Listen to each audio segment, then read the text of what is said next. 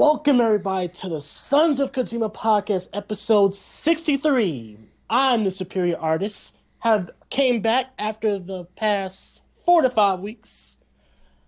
Just been busy and kind of lazy at the same time, but I'm back, and we got a bunch of other mentally motherfuckers in this room right now. We got motherfucking Fred. Ah, shit, Mr. Torres.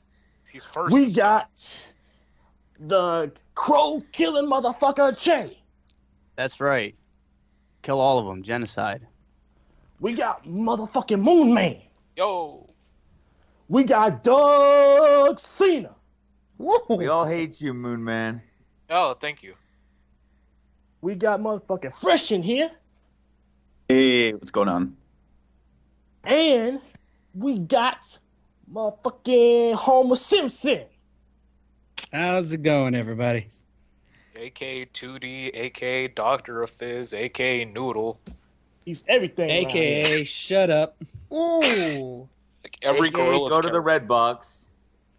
That's been like 3 weeks already. Yeah, It's and you over. still haven't gone yet, so It's over. Your opinion's invalidated. Yeah. It's over. It's over. All right. And we also got, did Moon Man get introduced? I don't remember that. Yeah, I did. I said yo really loud. Oh, you said yo. All right. And we got Torres. Yeah. Oh! Wait, I didn't get introduced. Oh! Oh, it's that guy with the JRPG named after him. Fuck you, fucking. And we got Freddy the Lost. Fast fuck. Yeah.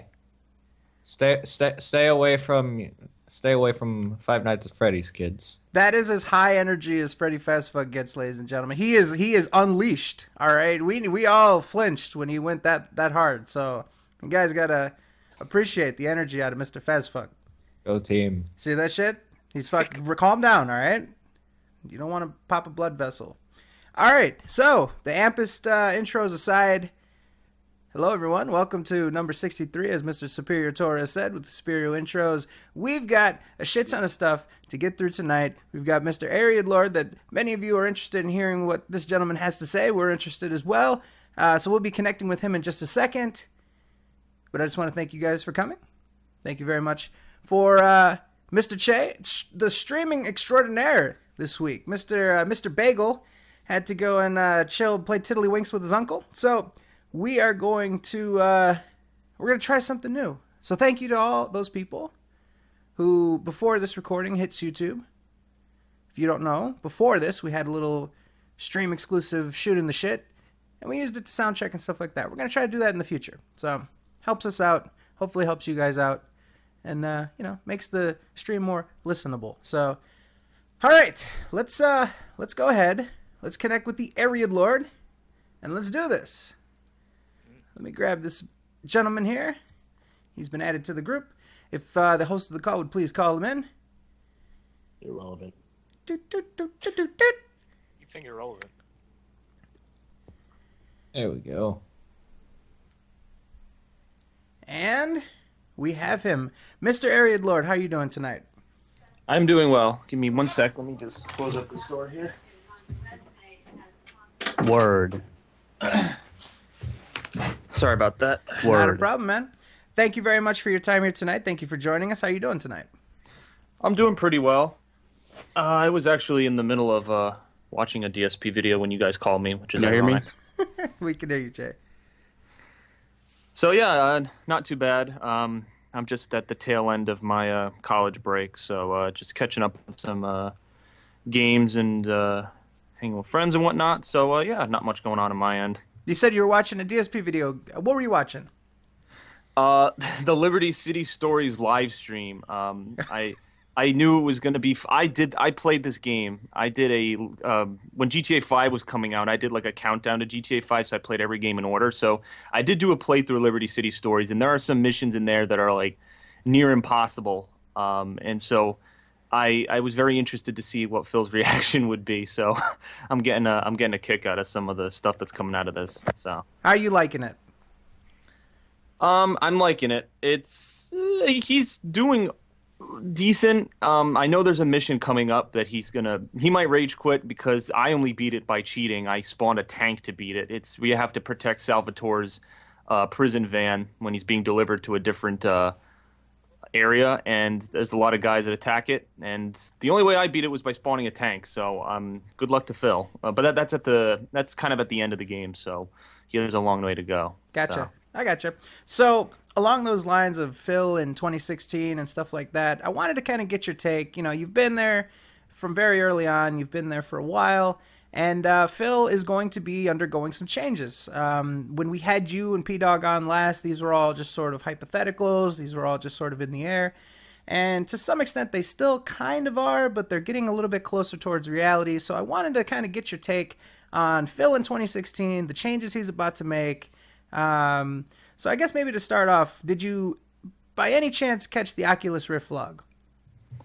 I saw that he uploaded it. I did not watch it in its entirety. I went to the video and saw people's comments. Like, I saw a lot of people saying that he didn't do his research on the topic and that he was just kind of spewing facts. There was one guy who presented a bunch of facts on what, like, the kind of PC you would need and some of the more specific specs. Right. And Phil responded, I think, positively to that guy. He's like, if more people would comment like him, you know, this would be a much better, you know, comment section or something. I was like, well, all right. But the guy he had a helpful comment. But in terms of Phil's video, I did not see it, but I did hear that he was misinformed on some things. And I guess this is going to be a more consistent thing based on the changes he's said he's making. Yeah, I mean, if you're not familiar, what he said he's going to do is he's going to be, specifically with the vlogging, he's going to be focusing a little bit more on that. He's going to be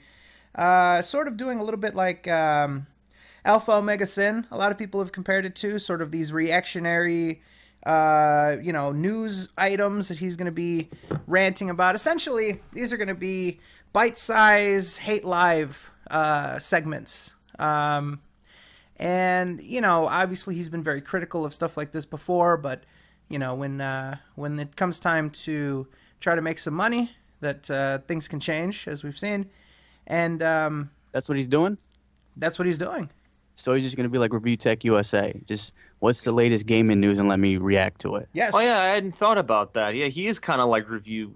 Oh, wow. I haven't watched that guy's videos in a while, but now that you mention it, that's actually a pretty good comparison. Yeah. Right, See if, Joe. He'd be another worthless asshole. the thing is, though, the reason why I'm not a big fan of this change and why I don't think it's going to save the business or do anything too drastic is that he pretty much already does this. He already makes vlogs about certain gaming topics.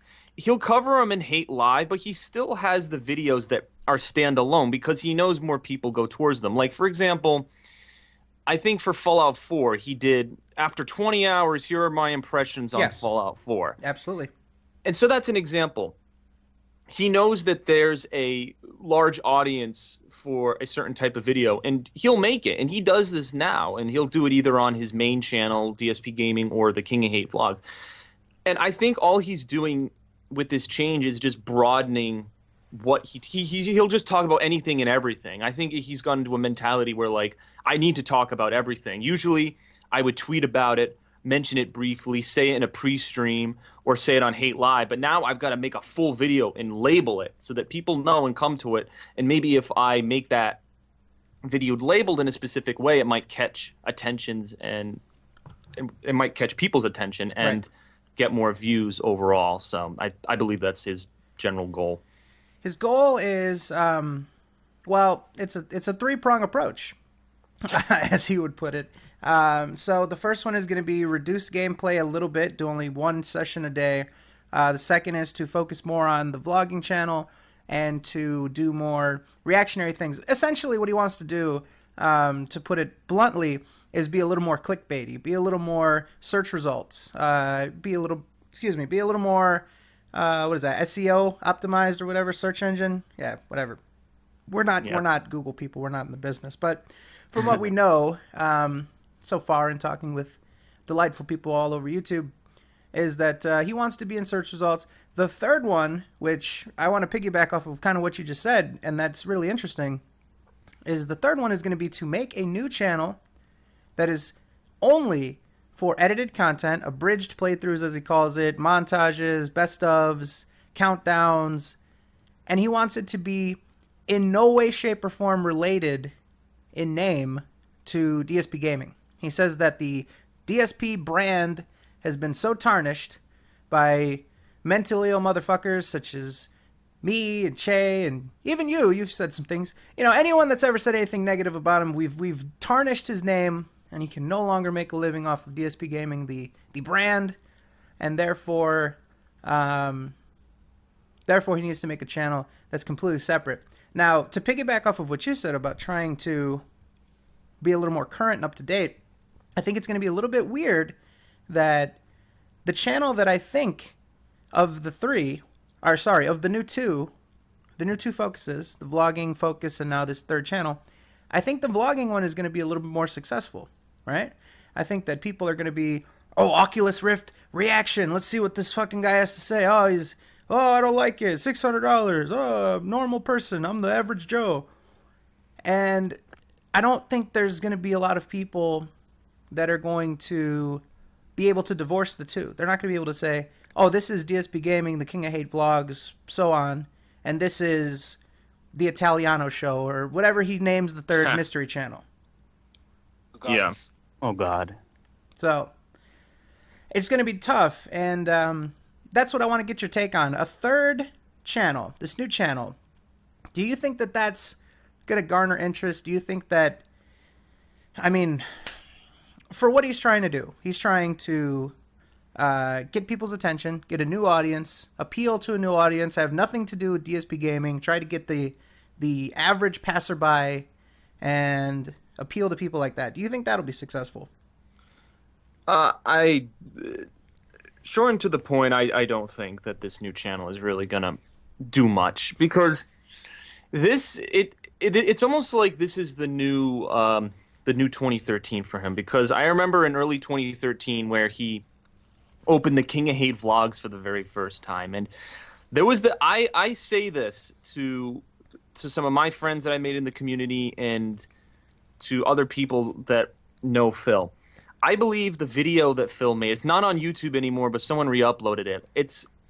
I believe the video is titled "The Video That Revealed Too Much About DSP," and it's where he puts the video on DSP Gaming, and he's basically telling people to go subscribe to the King of Hate vlogs, and he says, "Get the wax out of your ears." Oh yeah, the infamous. Yeah, yep. He's frustrated that the channel only had like 20,000 subscribers, where his DSP Gaming channel had 150,000 some odd subscribers, and he was frustrated that his viewer base wasn't moving over there in waves, and he wasn't getting views on the channel. This was a problem, a very big problem he had on the King of Hate vlogs when he first started the channel. He put hateful truth reviews of big games on that channel, and they weren't getting views and attention, and he was threatening, like, these views are not enough to support me. And I know that's not what people want to hear, but it's the honest truth, and honesty, as he says all the time. But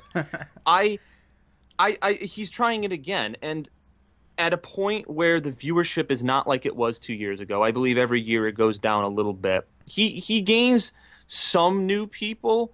I don't know I don't know the demographics of who's turned off by his content from the quote-unquote hate montages that he says are made about him. Or I don't know how much of his audience he's retaining these days. I don't know that.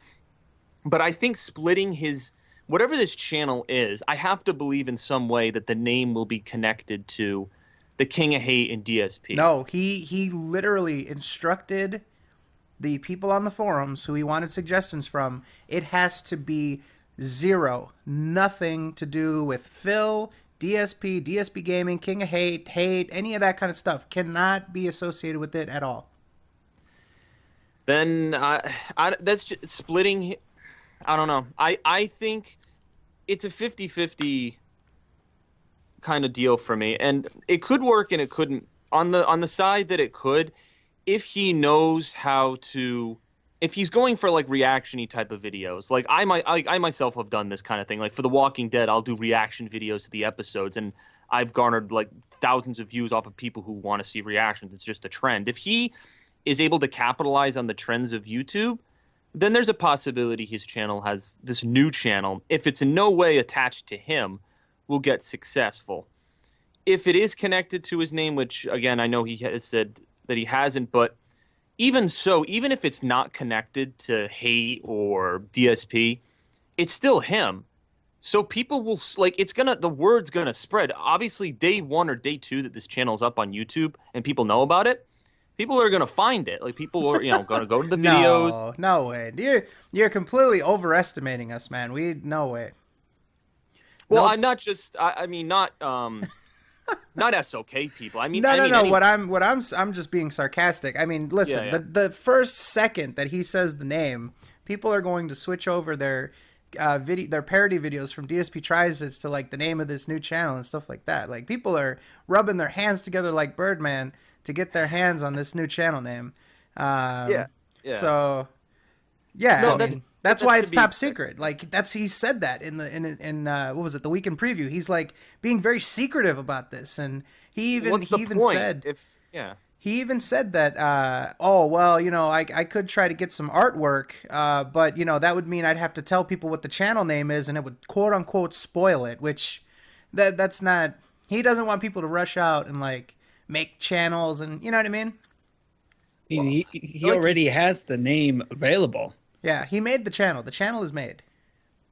Yeah, like you said, what's the point? I don't understand this secrecy because people will find. I mean, unless he's waiting till like, oh, all right, here's the first video on the channel. Maybe he's waiting for there to at least be a video on it.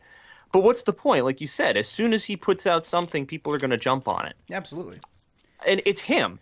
Unless he like changes his face with plastic surgery, puts the the villain in Project 7, he puts that mask on, the death face. It's like his whole channel is death face. Yeah. Hello, audience, and he like moves his head back and forth as he does reviews and stuff. That'd be I don't know about that.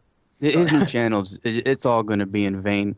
I mean, from both ways. If he tries to promote it using his whatever DSP brand, that's just so stupid, then it's not going to work because people are going to automatically start flooding over there just to shit on him. And if he tries to make a new channel, it's hard on YouTube to get any attention, especially when you're doing, like, everyone on YouTube's doing the same shit. It's just your personality and it's just the way you talk and your different editing techniques or whatever and what you bring to the table that changes it. If he's just doing reaction videos and things like that, then I don't know. I don't think it's going to work out for him.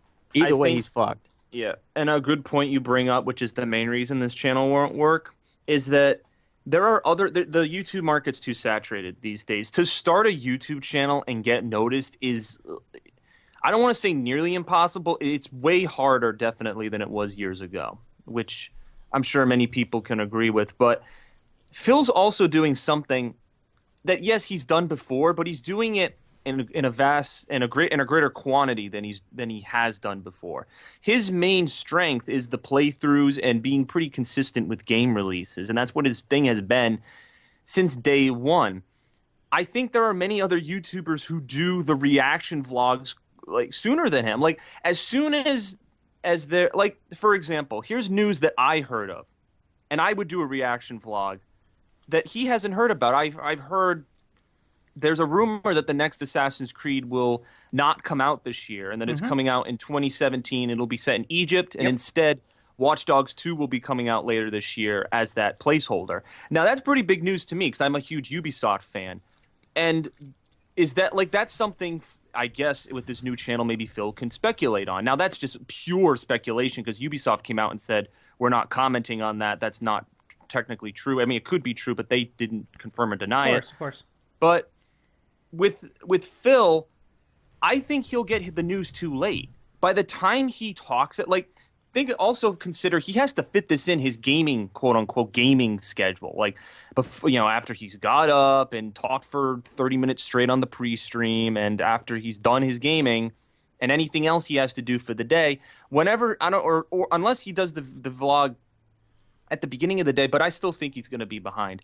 I think multiple YouTubers will have uploaded news and speculations on this before he even has a chance to comment on it. And he'll be late and he'll be lost in the shuffle. I'm sure he'll get some attention, but it's just you're splitting your audience. Mhm. Again, like he has the fan base on these two channels. I feel his focus should be to gain as many new subscribers and followers on those channels. I do. And it's in the type of content that he's putting out. It's not that he has to go somewhere else and make a channel. And it's a pretty shitty time to be doing that. Considering he just got a contract renegotiation with Machinima. Yes. That's pretty, like that's risky to do. And the channel's not even partnered.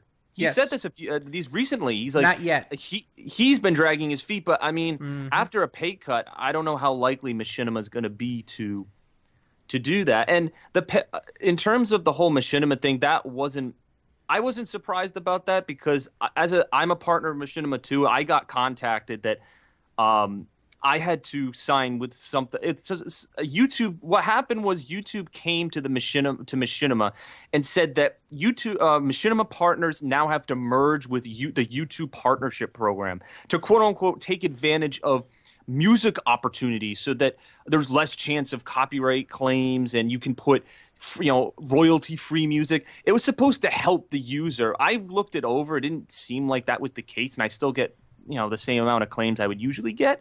But this was offered to basic partners. Now he's managed, so his deal was probably different. But this happened in early December, and I was thinking to myself, I wonder if something's going to happen with him. And sure enough, something came up because this December time is where Machinima looks at its analytics and judges partner success rates based on that. Right. So that was how that happened. Just real quickly want to point out, as Fresh said in the chat, and Fresh is also here, and he would know. It was not just Machinima. It was actually everyone that was partnered through an MCN, right, Fresh? Yeah, everyone that got anyone that had an MCN, it didn't matter who it was. Everyone got that email. It was sent out to everyone, so we all benefited, or whatever it's going to be. Everyone had to do it to continue. Right. Yeah, that would make sense. Yeah, I only got it on Machinima's end, but I imagine because YouTube is stricter about this kind of thing, so I imagine any MCN network would have to do the same type of deal. So yeah. So something that's interesting, you brought up that he's dragging his feet with this channel. I'm not sure if you're familiar with his little trial contract, his 2-month extension, but essentially where he's going to fall into some trouble. And just to correct one thing, he is going to get that third channel managed as a partner. That was part of the package deal. Package deal was we're giving you a non-compete in your DSP gaming. Therefore, if we manage partner you, you can't go out with any other company and partner with them. You're signing a non-compete clause, and this was brand new. So they must have caught wind, or he must have told them that he will go somewhere else if he has to. But so they will partner both channels if he signs with them and extends with them. But what they were offering him right now is a 2-month extension where he can, quote, test the market and see what else he can do. But unfortunately with this, and if you're partnered through YouTube, and several other partners through YouTube told us about this, there's 2 problems. Number one, December, and to some extent November, are both very lucrative months for those that are on ads-based contracts. And based on what Phil has said, even up until now, he's kind of consistently reinforcing this, is that he was switched from a legacy views-based contract to an ads-based contract. So when he does actually get back the results, it's going to be a bit better of a picture than is what's to be expected for the rest of the year. But he also, because he's dragging his feet, he doesn't get to see how he would perform on that third channel. The third channel being, I guess, somewhat supplemental income. Like if he's going to take the pay cut on DSP Gaming, he can maybe lean on the vlogging and the third channel to sort of make up for that a bit, But because he's dragging his feet, he can't test that out. What I'm thinking, and what we've seen before with his montages and stuff like that, and what you've said, where he was frustrated when he launched his vlog channel, is maybe he has a bit of problem with motivation. He wants to see instant results, instant success, and if he doesn't get that, he's not exactly willing, at least as he's demonstrated in the past, to sort of plug away at it and stick to it, he'll instantly go back to his comfort zone of raw, unedited gameplay. Is that fair to say? Yeah, that's pretty fair to say. I also think he dwells on the past way too much, and I know he will defend his decision by saying I'm a very honest person. Like, oh, I'm the realist, I'm I'm the honest, and to an extent, like, yeah, honesty's great. Like, you want your viewers to know you're not lying to them, which, I'm not so certain everyone believes that, but I know he wants to seem like he's fairly transparent. But the issue is that nobody wants to hear, like, how many times have the viewers heard that he had thousands of dollars stolen from him because of copyright strikes? How many times have the viewers heard that he has a contract renegotiation? Like, how many times have they heard that views are dropping for these like, he says stuff that, like, if you watch his streams, and if you're the people that consistently watch his streams, like, you just want to put a bullet in your head. You're like, I've heard this 7,000 times. Yes. And not only that, it makes the viewer feel like shit, because it makes them question, why would the content creator be telling me this over and over and over again? That's an issue on their end. Mm-hmm. The money problems, the views problems, the personal problems, those are issues that they're dealing with. Right. So when the content creator tells me about this stuff, what am I to believe? Why am I being told about views? Maybe is it because I'm to blame? Maybe I'm not watching his content enough, right? And because of that, he's losing views, and that's why he's telling me. See, you have to assume people are going to think that way, and people are always going to react to what you say. Like, the reason why there's so much, this is how you don't play, and there's so much content. I actually enjoy the DSP isms that Underground makes, but the reason there's so much content to make from that is that it's like a circus show. It's the same thing every single time. Every pre-stream, there's always going to be some mention of, I had thousands of dollars this stolen, I had 100 views this, low views for this month, I'm nervous, contract. It's like, if you want to make a separate vlog where you talk about that in its entirety, which he has done, yes, go for it. Yeah. But the pre-stream should be about building the game. Like, if you're doing a pre-stream for Grand Theft Auto, talk about that. Or talk about some other game. Like, you need to stay on topic. If you want people to keep coming to your channel, they need to be interested in it. Do you think any new viewer is going to want to hear over and over again about problems with your channel? Like, especially the finicky audience of YouTube who loves just quick as Phil said, quick reaction videos, things that they can look at and digest quickly. Who's going to have the attention span to sit around and listen to someone talking about problems they're having with either their life or their channel over and over again? Like, it just doesn't make for great content. And that's why I liked Phil in the past, because he didn't do that. His content was just about, his Twitter, if you compare back in 2011, 10, when he first had Twitter, his Twitter was the most simplistic thing ever. He would say, all right, I played this game, here are the videos going up, enjoy. That'd be it. He would just say, here, I'm doing anything he wrote would be about his content and his business. And that's how you run a successful business. If you're Microsoft, do you go on your Twitter and say, I'm going to be honest with you guys, we're losing, the Xbox One's losing out sales to Sony. Like, usually Microsoft PR avoids saying shit like that because then that's what people talk about. They understand that concept of marketing and PR. It's bad PR to do that. And if Phil is trying to save the business, as he says it that way, the business, is like, he needs to do better damage control and PR. And I'm sure you guys might bring up this, but I'm reminded of what Howard said during where he said that Phil is very bad with damage control. And I 100% agree. Whether it's dealing with people who attack him or it's with his own content, just because he's troubled internally, mm-hmm, he lets it get the better of him. And until he conquers that, it's almost like the cliche, conquer your inner demons before succeeding. Like, he won't succeed until that occurs. Well, I would say it was kind of self-centered if you think about it. I mean, listen, we all go through real-life problems. A lot of us have to manage money, pay bills, and all that stuff. Just the regular issues with being a human, especially being an adult.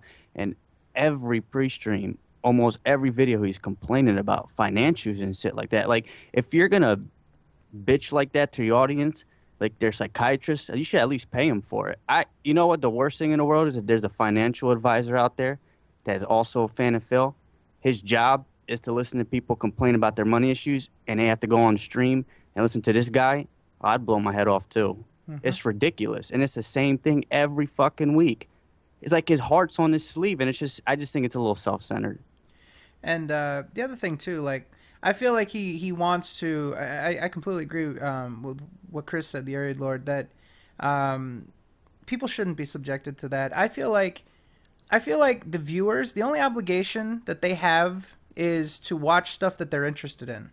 They don't have any obligation beyond that. If they want to help out, if they want to contribute, stuff like that, that's up to them. But you can't guilt trip them into it. You can't make them feel as though they have some responsibility, some obligation towards you because they choose to watch your content. Just being there and hearing you say those things should be a lot. That should be their contribution, that they're there at all to watch it.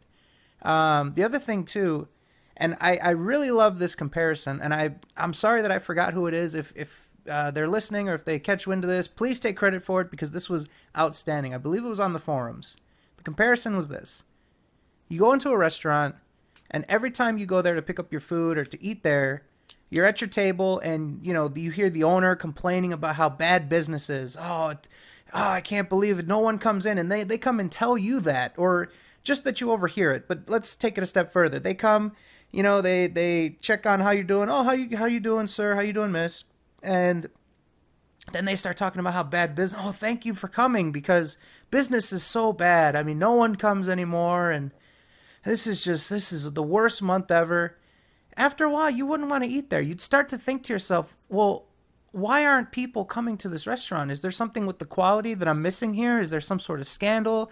Did they get a bad review from a food inspector? Like, what happened here? What is the story of why people aren't coming here? And eventually you think to yourself, like, I'm sick of it.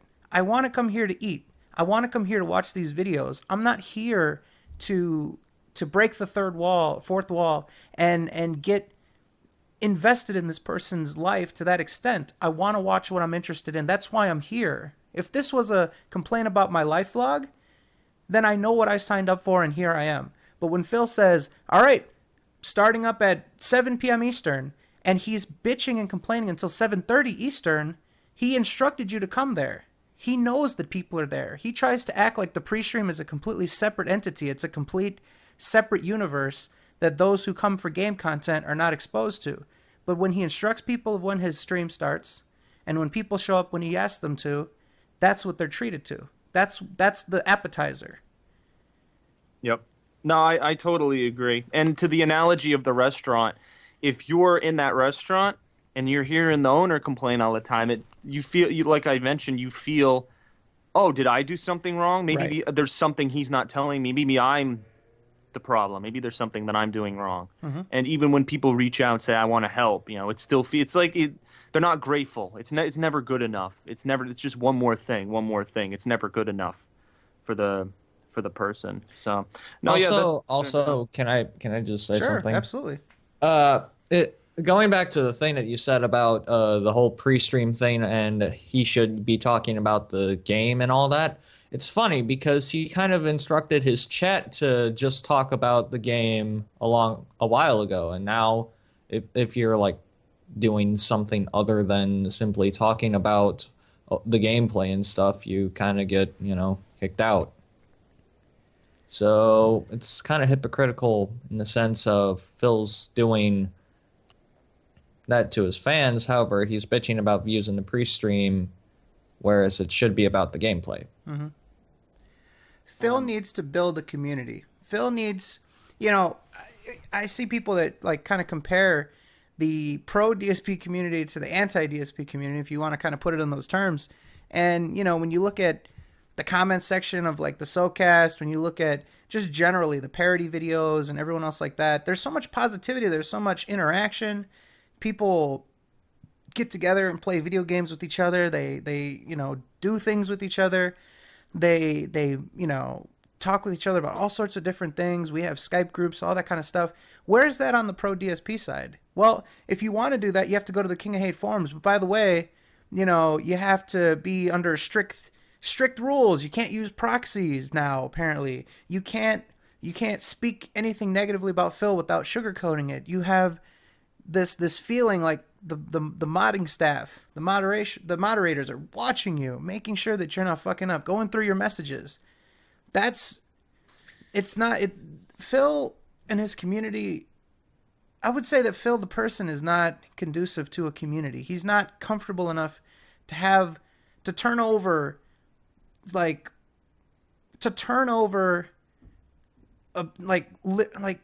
ability for people to just have freedom and to have sovereignty of themselves. You know what I mean? Like, he's not comfortable with that. He has to narrow it down and tell people what they can talk about, what's appropriate. It kind of strangles any sort of community. Yeah, and I think that leads me to a statement which might be the most controversial thing ever since Semi Somoza, the detractor of the anti-DSP community. The reason why we even exist, man. Yeah. Oh, jeez, man. Thank God for him. Mm-hmm. I believe that you guys, the SOK, and I mean the Kojima. I know there was like a splintering between Kojima World Order, like what originally started in SOK, but I mean I'm grouping them together. I believe your groups, your community of people, and the people that identify with you, you guys are the biggest fans of DSP. And the reason I say that is because you said it in your previous the previous point you just made. You have a community that's very close. You play games with each other. You have these dedicated podcasts. And this is all stuff that occurred during the I'd say the golden years of the King of Hate community. Back when it was moderated by Chris and Teo, it was a very free, open, and inviting community, and there would be interactive projects that came out of that. The reason I met P-Dog was because of the King of Hate podcast, which he started. He was friends with those people to the extent that they got together and made a podcast, much like you guys are doing. And not only that, he got into Street Fighter because of he learned how to play the game because people taught him how to play it. They became close of friends that they would go on Xbox and have training sessions. There would be King of Hate communities on Xbox where people would get together in lobbies for various games. Like, that all used to happen.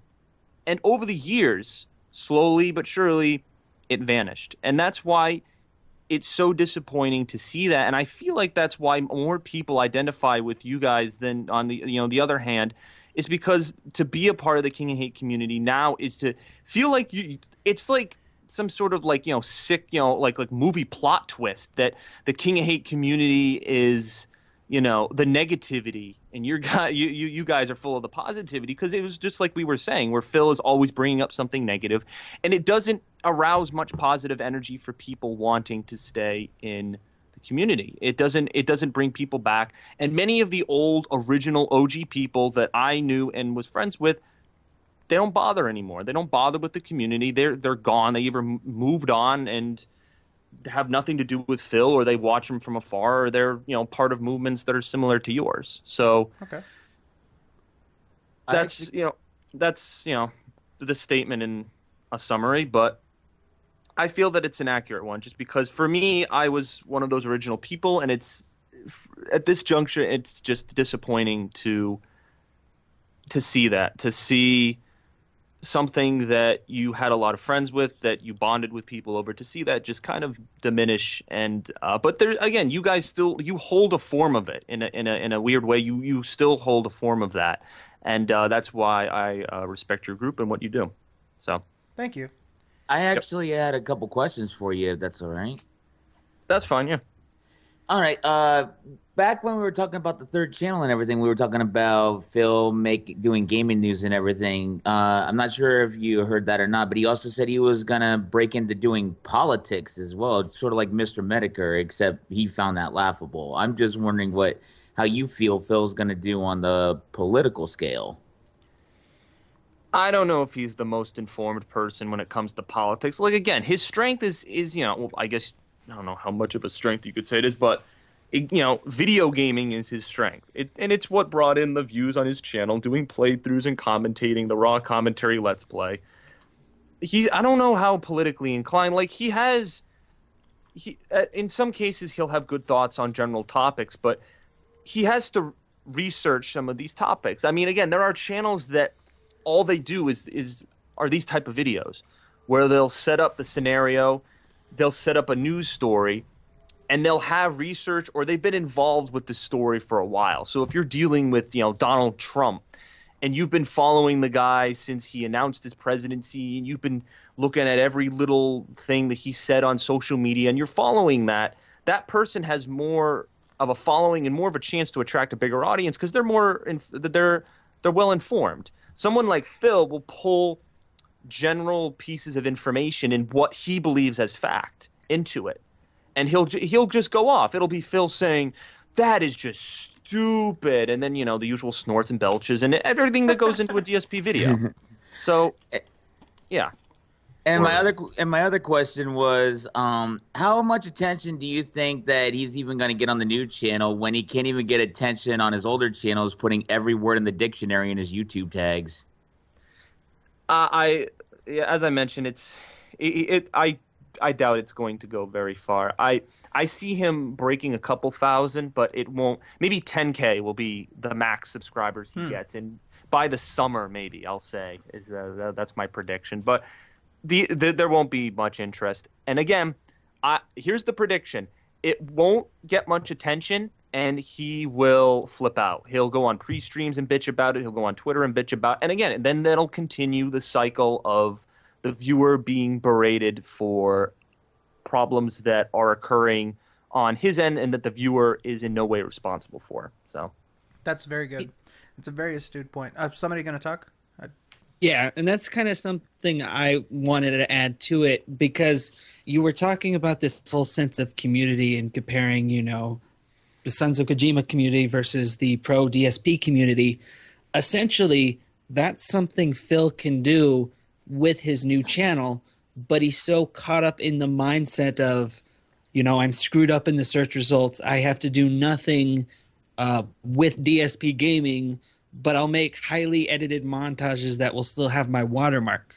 I mean, he should keep that third channel for the montages in addition with his Phil content, and even allow fans to submit their own montages that he puts on the channel. And he'll have that sort of sense of community, but he's so focused on not making that third channel anything related to him that he's missing out on this golden opportunity that's presented in front of him. Actually, wouldn't that be a good idea if Phil, actually reached out and gave an olive branch to the haters like us, and, we basically just team up with this third channel and do the This Is How You Don't Plays on there. He would win then. Have you guys ever considered having, I'm sure you have you ever considered having DSP on as a guest? We've tried to get him on as a guest. When his forums were burned to the ground and we had all of his staff members on with us, we thought that would be a really good opportunity. Everybody was in the same place. We've offered him to come on several occasions, and he's laughed at it, scoffed at it. I feel like in his mind, it would legitimize us. It would, in his mind, bring him down to our level, that kind of stuff. But yeah, we've said all the time, and this might sound crazy, but maybe I know that you probably have future plans to talk with him, or you're going to do some sort of collaboration. Maybe float that idea to him and be objective and as neutral and level-headed as you can about it, and just present to him and say, listen, maybe this could help you. Even if it's in private, maybe you can set up something, whether it be on Google Plus or something, so that he doesn't have to worry about excuse me, so he doesn't have to worry about Skype with IPs and stuff like that. Maybe present that to him. And we've gone on record. We've promised to be civil with him and to talk with him the same way we've have anyone on this show. We've done 63 episodes and additional ones here and there for emergency SoKast and stuff like that. And we've never gotten to a shouting match with people. To what I can remember, we've been civil with everybody, and we treat him the same way. So yeah. Well, if you guys were able to handle the Sammy Samosa thing, like, you guys can do anything, like with the interviews. I'll just say that. And also a bit of information I've been wanting to say. Phil's considering it. New information. As of November, at least, he was considering it. I brought it up to him because this is, I mean, I don't want to go too personal, but there was I don't know how many of you guys are aware that this occurred. In November, I believe around the release date of Fallout 4, he actually blocked me on Twitter. And I saw it. I was studying over in Europe when it happened, and I didn't have much time to deal with it, but I saw it. I texted him, and I said, what's going on? And he was very aggressive, saying that, because I believe I had been tweeting DSP Archives or Dragon Killer. Yeah. Shout out to Dragon Killer. Yeah. I had been tweeting him about Phil getting an early promo copy of Fallout 4 and how he was doing it a day early. Because me personally, nothing to do with Phil or anyone, I personally have a huge problem with people breaking street date with video games. I hate it because there is a population of people on YouTube who will upload a video or a playthrough of a game a day or two before the game comes out, and they'll get views off of that because people are clamoring for information on the game. And I think it's dirty. If there was a way to flag, I mean, I'm sure, obviously there is, but to flag those type of videos, I would. I just personally don't believe in it because I feel like it's cheating. It's just like a movie. Like, you wouldn't illegally go see a movie before it comes out. Like, there's a release date for a reason, and everyone should be held to that. At the very least, play the game and don't upload it and make it publicized on Twitch or YouTube. Like, I don't believe in that. And Phil was a huge supporter of that belief for forever, for as long as he had done YouTube. And I believed that he was doing this Monday upload of Fallout 4 content as a way of getting views back. His rationale was, I had thousands of dollars stolen from these mentally ill detractors, and I need to find a way to get the views coming in again. And he believed, Fallout 4 was his big, as he mentioned 100 times, Fallout 3 was my big playthrough. I found him through Fallout 3. That was the first video I ever saw of his. So I was looking forward to Fallout 4. But, like, uploading it a day early, I didn't agree with that. I was texting or tweeting Dragon Killer about it because Dragon Killer was putting up the tweets and saying, "Oh, this is what Phil's saying," and I replied, I was like, "Yeah, I don't agree with it either." Phil saw that and was like, "I don't need you bitching about what you do with like I don't need you commenting about how I take my channel." Like, he was very aggressive, and he also mentioned he found out about the Gout Station video. I wasn't happy about that, so he laid out these grievances he had with some things I had done. Okay. And I basically we exchanged a lot of text messages that night. For him it was night. For me it was morning because it was an 8-hour time difference there because I was in Europe and he was on the West Coast. So it was an 8-hour time difference. So I was like at work while he was like going to sleep. It was like 2 a.m. for him. So this would also align with, I remember Howard and John were saying when they were getting texts from Phil, I was like, that would make sense because I remember when I was receiving messages from him. Mm-hmm. But he was saying to me, we ended up just going off because I said to him, "Look, I'm not trying to hurt you with what I do here. Like, yeah, I'll make the joke the odd time, but I got your back. Like, we've had personal interactions, and I just want to see you improve. Like, I can't stand to see you making the same mistakes over and over again, dude." And he kind of went on a mini rant. He's like, "All I need is support from you right now." And he told me this before John and Howard made the video. He's like, "I feel like John and Howard turned my back on them. I never hear from them." And that was the first I had heard about it at the time when I was getting that information. Mm-hmm. So I had just been talking to him. We just talked different stuff. And I just said to him, like, "Dude, like, I'm a friend of yours. I'll support it." And I said, "Just try not to be as negative with your content, and don't always feel like you have to respond to people. Like if someone sets you up and says, "Oh, you have gout, ha ha ha," I hate your daughter or something. Like, don't respond to that. A perfect example was when he did fan appreciation for Christmas for, I believe it was like Black Ops or Metal Gear Solid. These guys kept joining his party, coming in, "Oh, this is how you don't play." And Phil was egging it on, like, "Oh, say it again. Here, let's look at this guy's profile." Like, the best response is to not do anything. Block or delete the guy if he's causing, trouble and disturbing your gameplay. Don't comment. Like, don't say anything. And I've been saying this to Phil since day one. And when I was texting him, I said, "Dude, I've given you this advice a lot, and I'm just kind of fed up. Like, you seem to be just doing the same thing over and over again. The definition of insanity. And I want to offer, I'm trying to offer some support here. And these people that I talk to are also trying to do the thing. And the biggest thing I said to him was, not everyone is this mentally ill detractor. There's a group of people who want to see you improve. Okay, there are malicious people who will swat him and try to take him down in that form, but there are also people who want to see him improve for the better. And I said at the time I'd been on the podcast before. We had been on in September, and I said, these people handle their debates, in a civil manner. They've had some of your fans on it. Would you consider it? And he said, "I would consider it if I have time. I went on Kane Bringing the Pains podcast a few years back, so I'm no stranger to podcasts where I'm set kind of like almost like on a kind of debate, but I told him it wasn't going to be a debate." But he said he was open to it, but it was the kind of same thing where he said, "Oh, I have a very busy schedule, so I'm not sure when I'd be able to get to it," kind of thing. Interesting. Yeah, so if I'm doing on February 2nd, the first DLC for Black Ops 3 comes out for zombies, and we're getting the team back together. Myself, P-Dog, Koruchado, and Phil. That was our team we had for Black Ops years ago. So just as a retro thing. We'll be playing and doing a playthrough of the new map. I know that for a fact. So if there's time for us to talk, if it's not recorded on a pre-stream, I'll ask him.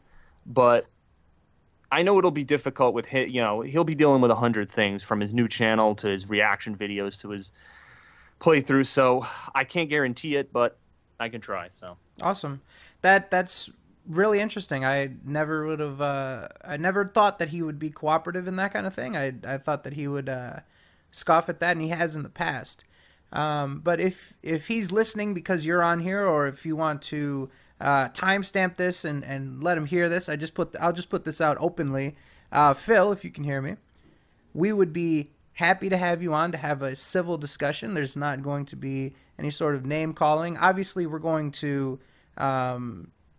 treat it as you treat us. So, I mean, we don't expect it to turn into anything negative, but obviously, it's not like you can just come on and call us socially mentally ill detractors and stuff like that, and we're all just going to say, "Oh, okay, Phil, we understand."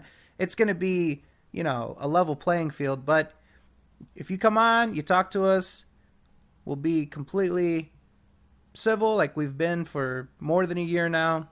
We'd be happy to talk with you, happy to exchange ideas. I think it would be productive. I think your fans would enjoy it. I think our viewers would enjoy it. I think it would be great for everybody involved that can hear it. So that's what I'd like to say about that. Mm-hmm. So yeah, that was all I had to say on that. That's very interesting, though. I'm honestly surprised that he would be receptive to that kind of thing, and I honestly, I'm very appreciative that you would even bring that up or think about us in that way, that you would bring that up with him. That's a surprise. I appreciate it. Yeah, and I see, I'm looking at this live, I see DSP Archives made it public about what I said about DSP blocking. You can make that public if you want. I know the thing is, if he's, I'm sure he's going to catch wind of me being on the podcast or see that tweet in some form. As much as I know he's blocked DSP Archives, but I know he still sees those tweets. But I know in some way, shape, or form that will come back to me. But I don't know, maybe tonight I'm thinking of possibly texting Phil and saying, "Hey, I was on this, and it's the same guys I had mentioned. Their offer still stands. Here's the video," kind of thing. So I'll probably get in contact with him. So it's not a big deal. So I just want to throw that out there. Can I ask you something? Like, not to be mean to Phil or anything, but wouldn't it be better if he just got a thicker skin instead of asking you to just be there and pat him on the back and tell him everything's going to be okay every time he's upset about something? No, and I've said that to him. I've said, like, the reason I do what I do is because I want to see you succeed. Like, I can't praise bad behavior. It's almost like a parent with a kid. Like, you can't praise bad behavior. You have to reprimand it to lead to better results. And I know it's in a different vein, but for Phil, what makes it difficult, and I know I love my nickname. I take it to heart, the Flip Flop Lord. I love my nickname. I love it. I want to say I take no offense to my nickname. I love my nickname, the Flip Flop Lord. It's amazing.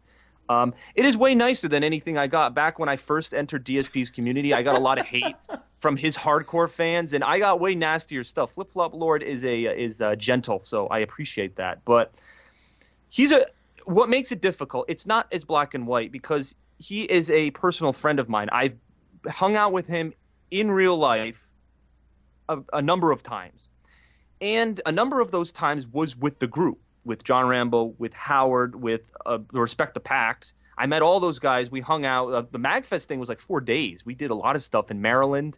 Then there was the stuff in Pennsylvania for Too Many Games. Like, we have gone to like different states and cities and just hung out. There was one time I went to his condo right before he moved. Well, not right before he moved, but it was the Christmas before he moved. Yes.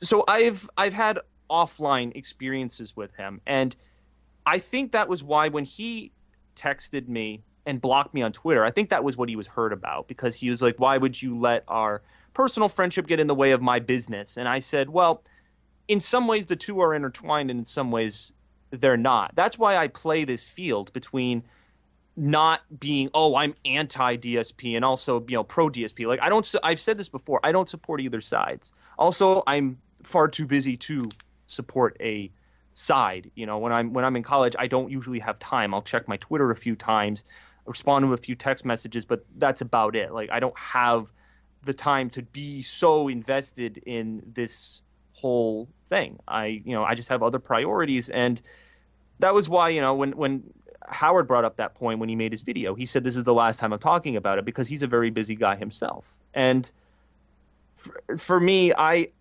there's a respect for that friendship and what things were in the past. And you could compare it, like, if you have a personal friend in your life who maybe you grew up together, you went to middle school, high school together, and then after high school, your friend gets into financial debt, I'm just playing out a scenario here, gets into, illegal substances, and you try to aid them and you try to help them down the right path, but they don't want to hear it, and they keep choosing their own way.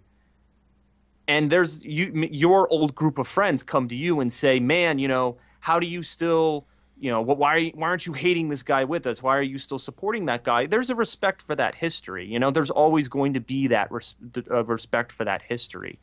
And so that's what makes it difficult for me, because the guy is a genuine friend of mine for all of that, the history that we have, either the stuff that we did co-op on his channel back in the old days, before streaming, when he was using a camera, when his channel had a way different focus, or, and the offline stuff, as I mentioned. That makes it very difficult. But again, I'm a logical person, and I understand when someone's gone too far, or when things need to change, or when things are negative or positive. And I'll course correct when that happens. When I see something he's doing that I don't agree with, or that is wrong, I say it. That was why when that Fallout 4 incident occurred, I said it, because I thought it was bullshit. Because Phil was the biggest supporter of people not getting games early. The biggest incident of this, which he has mentioned in a vlog, was the mighty Chris Furtado. He got an early copy. This was when he left the forums. He left the forums. I don't know if you guys know, he left the King of Hate forums partially because people turned against him because of me, I guess, because he got an early copy of Halo 4, like a week early. He was uploading gameplay of it, and I called him out on the forums, the old forums in 2012, and everyone ended up taking my side and ended up berating him, and Phil berated him. And then he's like, that's it. I quit as administrator. You know, I've tried to help Phil. He doesn't want to. And he wrapped up all of his points into one general post and then left.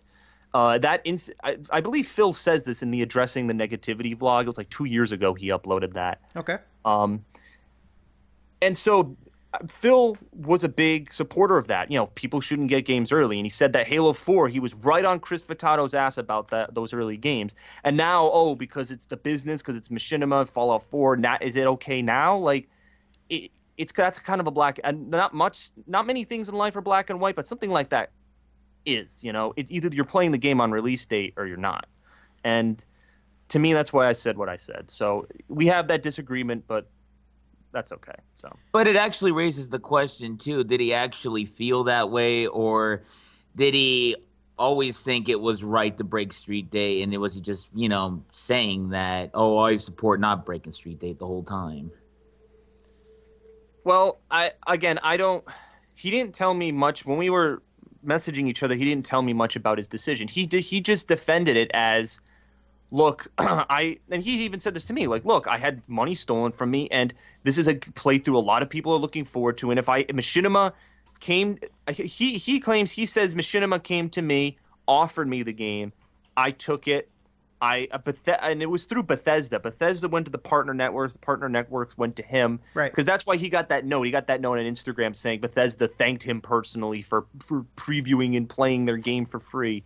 And he had to go by a certain set of rules, but the rules allowed him to play on Monday the day before the game came out. And well, it allowed him to play it, but not to release it. So a lot of people were a bit critical of him because he wasn't playing it beforehand, maximizing his time with the game, playing it beforehand and then releasing the footage. Basically, the embargo was on footage that you released to the public. He could have played it from the second he received it, you know? Yep. So, you know, it was a disagreement of ours, but again, like, I stand by my beliefs. And again, anything I say, you know, I want to see him make the right decisions on his channel so that he can he's in a tough situation, and I want to see him get out of that. And I just, you know, if I see him making the same dumb mistakes over and over again, like, I have to say something, and I don't want to be labeled as a, you know, mentally ill detractor for saying it or get blocked on Twitter for saying it, because that's, again, like, you don't want to get lost. Your criticism doesn't want to get lost. You don't want your criticism to get lost in the shuffle. You don't want the person who, oh, I hate DSP, I'm going to, you know, call the cops on him and try to get him arrested, versus the guy, I don't agree with DSP's decisions, let me talk it out, let me discuss it, let me think of ways that he can improve. Those are two different types of people. And I believe Phil can distinguish, but he doesn't always, because he just gets so frustrated with stuff. When he reaches a pinnacle of his emotions, he just lets things out as he sees fit.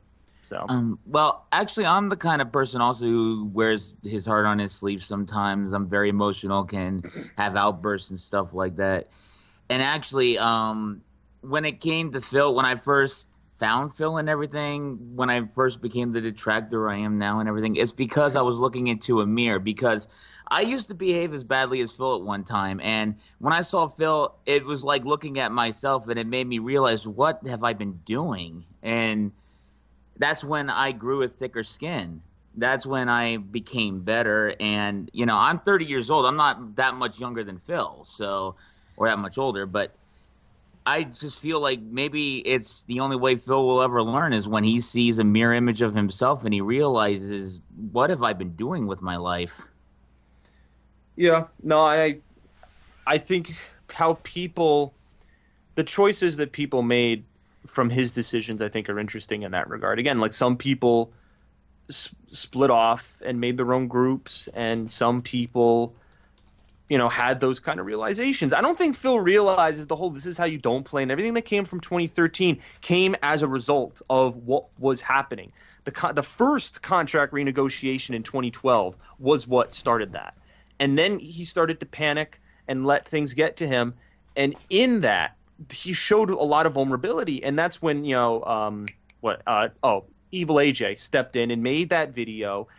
And Phil did the worst thing he could have ever done with that Ask the King video where, the white coats and all the things that he said about him. And it added fuel to the fire, is like putting it lightly. Like he shot like a nuke at the fire and like created, a freaking wildfire from that. And that just, it made people want to do it more. And he didn't diffuse it. I still think those are some of his biggest mistakes that he made from 2013, and some of them he admitted to. I remember when I was over his place, I was talking to him about it. Like, I said, embrace, more positive feel in your channel, man. Like, I don't like to see you like this. You seem vulnerable to people, and I want to see you enjoying your content, and I want to see whenever you have fun with your content. That's what people like to see. That's why people came to you in the first place, and that's how you have to keep it. So. I had a question. I keep on seeing this in the chat. I think I've seen it like 50 times. Apparently there was something where you told people to, you made fun of people with autism. I just have to ask because I've seen this like 50 million times and I'm pretty curious myself. I think it happened recently. I'm not aware. I'm not sure when this occurred. I know in a video a while back he said that people lose interest because they have like ADHD or something. I remember that video like a while back, but I don't remember him mentioning autism. Maybe I didn't see it. I'm not sure. I remember a while ago it's talking about the PS3, the people that like the PS3, they must be autistic and junk like that. Oh, is that what you're mentioning? Yes, now I do remember. Yeah. The PlayStation was designed for fucking autistic people. I don't know what they were thinking. Yeah, that whole thing. Yeah. That's it. Oh, DSP? Yeah. No, I was talking about you. That's what people in the chat are saying. Something about autism medicine. What? I don't know what they're talking. Wait. In regards to me? Yeah, something that you said. I've seen this in the chat by like 20 different people, so I was just curious. What's the question specifically in relation to me? Yeah, can they put a little more detail? I'm confused a bit. I mean, it's plain and simple. I mean, you said something about people with autism. I was just curious. I said something about people with autism. I didn't. That's what I heard. Like people that. are saying sometime during the fan appreciation stream. Fan appreciation stream. I don't recall saying anything like that. I was playing the fan appreciate.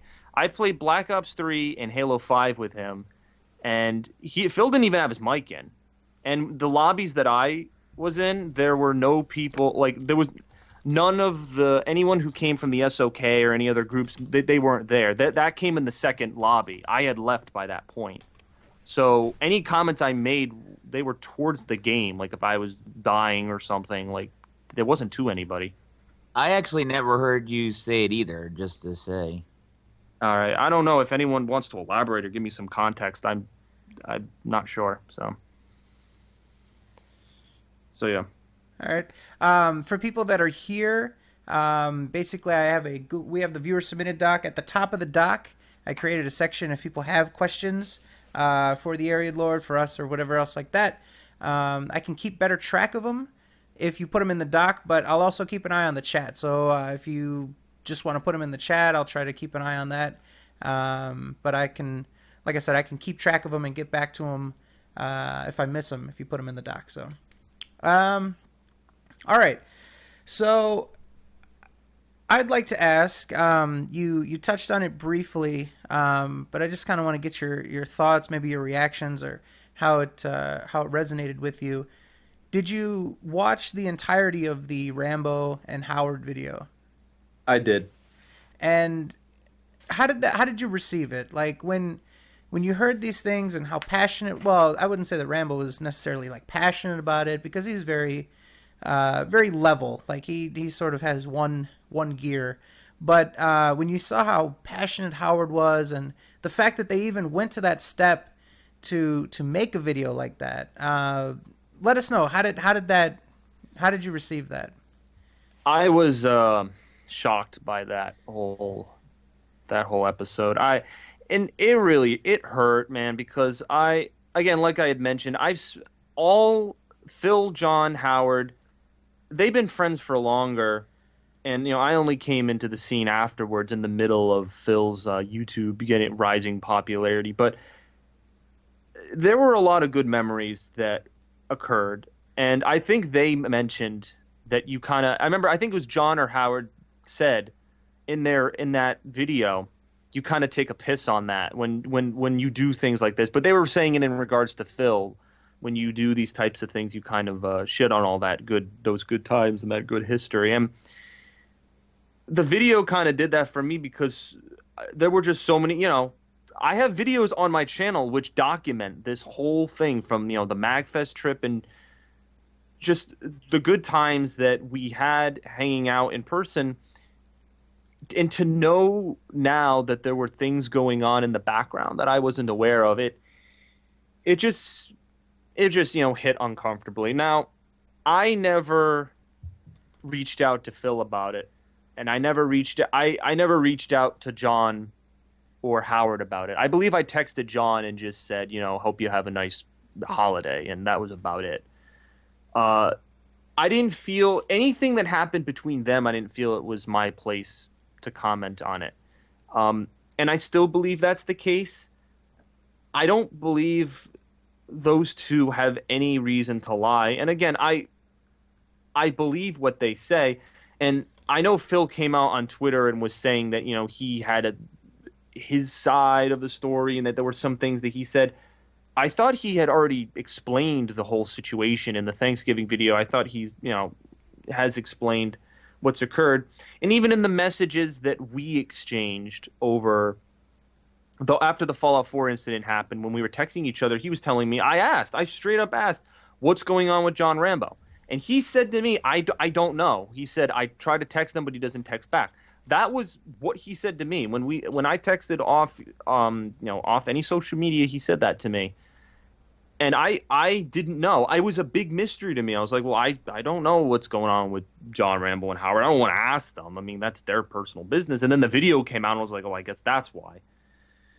So it was disappointing because my high school life was a rough and difficult road, and the YouTube stuff that I did with them were some of the brighter moments and the moments that made that better. And to have them kind of tarnished in a way by these revelations, just it wasn't good.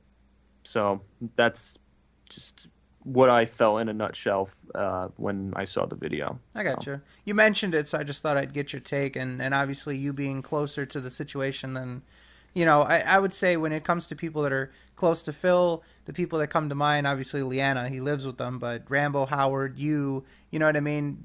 These are the people that are closest to him that we know of, so I figured I'd just ask you about it and just get your take. I'm going to look at a couple questions. Are you cool with taking some questions? Yeah, I'm fine. Yeah. Okay. So we've got one from Zero Confidence. How true of a friend do you still consider Phil? How true? I mean, he's a friend. Not obviously not to the like the friends that I have, that I see, on a consistent basis. Obviously not as strong as that, because in many ways it's an online friendship because he lives across the country on the West Coast, and who knows when I would see him again. I remember making that comment when he moved. I said, I'll probably never see you again, and he texted me and said, oh, that's silly, I'm sure we'll bump into each other if you're ever on the West Coast, let me know. And I was like, oh, that's all right. That it was interesting to me that he kept up that type of, wanting to remain friendship. That was that was something that confused me, because when John Rambo was mentioning the way in which Phil treated him, where Phil said Phil would text Rambo and not ask how he was and just want to do videos. And it struck me as odd because there were some, minor moments where that would happen with Phil, only because he was busy with his channel. But I didn't get much of that from Phil. Like when I texted him, especially recently, it seemed like he was engaged with it. And, I give Phil credit in that he, it was always me reaching out. He didn't reach out, but I didn't feel, I guess, what John felt. But maybe there was more history between them, so maybe it was more impactful for that reason. But I'd say as true as it Phil's friendship as true as it can be, because again, it's difficult. Like, he's busy with his channel these days. I'm busy with, my life right now. And so when there's an opportunity to play a game together, we'll play. And when there's an opportunity to just chat about stuff, we will. And, it just goes, I just take it as a day by day thing. I try not to think about it too much. If it happens, it happens. I don't want to go into it with too many expectations. I gotcha. On that same theme, from Axelborn Zeal, what is an important life lesson that you would give to Phil when it comes to friendship? Maybe to Phil or just in general. What's an important life lesson when it comes to friendship? I'd say to always value someone's friendship and never take it for granted. Never think that it's going to be around forever, because the next day it could be gone. And I think Phil is somebody who I would believe to take that to heart more than anyone, considering this is stuff he's made public, and he never talks to me about this. I'm sure he might have talked to John or Howard about it because it's Street Fighter related, but his friend T, the one that was his best friend that was killed, who was he was really good at Street Fighter, and he was killed, gunned down by some idiot, I don't know, low-life piece of shit or whatever. What was the analogy Phil made? Like, you have human vegetables in a hospital, and then you have him. You've got nice people, then you've got normal people, then you've got vegetables, then you have dogs, and then you have people that do stuff like this. He put vegetables just a step above dogs. Yeah, I know what he was getting at. I know he was trying to use a very a grand analogy to describe how much of a piece of shit this guy was who committed this crime. But no, but that's for Phil to have someone who he was really, really close friends with, and then they are taken away from his life forever. For someone like Phil, I believe I think in his heart realizes that kind of message. But again, real life stuff can delude you from that. Problems he's having with his channel, that negativity can get you wrapped up in that stuff and can make you lose sight of those things that are important. And I believe Howard says this too. During Howard's and John's video, Howard says, right now, the people around me, he's like, I'm getting older, and the people around me are the people I cherish the most. Not this, making money on this and all this stuff. Like, the people around me are the ones that that's what I hold dearest. And I feel that type of lesson, I believe, keeping that in mind and remembering that, if I was Phil with John and Howard, I would have kept up with them, and I would have probably felt like a piece of me was kind of taken away. He had a lot of memories in Connecticut and the East Coast doing Street Fighter stuff, and he was stepping away from that part of his life to go to somewhere he had never ever, except for a few visits, been before. So I guess, I don't know if the transition was easy for him because of his girlfriend, because he needed to survive with his business. But, I hope in some way he values the people around him and doesn't let that fact slip away. So. Okay. To add on to that, like during the Howard and John Rambo video, when Rambo was complaining that, Phil would just text him, try to, get in some small talk and then say, hey, you want to do some smart guys together? I mean, does it come off like Phil doesn't see friendship as a two-way street most of the time? Maybe he only sees it as one way that benefits him?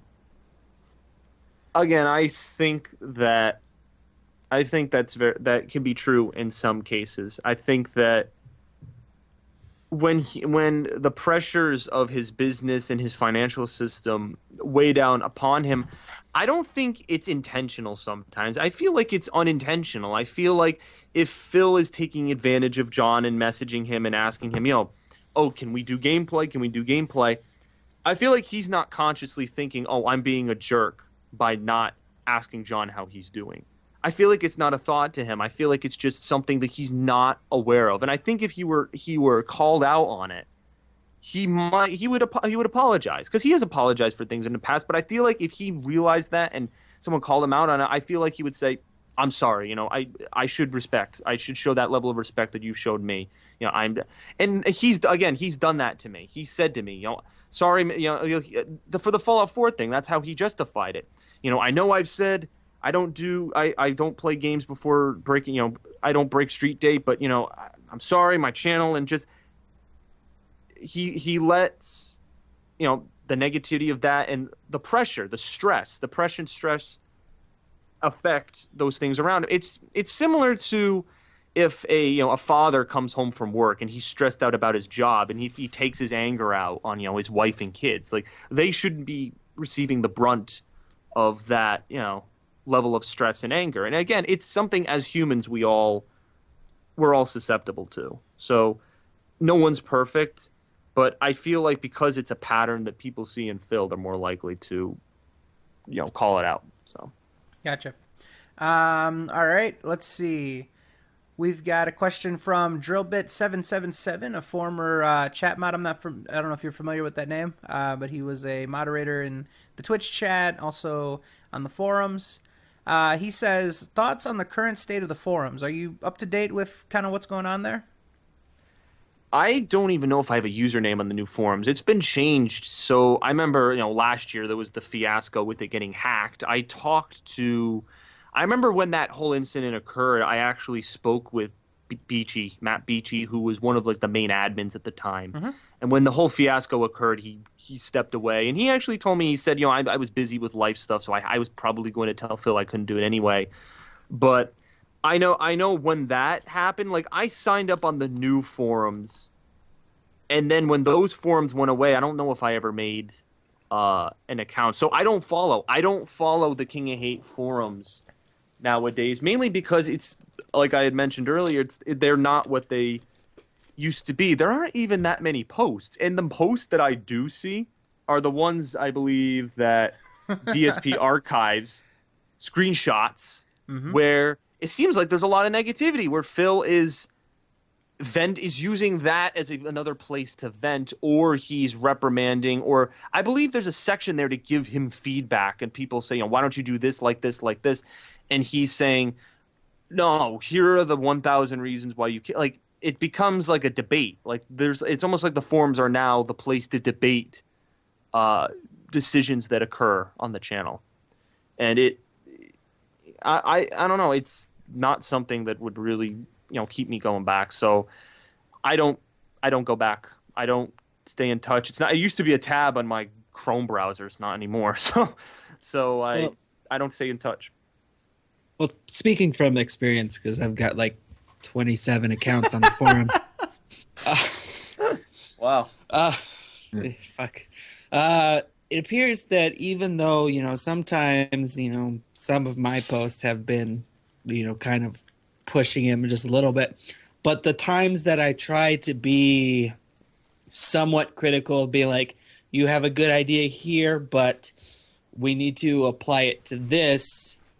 It kind of he jumps down anyone's throat who has an opinion other than his on this new forum, and he's got mods that kind of help this mentality of, I'm always going to be right.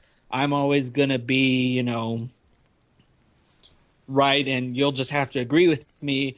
And if you don't agree with me, I can get rid of you and then get some new mods and everything like that. So I think he was more lenient towards criticism on his old forums than his new forums, because it's something that he's doing by himself too. Yep.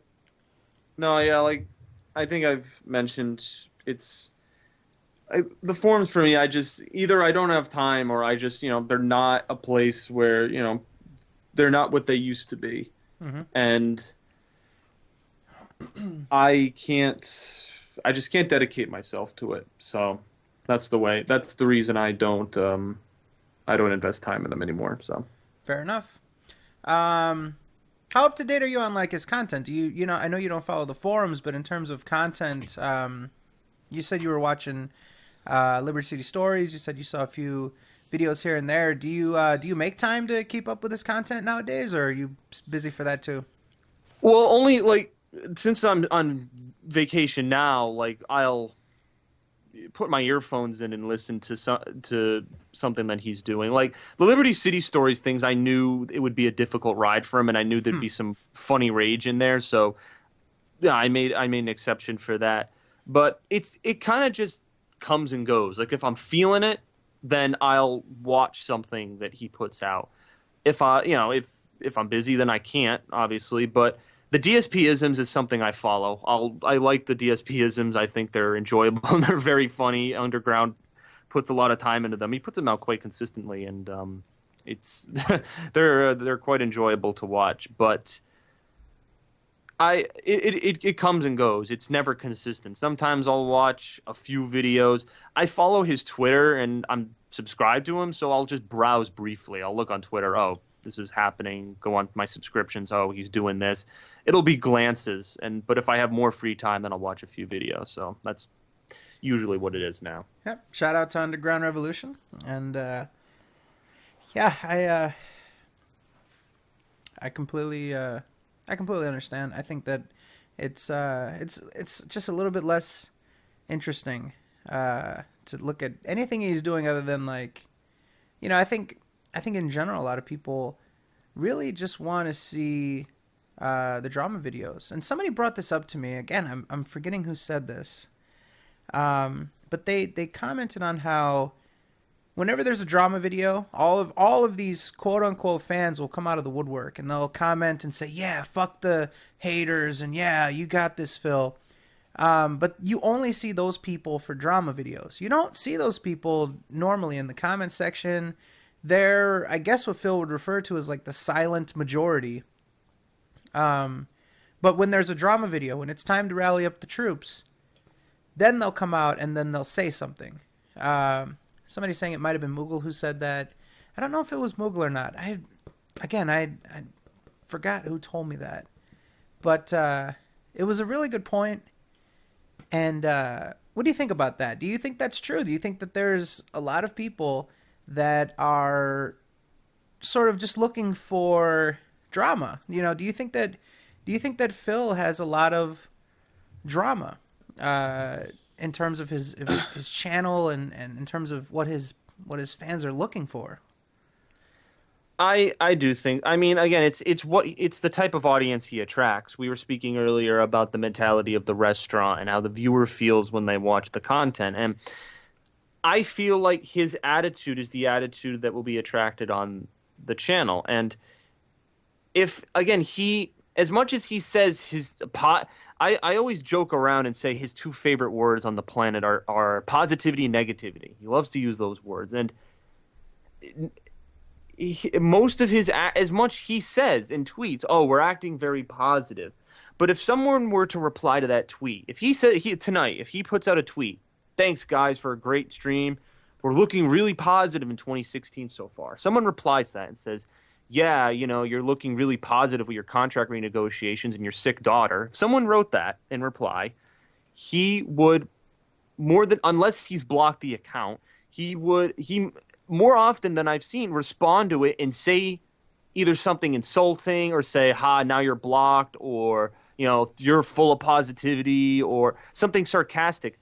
But the best way to deal with it is to not respond to it and not to deal with it. And I feel too often the example he sets is to go after it. And again, as I mentioned earlier, this is what occurred during the fan appreciation with a couple of games. I think Metal Gear was the biggest one where people come on, "This is how you don't play." They kept saying that and they kept joining his party. And I remember at one point he went to a guy's profile. He's like, "Oh, look at this! Look at his profile! Look at his trophies!" I'm like, "Phil, why are you giving your attention to a guy, to your fans? Like, do your fans want to see this? Like, you're forcing them to be engaged in this negativity drama type of video. Like what he was doing there could be constituted as that." And I know and again, like I said, he's trying to look as the bigger man, like he's fighting it, but the best way to fight is to do nothing. Like, I feel often, and this, again, the reoccurring theme is that when he feels financial stress or just stress in general from life, as we all do, I think that affects the way in which he tackles stress that comes in from other sources. And when he feels that stress from other sources, he can deal with it and he can do something because he has the power to say something, he'll do it. But you have to realize that just because you can say something and you have the power to say something doesn't mean you always should. Just because you can respond to someone in a nasty way on Twitter doesn't mean you should. Just because you can mention views and you can be completely 100% to the T honest in a video doesn't mean you always have to. If it's for the benefit of your content and your channel, those are the types of decisions that should be made. And it's difficult, I know, but it should be. It's a practice I believe he has to employ. So here's something you might find funny. So you mentioned that he was like going through people's profiles and looking at, what was on there. He was looking at their community groups too, and he would find people. He'd say, "Oh, look, that person's in the Sons of Kojima PS4 community, so therefore they cannot be part of this game." Would you believe that right after that stream and around that time, we received, I think, approximately 50 to 70 more people in our PS4 community group? Just because he does stuff like that. He doesn't understand that if he goes on stream and he says, this thing or this person makes me miserable, he instantly, to use a term from wrestling, he instantly puts that person over. He's done that with so many people, individuals. This person makes me miserable. Oh, I dislike this. Oh, Be Awesome One. I hate you, Be Awesome One. I hate you, Jackie Chan. When he directly references the things that make him miserable, that's what people gravitate towards then. They'll say, oh, that's what pushes Phil's buttons. Let's fucking use that. So when he then goes on and says, oh, there's the evil group. There's the group that really gets my goat. People flock towards it. And like I said, we had 50 to 70 people join the PS4 community just based on him showing it on his stream and saying that he dislikes it. Yeah, no, that's a really good point to bring up. That goes very well with the point that I made about the Evil AJ situation after that Ask the King video where he spent what was it, like 15, 20 minutes talking about Evil AJ and calling, the white coats need to grab him. He's seriously, you need to go check yourself. Like, he just kept going. Mm-hmm. And then people, Evil AJ, that's what pushes his buttons. And more so, this is how you don't play. That's something. And people will recognize, like, anyone who hadn't made a YouTube video or anyone who didn't have a YouTube presence, they saw that. That's something people will recognize me for. And they did it. When you bring attention to something like that, it spurs it. It spurs it. And someone here, I apologize, I forget who it was saying that you realized something from Phil, like you looked in a mirror and you kind of saw yourself as Phil. That was Kama. Yep.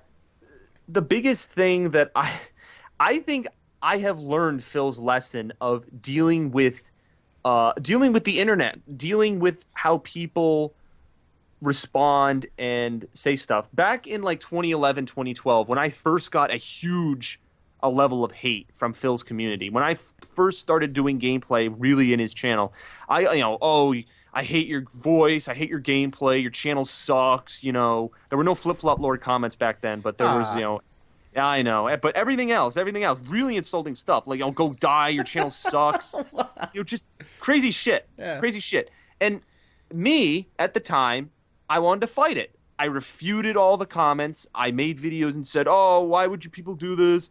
I'm not doing. I'm a good contributor." Phil's like, I always felt I had to defend myself. But nowadays, I'll get tweets all the time from people. I'll get the flip-flop lords. I'll get the tweets from people saying, "Oh, looks like the TheAireaidLord is doing this." Wow, like I'll get little jabs, like people trying to reel me in, like, "Oh, say something, DSP Pro or DSP Anti. We want you to say." I'm smart enough to. I'm smart enough, and this is what I believe Phil should be doing. And all right. I absorb it, I see it, and I move on. That's it. That's how it should. Like, unless it's something that's worth a damn, like attention should not be given to it because that only creates.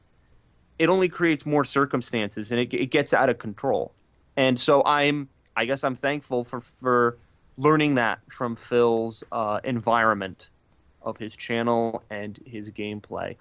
And I also want to say, I have a feeling Phil might be watching this. I don't want to say that he is, but based just on the Twitter activity and the activity of his channel, I want to say he might be, but I can't guarantee that. But obviously, if he's heard any of the previous segments, he knows that, being on here doesn't mean I'm some sort of like, anti him, or that I'm going to start making, snort and burp montages by tomorrow. Like, obviously that's not my intention, but it was just a feeling I had. But no, that's my take on the channel, to get back to your original point. I don't think that he watches these. He has people, and this is just my opinion. I don't know. He might watch them. But I think that he has people that will email him, and they'll like give him the cliff notes. They'll tell him, "Oh, well, TheAireaidLord was on there and he said this, this, and that about you," and then he'll just take it as fact. I don't know if he goes back and watches them. There are weird things, weird little coincidences that happen. The most notable and the most recent one, actually, is that we had our friend Wiza. Shout out to Wiza, great guy, plays Destiny. So all those Destiny people. But my friend Wiza came on with us 2 weeks ago. I believe it was 2 weeks ago. Was it 2 weeks ago? I don't know. I'm losing track. 3 weeks ago. Okay. Sorry about that. We had the holiday break. That's right. So came on with us and was telling us about... Phil never smiles with his teeth. He asked us, he said, do any of you guys ever remember seeing Phil's teeth? Can any of you tell us what Phil's teeth look like? And we're like, that's an interesting point. No, he doesn't really smile like with his teeth. He usually does like a little smirk, or, doesn't smile at all. And within the next few days, he put out a photo on Instagram of him smiling like crazily with his teeth, just like, and we were all like, that's the first time we ever seen his teeth. That's really crazy, because we've, a lot of people have paid attention to him for years, and they've never seen him smile with his teeth like that. And he does that a few days after someone mentions it on the podcast, and uses it in a way that sort of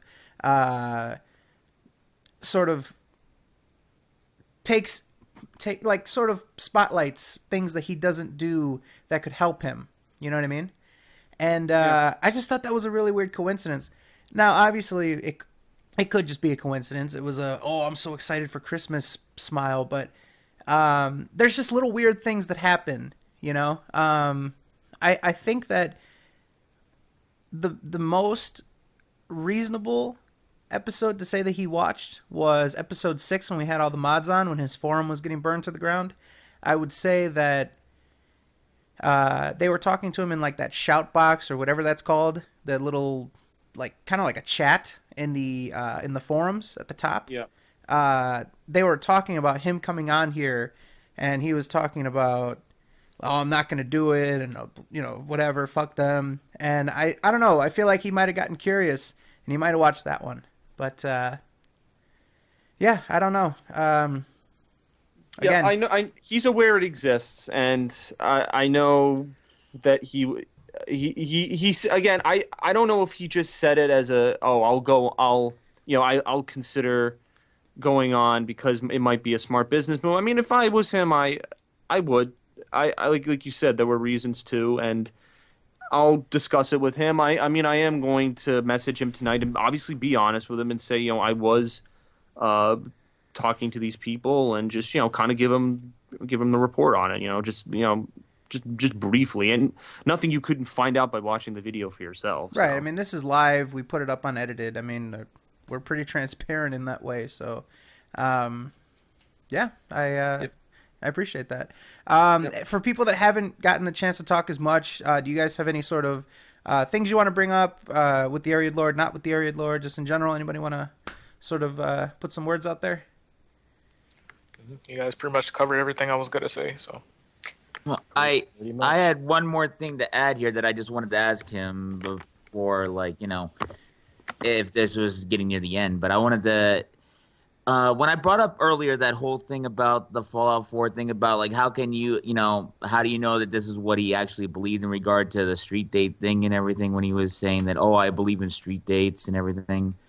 And then he broke it. And it just adds into the whole Rambo and Howard video too when he said that they were going to split the money for Project 7 and then he made up excuses to not pay them and everything. It's like when you get to that whole point, like, if I were a friend of Phil, if I knew Phil in real life, if I were his friend, and I'm supposed to believe and trust in him and everything, when it gets to the point where I start to feel like this guy's got no values, no morals, no standards, like, how do you do it? How do you continue to trust and believe in this guy? And maybe it's just me, but I would have lost respect for him and just threw him to the curb long ago. I mean, it's amazing you stay in this area, Lord, despite the shit you go through.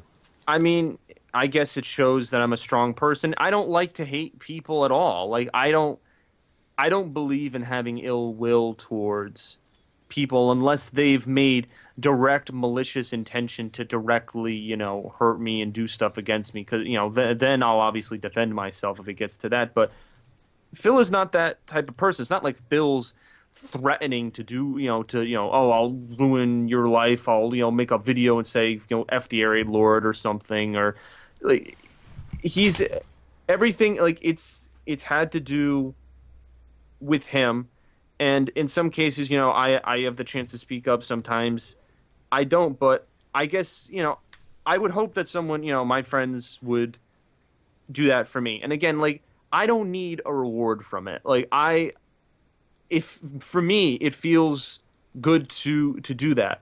I know deep down that he is struggling and that he is going through stuff, and this is exactly what he said. Like right now he needs support, and he's like, that's all I need. I need support. I don't need drama. I don't need this. I don't need that. And I'm like, I will support you, Phil, but it needs to be within the frame of reason. And I fully believe that I can do that. I can be reasonable. I can give him criticism that is logical, because any criticism I give him is logical. If I see patterns, if I see something that he shouldn't be doing that's bullshit, that is going to not help him in the long run, I want to say something before it gets to that point.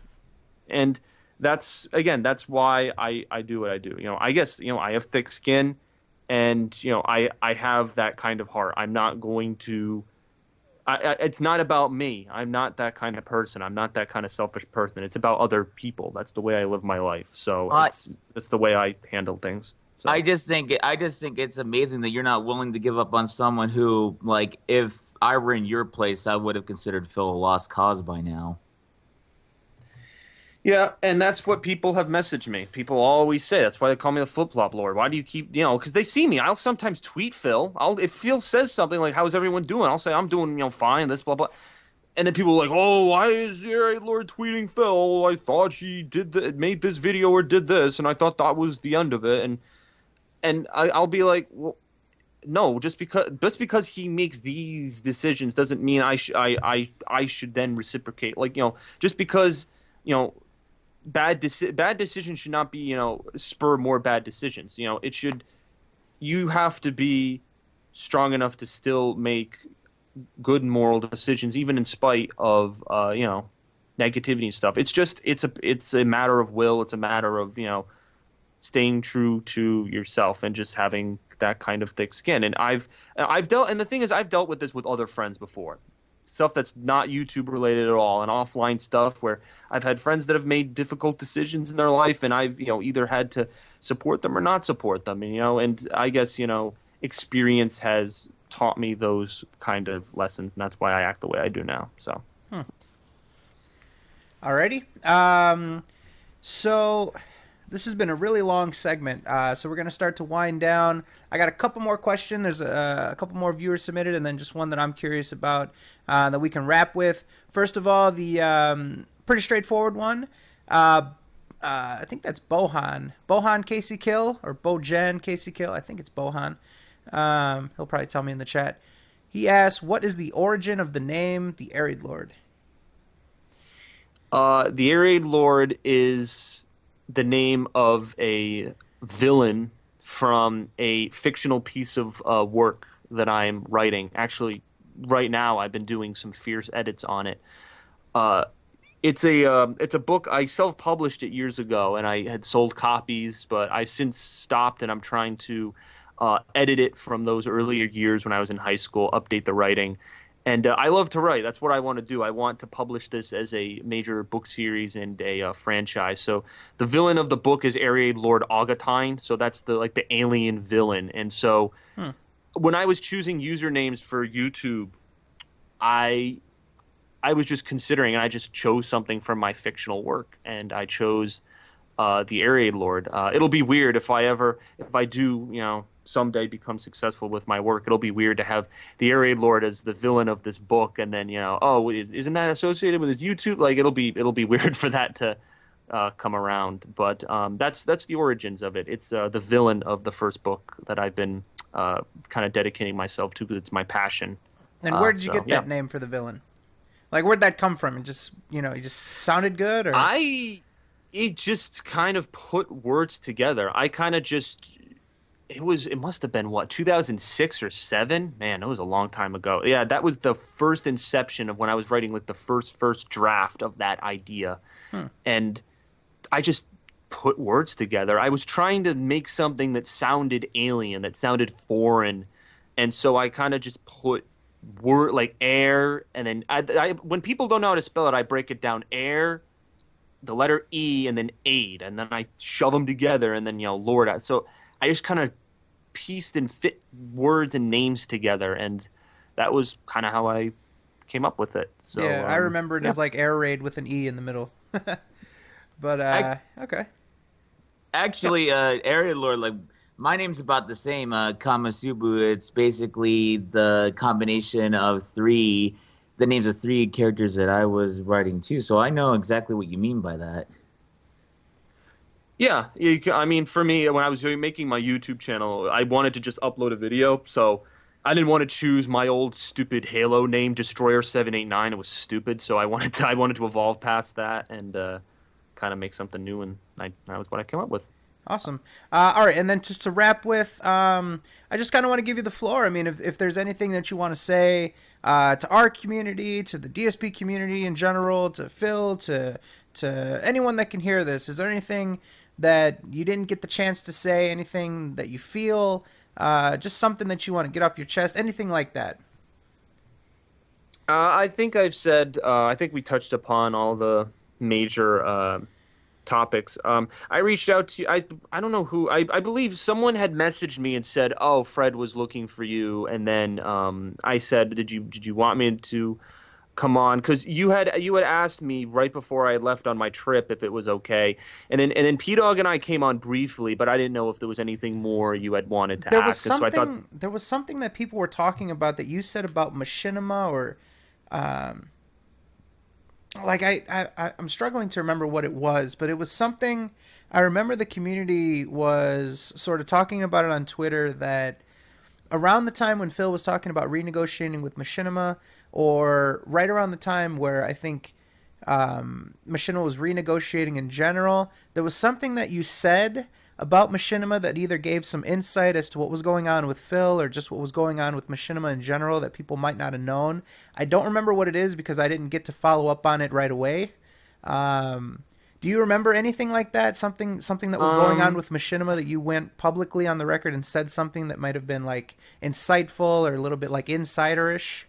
Well, I mentioned, because I think I mentioned earlier on this episode that because I'm a Machinima partner, I got I think, and you guys said that all MCN networks kind of got this message that YouTube was merging. I'm not a managed partner like Phil. I wish I was, of all the copyright crap I get on a daily basis, but I'm not managed, so I don't kind of get the same high level stuff that he does. So I don't know what his contract details are.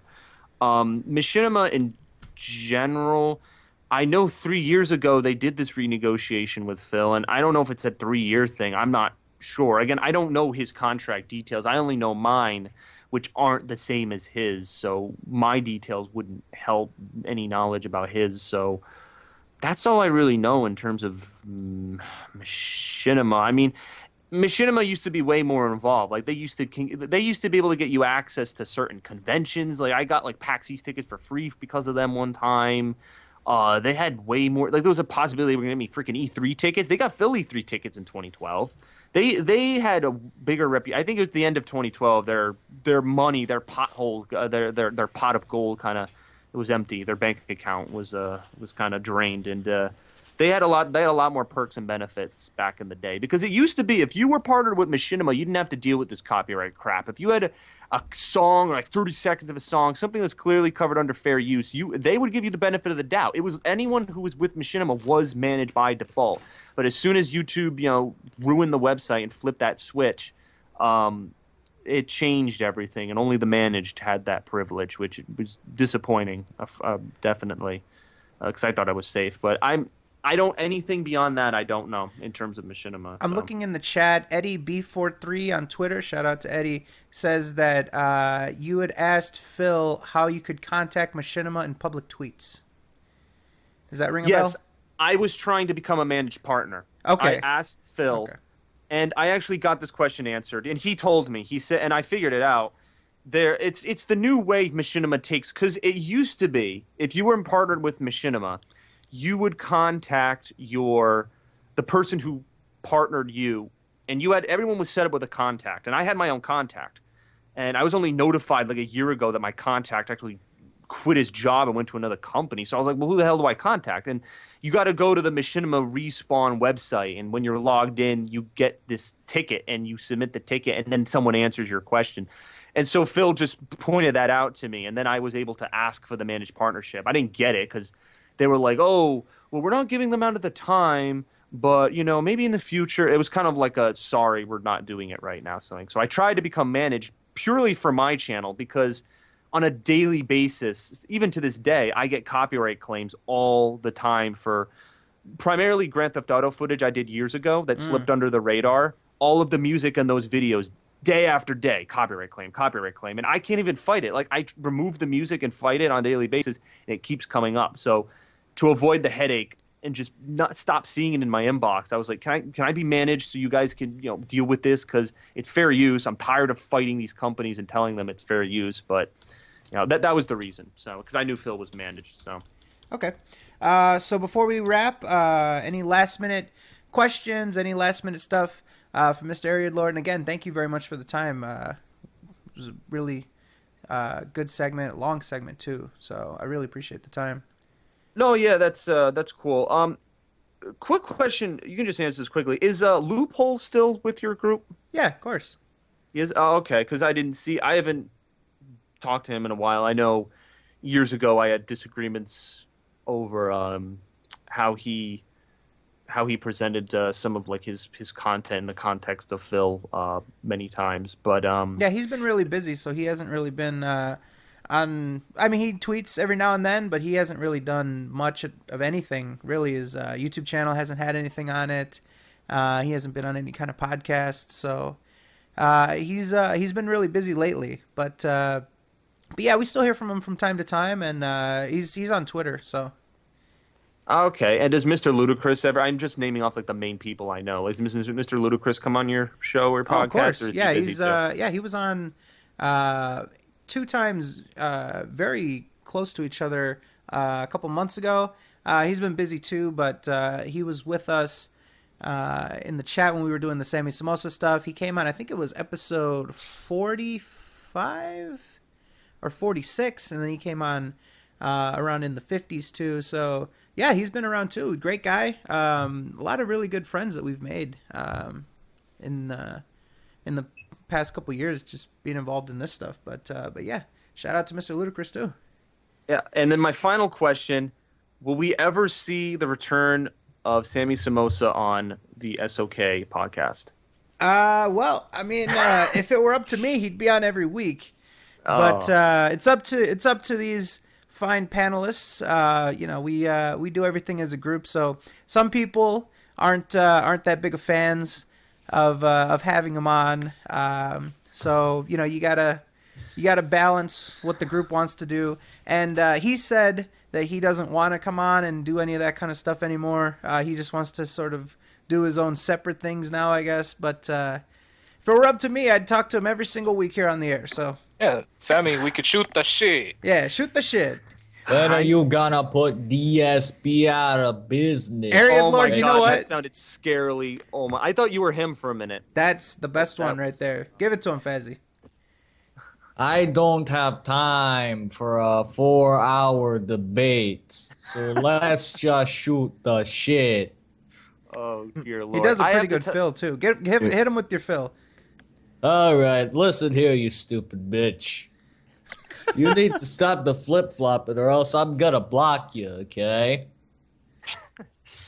Nice. I have to tell you guys something about Sammy Samosa.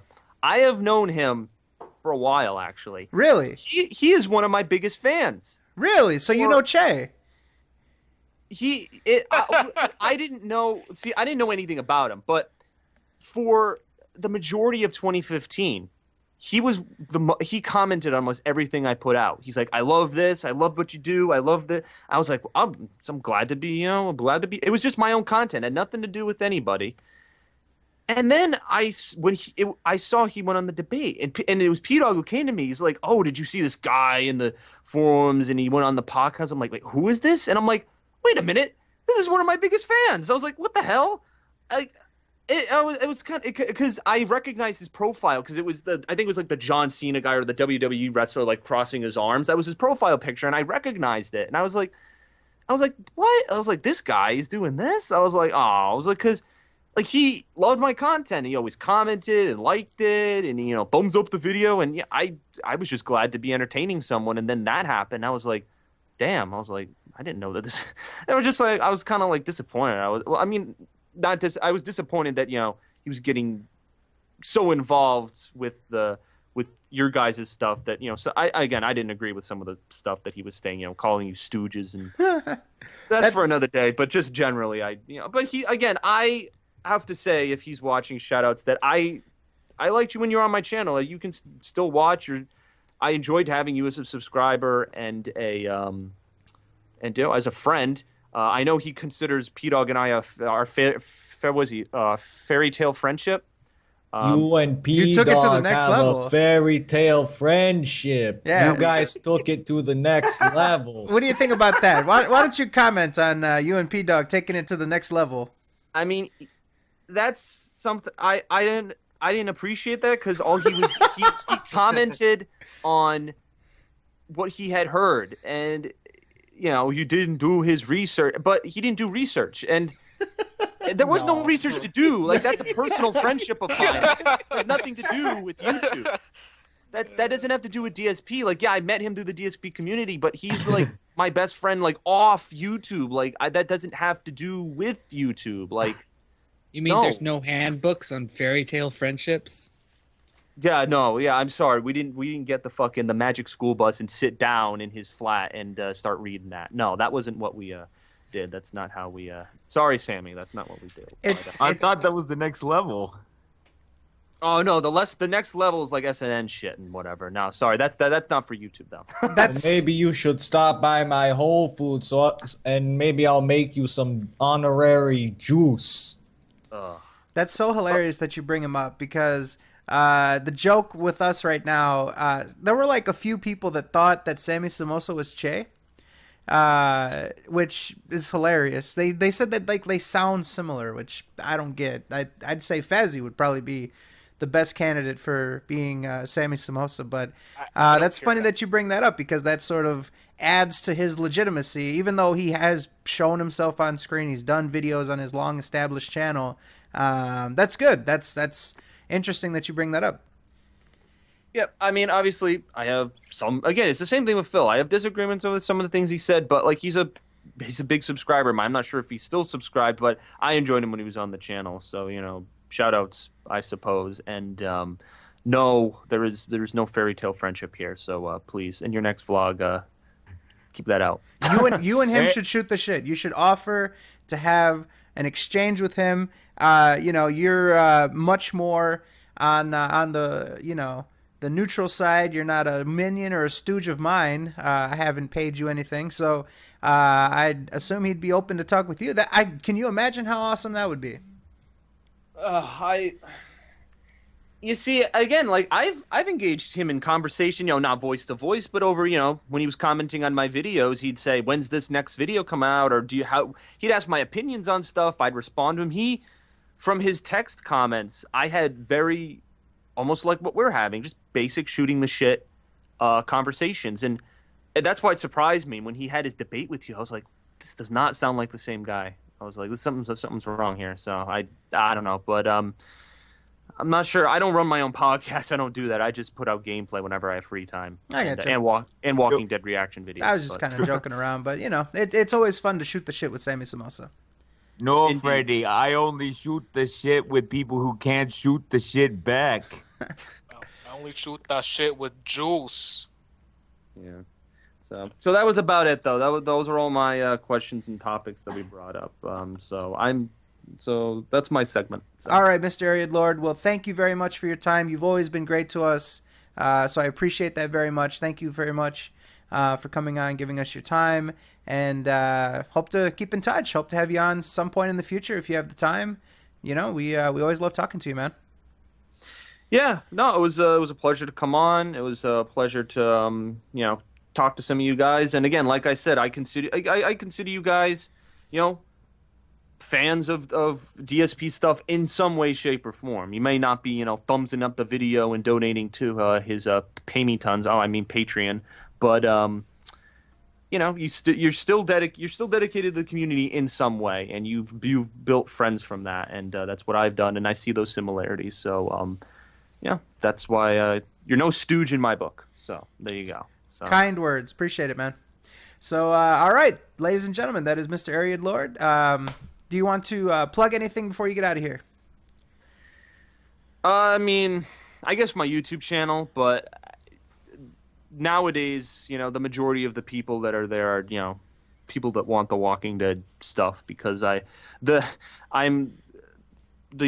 content that I make on that is like, DSP level. Well, not really DSP level, but in terms of the views, it's quite considerable. But just for me, I really upload only stuff that whenever I have free time and stuff. So my YouTube channel, youtube.com/TheAireiadLord. If Fred wants to put a link to it because of the spelling, sure, might be a little difficult. But my Twitter, twitter.com/TheAireiadLord. So those two sources, that's where I usually put out information about my channel and some of the stuff that I'm doing. So Twitter and YouTube, and that's about it. Awesome. Well, again, thank you very much for coming on with us, being a great guy. Very, very fun to have you. Always love talking to you. And again, hopefully we'll connect with you here in the future, and we'll catch up. Okay, man. Sounds good. Do you want me to just exit the call, or yeah. How's this? It was fun, man. Yeah. Yep. All right. Thank you, guys. See ya. And at See ya, some man. point. Yep. Thanks, guys. See you, buddy. All right, so that was the TheAireiadLord, ladies and gentlemen. I'm grabbing his channel right now. Just do him a solid. Plug it in the... his channel started playing. But if you guys look in the chat, if you want to catch up with him on YouTube, you can check him out there. And then from there, you can find his Twitter and all that other kind of stuff. So that is TheAireiadLord. A lot of people were interested in what he had to say and a few other things. And I like to talk to him because he has a unique perspective, being close to Phil and knowing a lot about him. And as you can see, I know that a lot of people call him the flip-flop lord and stuff like that, but you gotta hand it to him that he does try to be straightforward and honest whenever we talk to him. I don't feel like he's ever been anything but straightforward and good to us. And so you can hold whatever opinions you'd like. I just like to give mine. I think he's a good guy, and he's entitled to whatever opinions he wants on either side. I don't feel like he owes us anything, that he has to now be anti-Phil or anything. He's his own person. So, but all right. Also, one quick thing I do want to say: the whole flip-flop thing that I mentioned in my DSP impression was simply for the impression of DSP, not my actual thoughts on him. Oh yeah, I mean he seems like a pretty good guy. He's fine with the flip-flop thing. I was just saying, like, he's a good guy. He doesn't. He doesn't come off to me as someone that's, trying to be disingenuous or anything like that. So, all right, let's sort of flip over to the antics and the fucking back and forth with the panel here. Mr. Che, how's it going over there? Everything good? Che's dead? Okay, that's fine. It seems like the stream is still on, so we're doing good. Again, this is Che doing the honors here. But all right, let's get into some shit shooting. Shoot it. Let me grab our viewer submitted doc, and let me grab our personal doc, and let's look at some shit here. Let's see what we've got to talk about tonight. Yee. All right, so where did our doc go? I don't know where our doc is. If somebody can link us our doc, I'll go ahead. I'll start with the viewer submitted though. So we've got number one. I was gonna say number first. Number one, with Phil going on some podcasts soon, could this give him some exposure to new fans, or will going on podcast backfire on him? Submitted by Shadow Raptor. Now, before I throw this out to you guys, I have it on good authority. I won't say who told me. It might be that it was said publicly and I just missed it. But I was told that the podcast that Phil is going to be going on very soon is the podcast show with White Boy 7th Street and Wings of Redemption. Wings of Redemption being the man who like really goes to bat for Phil. He's done videos where he talks about Phil, and although White Boy 7th Street and other people associated with the podcast show, okay, so DSP did mention it. Okay, gotcha. In the comments. Thank you, Eddie. So even though most of the people don't know him at all, Wings of Redemption is the one that, vouched for him, had him on there, and that's going to happen. We don't know exactly when, but that is the next stop for Phil. So with that in mind, or just generally speaking, I'll throw it out to the panel. Yeah. What do you guys think about this? Those two, the people that he's going to go on the podcast with, you couldn't pick two worse people. Like Wings of Redemption, he started this thing called, he's going to go to boot camp and get skinny. And basically what he did, he stole people's money. He was going to hang out with FPS Russia and do like this big old thing, have like this episodic training video thing. They did one video and he quit, and he kept the money. And White Boy 7th Street, he got busted for marijuana last year or some shit. Didn't like he get swatted for marijuana? Yeah, he got swatted for marijuana. That's fucked up. And yeah, that was pretty. Damn. And what else happened to him? And nobody really likes White Boy 7th Street ever since like 2012 because he only appealed to like wannabe white thugs playing Call of Duty. So I don't know anything about these people. I used to watch Only Use Me Blade, who's just the worst now. But I used to watch him like three or 4 years ago. I watched this guy, and like he mentioned like White Boy 7th Street in passing, so I've heard the name before. I guess in association with Call of Duty in some way. But the only thing that I've tried to do a little bit of research now that I've heard this, and the only thing that I really know is that White Boy 7th Street and Wings of Redemption got into it on like Keemstar and Only Use Me Blade's Bad Kid podcast, where like White Boy 7th Street called him the cancer of YouTube and said that he like faked suicidal whatever for money and for views, and then Wings called him like a high school dropout with one eye, and they started like yelling at each other and shit. I don't know. That's all I know so far from like some series called YouTube Drama Part 1 or some shit. So I don't know much about these people. I know that Wings of Redemption did some like walking video where he's like talking about the dark side feel he's misunderstood and Walking video. he's misunderstood, and I gotta tell you what, he gets a lot. Like I watched this fucking guy, right, do a video about talking about Phil, and he didn't like say anything. He didn't say anything about like people don't like Phil and they should give him a chance because X, Y, and Z. He just said, if people don't like Phil and they don't like me either, so I understand where he's coming from. Like he didn't even say anything to defend him. He just was like, people don't like Phil. Brr. What the fuck is that? So then you're gonna have him on your podcast. Do you know what that's gonna do? It's gonna bring a goddamn shit ton of fucking negativity towards them that they're not prepared for. Can you do guest callers, please? Ooh, there you go. That'd be pretty awesome. Get Gotta some line guest up for stars in that. there. Do they do that? I don't know. I don't think so. That'd be awesome if they did. Yeah, we'll do a collaboration. Yeah. Odds are there's going to be quite a few softball questions thrown at him. I mean, if he was to go on a podcast, I would assume that he would make sure that he wouldn't get any tough questions or anything. They're not gonna ask. That's why him it's going on anything. with Wings. Yeah, Exactly. They're gonna prop him up and be like, "So, Phil, I know you're one of them first guys on YouTube gaming and stuff like that." They're gonna be fucking sucking his dick, fluffing him up, like. They're going to be talking about how he's one of the originals. They're going to be talking about all this stupid shit with him and bigging him up. It's going to be about gaming. They might talk about the hate that he gets, but in a way that's like dismissive of it. Like, oh, they're just stupid idiots, Yeah. So. Oh, no, I wouldn't trust Wings anyway. This is the same guy that, like, stabbed his computer monitor with a bayonet. Yeah. Damn. Accidentally. Yeah. That's not how you get donuts. Wings of Redemption. What is that, like a coupon? You redeem them for wings? What's up with that? Chicken Wings of Redemption. Chicken Wings Redemption. He's got some vouchers. It's one of them stupid Call of Duty names when they think it's real life because they're good. He's what a badass. But anyways, I guess that's enough slander about them. I don't know anything about White Boy 7th Street other than he smokes the ganj and got swatted for it. So shout out to him. But I don't know. I don't know anything about these people. Apparently they have a sizable following, but they don't have the views that correspond with that. So we'll see what happens there. But it's going to be something, man, because I just want you to think about it this way, right? Phil might feel as though this is going to expose him to a larger audience.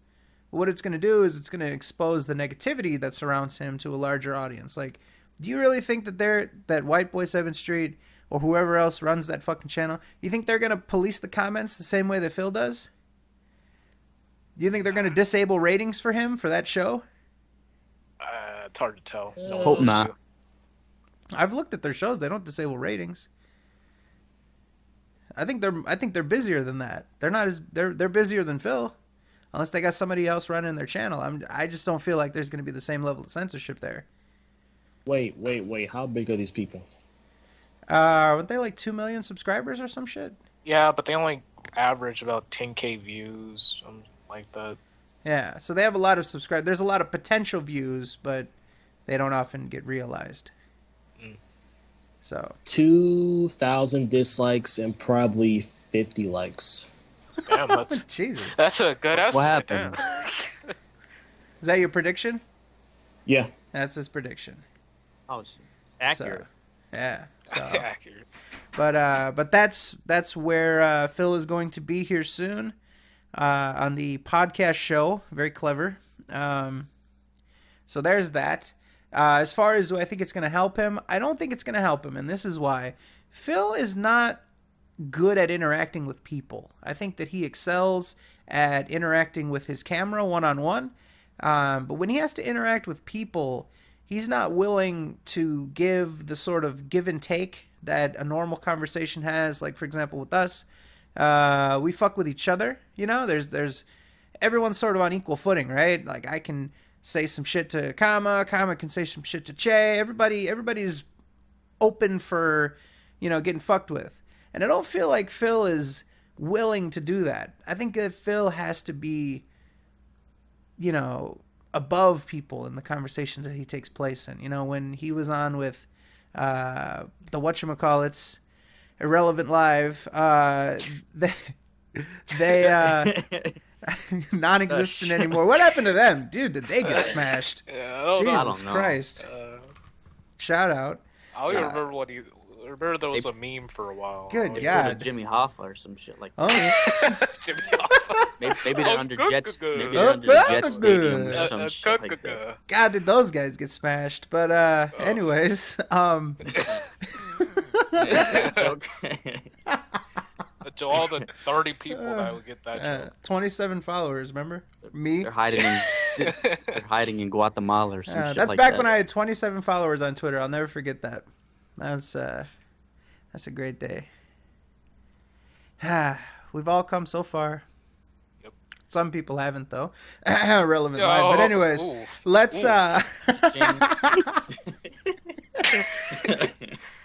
But anyways, I just feel like there's a certain presence that Phil wants to have. When he went on their podcast, it seemed like he was in a large amount of control. He didn't really give up control to them, and the questions were very much on his terms. I don't know how this is gonna go. So I'm interested in seeing how this plays out. I'm guilty. I'm gonna watch it. I'm gonna see what they say. This is gonna be my first viewing of the podcast show. I want to see what happens. You know what they should do? They should just ask tough questions sometimes. I mean, I'm not saying the whole podcast has to be like a hit piece or anything like that. Just when you have someone that's notorious, and I'm not going to say famous, but known on the internet, not in a good way, then nobody wants to watch a podcast where it's just kissing up to them, you know? I'm not saying it's got to be like, oh, all negative, but where's the tough questions? And that goes for any one of us, you know? We're all ready to answer tough questions, and we're nobody, so how come someone like that can't just man up and answer a simple question, no matter how bad it might be? I've never seen on any of these podcasts he's been invited to, no one's ever asked him, like, why do you think you're hated so much, you know, or anything like that. Do you think you messed up at any point? Never anything like that. Yeah. It's always, oh, you're the originator. Remember back in the good old days when people were watching you or some shit like that? You're the best. You always inspired praising. us. Changed my life. Phil, You're the inspiration I me. got on YouTube. You inspired me to lose weight, Phil. I walked 15 steps today to get to the dang old computer. Sorry, I'll get a better Wings impression. I don't know who he is, so. Let's. I will say though, man, very unpleasant is the fact that. So I went to his channel just to see who he was, and the first video that popped up is like something weigh-in Wednesday or whatever. He went shirtless, and in his case, I'd say he went topless and weighed himself. So, yeah, that's all those moobs flying around. That's shit. something, yeah. But I don't know. Whatever. Slander aside, I'm interested to see how that goes down. So It's like a pancake stapled to a wall. ouch. How That's about fucking a bad. fried egg hanging off a doornail? There you go. All right. All right, so let's see what we got here. Special shout out to 2 people, no names listed. All right, I think Fizz submitted that one. Let's see what the Twitter is. Oh yeah, special shout out to the 2 people who emailed me to let me know TSN was back up. My fans are the best. Oh, what a fucking idiot. Yeah. I mean, Phil if tweeted it- out. Oh. If it's just 2 people, why can't he just list the names? He doesn't want to. He doesn't like giving shout outs unless you're a hater. Yeah. You know, he'll put me in a tweet. He'll put AJ in a tweet. He'll put fucking Dragon Killer in a tweet. He'll display the whole SOK community and shit. Mm-hmm. It was So it's only down for 10 hours. Not a big deal. let's see here. All right. So here's a update on that whole Rockathon.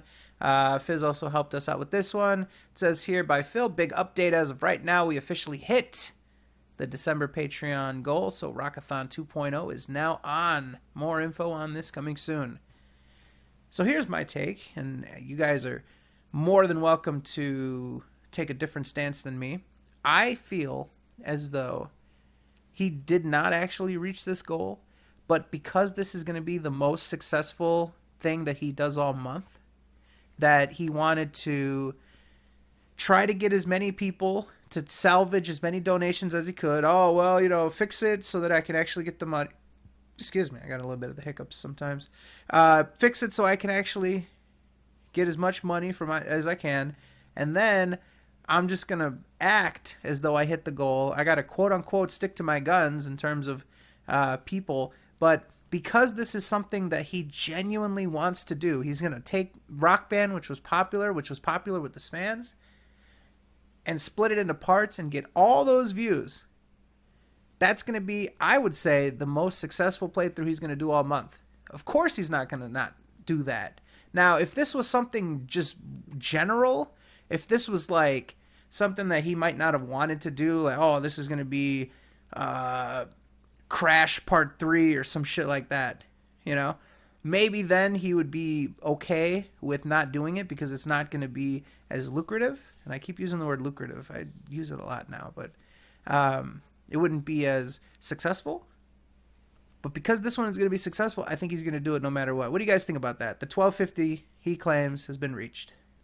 I personally think that I am okay with him not doing Crash 3, first of all. Oh, okay. Second of all, Yeah, you're right. for him to do the Rockathon, well, it's going to be another episode of terrible singing and him just kind of going like, the entire time. He's gonna be singing like a church schoolboy. It's going to be terrible. Keep in mind, he was close to like $900 when, quote unquote, the month ended. Right. That he magically dropped down to. How are all these people that are donating so much money going to get declined? If you're in a financial position to give some stranger like $50 to $100 for nothing, when he doesn't even have $50 or $100 goals anymore, he took those off. It's not like he communicates with you personally or anything like that. He doesn't even communicate with the chat. There's no personal relationship or any gratitude or anything like that. Yeah, these are supposed to be what, broke people whose credit cards get declined? Get the fuck out of here. I think that legitimately he got fucked over this month with the fake pledges. Well, I guess they could be flake too. They flaked out. But I just feel like he really wants to do this. He rolled the dice and put it behind a paywall, and look at it in his perspective, right? I think he was going to do this Rockathon no matter what, but in addition, he conned people extra $1,000, and he doesn't have to do anything else. He doesn't have to do a montage. He doesn't have to do a best of. He doesn't have to do some other playthrough. That's all he has to do. All he has to do is just a playthrough that he probably was going to do anyway. Yeah. So that's my thoughts on it. How scary though for him though. Got down to 900. What was the picture that was floating around, like 960 or something like that? 925 I thought was the lowest. Ouch. Oh, ouch. It's not at 1K anymore? Let me see what it's at now. It was at like 1230 something. As of right now, we're sitting at... It's taking a while to load for some reason. His Patreon's getting DDoS. It is at 12:59 as of right now. So that might be with more more fake pledges and stuff. Let me see who are new people. Yeah, there's a lot of like new people. Jesus with lightsabers. There you go. Oh, I know that guy. It's pretty good. But there's a lot of new people on here, so there's no telling, but I don't know. What do you guys think? You guys think that 900 was real? You think that that's a sign of things to come? Or you think that he's going to consistently be around that 1250 mark? Well, since there's no more goals of like higher money, so I don't think that he's going to stay at there for a long time. And I'm pretty sure those new pledges are probably fake since it went up like a day after it was at 900. So... yeah, probably 900 is probably the real figure. All right. The way I see it, he's now had his Patreon for a year now. So it would make sense for the prices or the pledges to, dwindle after a certain amount of time. And I think now is when that's happening. Someone got hit with a phone. Somebody's alarm clock with the bells on top. All right. Any other thoughts on Patreon before we move on? No. Let's do it. Mr. Phil says on Twitter, I think it's awesome that I'm able to carry on my family's tradition and culture through cooking. The sauce is part of my heritage. Oh, yeah. That it gets out of a fucking can. I was getting ready to say that. Yeah. I mean, like what? It's his family tradition to go to the store, buy out that particular brand, and then dump it out and say, all right, sauce. Real Italian sauce. Mamma mia. Maybe his parents secretly made the canned sauce and he just buys it or something. Maybe that's what he thinks. Mommy and Daddy put in the can for me. Somebody typing. Don't do that. All right, let's see. To me, this Saucy Sunday is probably the worst gimmick in YouTube streaming. I want you to really think about this. All right, think about this for a second. You are essentially running a stream where the gimmick is that you stop gameplay and take a large amount of breaks to go and stir sauce, even though you have a adult female, allegedly, in your house. Okay, she cannot be tasked with stirring a wooden spoon. She does even higher level shit in the garage with her fucking methamphetamine soap. This lady's got goggles and gloves and like fucking construction, whatchamacallit, like construction style fucking huge buckets with that fucking handle that tings off the side when you drop the handle. She's got one of those giant fucking buckets and she's like fucking stirring hazardous materials and shit that can be bomb making. All right, she can make bombs with the shit. She's over there doing that, and he can't task her with going over there and stirring the sauce. What? Can't you just take 1 week? 1 week, Phil. All right, if you make sauce every fucking week, okay? Take one out of those 52 weeks and just run an experiment, all right? And let her do the sauce. Why is that such a big deal? Let her try. And then you don't have to have your fucking, oh, well, you know, I'm gonna fucking, I'm gonna take a break. I'm gonna take another break. I'm gonna take another break. It's Saucy Sunday, ladies and gentlemen. Who wants to tune into that? What fan thinks to themselves like, oh man, this is gonna be so fun. He's gonna play for a couple minutes and then he's gonna break so he can go stir the sauce. Fuck yeah! Look, actually, I'm with him on this because I think he's paranoid that she's gonna spit in it. Wait, he wants her to spit anywhere. I think it's even more insulting to Liana because Phil goes on and on about how it's a family tradition, and yet he can't have Liana's like, let me stir the sauce. It's like, no, it's a family tradition. I've been living you with a year. Yeah, get out. All right, listen here, you stupid bitch. What? I can't stir the fucking sauce? No, you can't. It's a family fucking tradition, Well, and I'm afraid you're gonna spit in it or something. I want to just put some fucking sassafras and I want to put some Arabian sand in there. How dare you go against a family recipe? I want to spice it up with some wasabi and some citrus zest. You know what? You're fucking blocked from the sauce, okay? You're not getting any tonight. What, money? No, no sauce for you. Oh. The money you're not gonna get tomorrow. What? Okay, I don't really like the sauce at all anyway, old man. What? How dare you say that shit? That sauce is a family recipe and it's fresh from a can. Well, I don't like it because it tastes like Italia. You mean Italioni? Shut up, old man.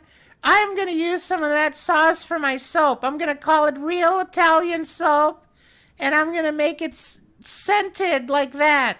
Soapy Sundays, old man. Yeah, well, that sauce, that soap ain't going to be any more saucy, and neither is any form of underwear type, unfortunately. Why don't you use some of that soap on your body, you stinky old man? Because last time I did, it burned my hair off. Yeah, off of your goatee, you fucking idiot. The goatee stays, okay? I don't give a shit what you say.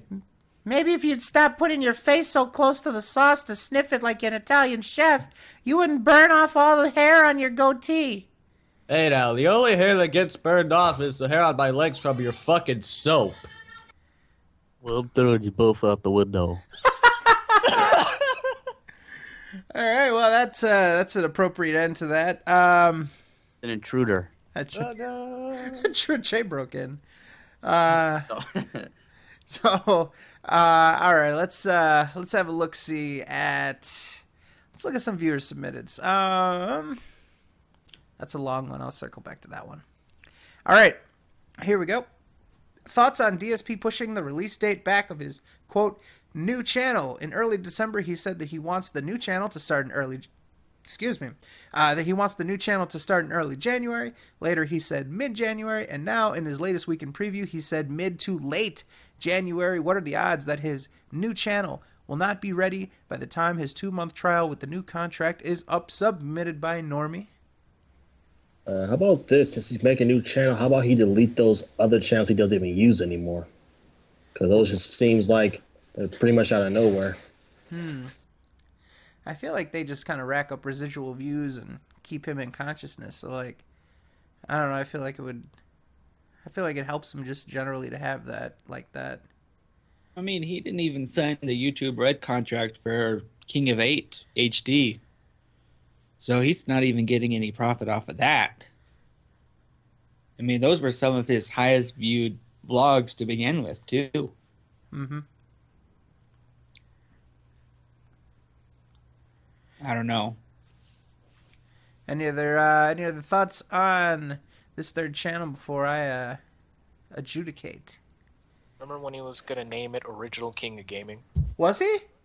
I thought he was.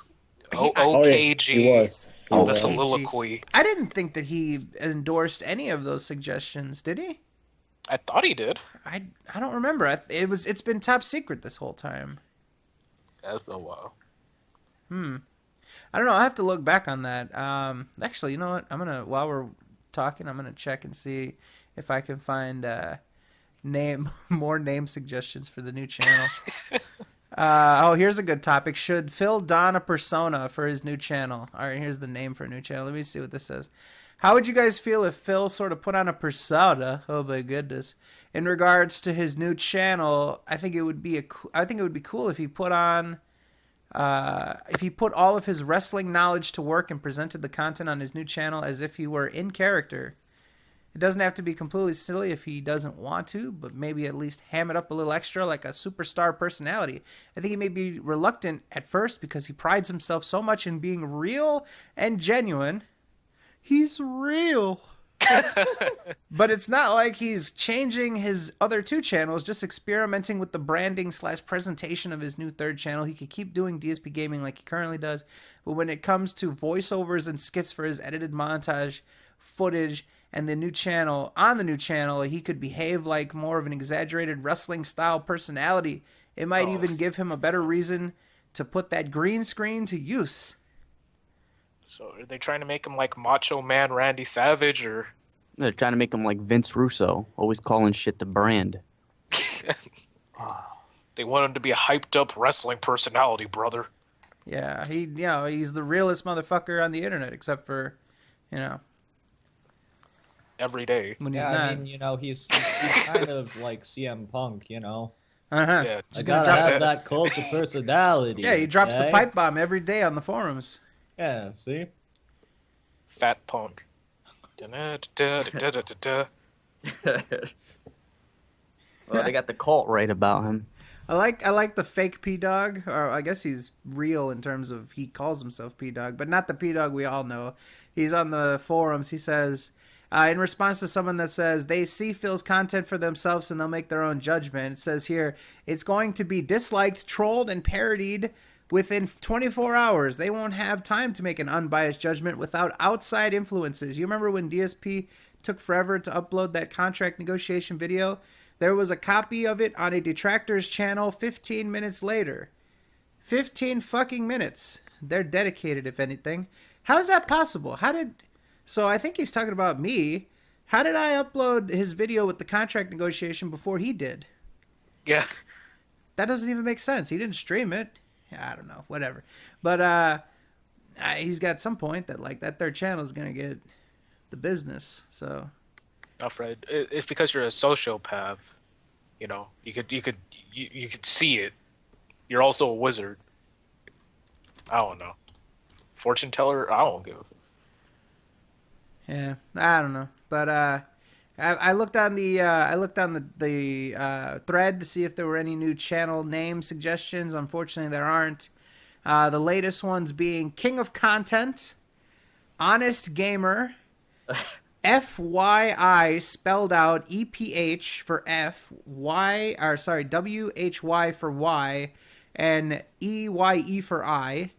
Nightmare Games spelled with a K, and Philosophy Games.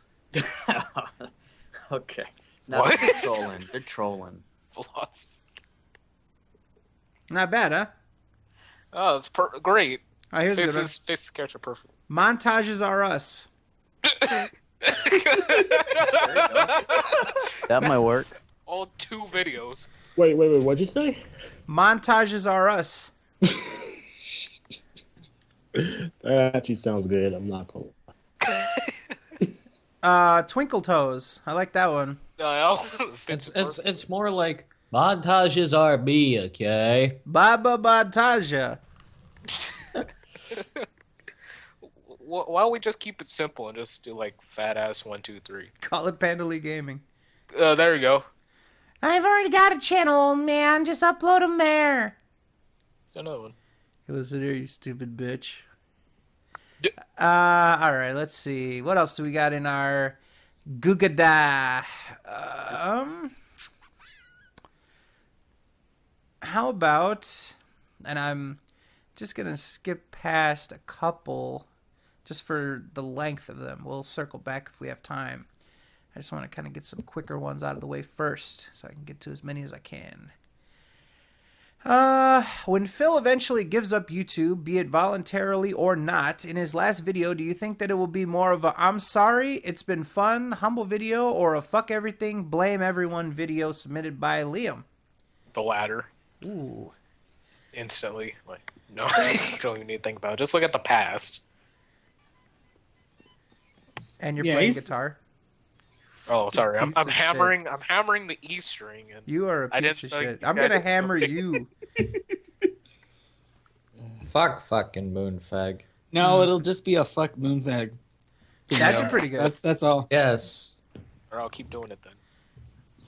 Fuck you. You're still playing the guitar, you fuck. You know what, Moonman? You need to head to the red box. Yeah, With the guitar. Yes. square up. But everybody says stop playing Destiny. I'm not playing Destiny. Go look on PS4 right now. My PlayStation's been off all day. Fuckers. He's I'm still on- playing Destiny even when he's not playing Destiny. Shut up. Yeah, he's playing it in his mind. It's like, God, I really wish I was playing Destiny right now. You know what? Your Destiny is to shut that mouth. Your Destiny is to stop playing Destiny. I will eventually. I'll stop playing Destiny when Destiny 2 comes out, alright? How about you play Bloodborne? I will eventually. When Destiny 2 is done. Yeah, when I'm done with Destiny 2. He's done with Destiny 10. There might be 10 of them. Alright, let's see. So, yeah, still on the whole Phil's last video. Yeah, it's going to be like... I think it's going to have 2 parts, to be completely honest with you. I think that part 1 is going to be fuck the haters and giving a whole I was strong the whole time. I pressed forward. A lot of people were going against me, fucking false copyright claims, DDoS swatted, and I endured all of it. I used it to make me stronger.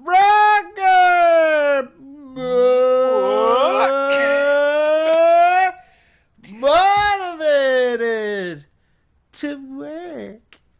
And then he's going to he's going to talk about in the latter half he's going to do a thank you and shit like that. Yeah. So I have a feeling that your landlord signed the eviction notice after that stunt. Yeah. Yeah, you see, he was motivated to sign it. To work. To scream. To work. I like the ending. He just turned to like a pussy. He's always been. But yeah, I just feel like first half, fuck the haters. Second half, thank you to those who tried but failed to sustain me. Maybe just a tinge of bitterness or resentment, like, you guys should have did more or something. I don't know, but I don't think it's gonna be like a curtain call type moment where he's gonna be, you know, really being honest and doing all that kind of shit. I think it's still gonna be kind of fucking resentful and shit. So, any other thoughts on that one? Moving on. Whoa. If there was a movie/documentary made about Phil, what would the movie be called? What genre? What actors would play which roles? The filming location, the plot, etc. Submitted by Da Nerve Guy. The Birth of the Gout King. Ooh. Ooh, man, I didn't even think about it. Just He's been thinking about that. He's been writing the script. He's got like 3 or 4 fucking manuscripts out there. ready. Yep. He's got all the treatments out there. The Phantom of the Let's Play. Let's That's see. weak. That's weak. The Italiano Show. With the Italiano show. You're gonna be writing that till the end time. I love that one so much. The Italiano. It's so sarcastic. Like the person that suggested that, it's so fucking sarcastic about Phil and his fucking throw it in your face Italianness. Oh, that's so good. I'm a real Italian that buys sauce in a can. Salty Sunday. Tough. The Goutfather trilogy. That's pretty good. Oh, Draguno. that's going. Ooh. Yeah. Gout by gout. The Gout Gout Mile. fiction. It's pretty good. Back to. Nah, that doesn't work. I was gonna say Back to Connecticut. Back to the Future. The Mean Streets of Connecticut. The Mean Streets of YouTube. Oh, wait. Oh. Wait. No, straight out of Connecticut. The Mean Streets of the Internet. Ooh. Has the same feel as the Mean Streets of Connecticut. You know what I mean? How about this one? From Connecticut to the Internet. Oh, you're doing 007? How about the Mean Streets of the Internet? I'm happy with that one. I like From Russia with Gout. He's not from Russia. From Italy with Gout. He's from Italiana. Italiano show. I like the Mean Streets of From the Internet. Connecticut with Hate. All right, that's a good one, Axel. Makes me stronger. The movie. More motivated. Come on, dude. The motion picture. Panda pussy. All right, that's another movie that'll never be made. That's gonna be rated NC-17 if you know what I mean. Yeah. No, that film's gonna be banned from America. That's gonna be on X videos. That's what. From Italia with Gout. Straight Out of Money. There you go. There's the winner. Oh, that was a good one, yeah. Straight Out of Money. That's good. Straight out of Pay Me Tons. The Good, the Bad, and the Philly. How about? Well, I got one. Straight out of Motivation. Internet killed the YouTube star. Yeah. Yep. I was gonna do one, but then in retrospect, it would have been bad to say. All right, do it. All right, I was gonna do Slave Driver, as in Taxi Driver, how he treated Howard and Rambo. But then it just sounded racist. Yeah, we all paused on purpose. Yeah. So, all right, let's move on. Just end on that note. Yeah. Let's have that be Moonman's last words on the podcast. Let's see. In terms of who would play what roles, I'd like to see Sammy Samosa playing fanboy number 1. I'd like to see Che play Howard. I think that would be fantastic. Would you be willing to play Howard? All you do is wear a baseball cap Yeah. and you're already there. And gain like 30 pounds, but Who's that? Howard, you know, the dude that I called forgot out which Phil? one was. I thought you were which talking one about was- Rambo for a second. No, Howard. I want him to play. Well, yeah, you could play Rambo. You Doesn't wear but the hat. yeah, You're but no, play Howard because he's the one that snaps on Phil all the time. And he's Gugats. the Gugats guy. I'm not a wigger. I'm good. All right, all right. Let's see. Who else could we get? We could get... Hey, Taurus. Would you be willing to play Lord Vash? Uh-oh. Fucking I'm Lord sorry, what? Vash. Would you be willing to play Lord Vash? Wait, I'm sorry, what? Would you... Shut up. Let's see. We could have Fazzy play Phil. I'll play Leanna, I guess. All right, you'll just dress and drag. Hopefully this is an animated movie. Oh, okay. More animated. The movie. Keep it animated. I don't want any of this being real action, okay? Oh, God, no. Yeah, and if there was ever a love scene, it'd have to be animated, because I can't get paid enough to do that, old man. Yeah, you'd probably do it with Lord fucking Vash, though. I mean, you know. Yeah. You know What I what? would That do, does I it. You're not did. getting your cut for the week. Yeah, well, you're not getting in this cut ever. I thought we already established this. Well. That's everything. Well, all right. Can't really argue. Yeah. All the fight is gone. All right, next. Why is Phil being so cryptic about his new channel's name? Didn't he say that he has it ready? Figured he would just have jumped on the opportunity to try to promote it in some way before the first video he uploads on it. Submitted by Nanabu. Because he's not working on it, that's why. Yeah. That could actually be a possibility, but I think he's trying to build as much like artificial demand for this shit as possible still. But there's no direction for that demand to go. That's true. What if I said, "Oh, I've got this mystery project that I'm going to do at an undisclosed location." That's basically being a man part 3. Actually, I've been pretty straightforward with that. I just haven't put any work into it lately. And I've been straightforward about that too. I'm surprised he didn't do the biggest scumbag move. Like when he does the third channel, he'll put it as a Patreon donation. If you donate this much, this channel will happen. No, I even mentioned he might even open up a new Patreon for his third channel. I could see him doing that. Oh, I forgot. Oh, man, I missed the opportunity to ask TheAireaidLord about that because he probably would have went off. Yeah, who was, I want to give credit. I'm terrible at remembering who says shit, but I want to give credit. Whoever brought that up first, that Phil might make a Patreon specifically for this new channel. That is very possible. I do remember seeing You can never underestimate Phil's scumbaggery.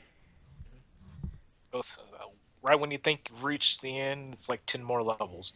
Mm-hmm. It's never ending. Just keeps going. There's no ground level. There's B1, 2, 3, 4, 5. Infinity. Just keeps. Yeah. In that order. Let's look at our doc real quick and see if there's anything I need to clean up on our side. How's about? What is this? Beware of imposter accounts. Alert. Be aware of imposter accounts. This is my real one. If you see any names with underscores or dashes, etc., it's not me. Block them. Thanks.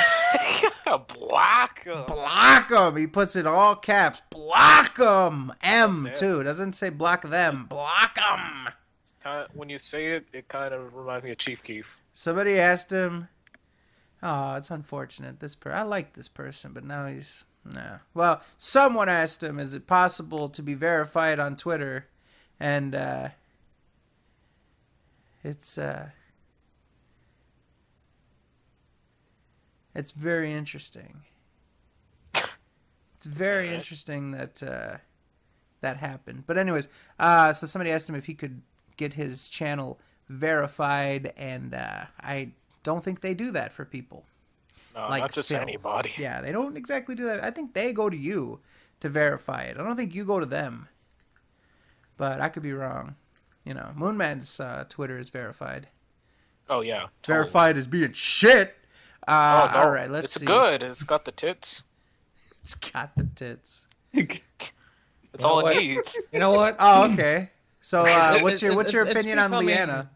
Okay, first of Oh, all, God. the Oh, list okay, goes never Blake, mind. the awesome one, and then Moonman's Twitter. Mm-hmm. What? There. How am I like third in line between Blake and the awesome one? Okay, The I dude have that posts seen Finley shit dicks from your Twitter and- feed. No, you're Are you not. kidding me? You might not be Dude, posting Finley Blake dicks, but you're posted posting a other dude getting shit. blown by a fish. He did too. And Moonman watched it, as you can see. I saw the thumbnail Uh-huh. So then how do you know he got blown by the fish? because I saw the thumbnail. Uh-huh. And then you Uh-huh. saw it. Each and every thumbnail that went in succession after. They call that a video. Nope. Whatever watch. it takes for denial, you know. The first step's admitting you have a problem. First thing he did after that is he went to the fish aisle of his local grocery store. I was like, that's a pretty good idea. Put that bitch in the microwave. That's not our fault. He likes fish sticks. So. Like how he tried to get out of that by strumming his guitar. Bring, ding.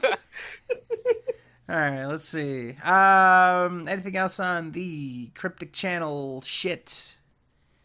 All right, He'll get 1,000 subscribers. That's how much he'll get. I think that he knows that we're rubbing our hands together like Birdman, waiting for that channel name to drop so that we can switch our DSP Tries It parody videos to whatever the title of this new channel, is going to be. So I am very excited for that. My hands are almost raw from all the hand rubbing.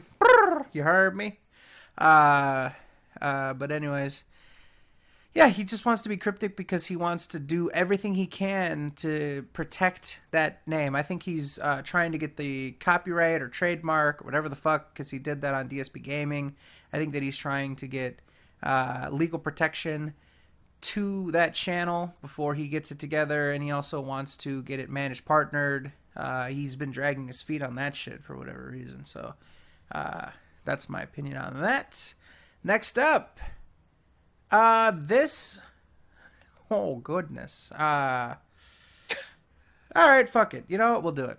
This may just be a hunch, but do you guys think Phil Burnell's loyal fans are actually mentally challenged / handicapped man children to the extent where he easily manipulates them through his e-begging tactics into getting their money for his Patreon only to not fulfill his goals, similar to his scamming, empty game case giveaways, etc. submitted by Anonymous? Ding, ding, ding, ding, ding, ding, ding, ding, ding, ding, ding, ding, ding, ding, ding. You are correct. All right. So much shade there, Anonymous. Jesus Christ.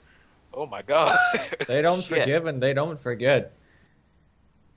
If you say something like that, you shouldn't be anonymous. Come on. Let us know who you are. Damn. Well, that's all that Maybe needs some to be of said them. there.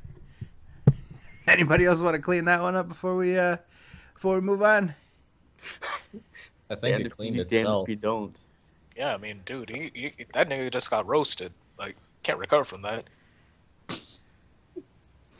Moving on. Okay, this person posted this multiple times, so let's get to this one. If you could create an alcoholic drink based on Phil, what would it be made of, and what would be its name? Submitted by E Master, I Master, Illy Master.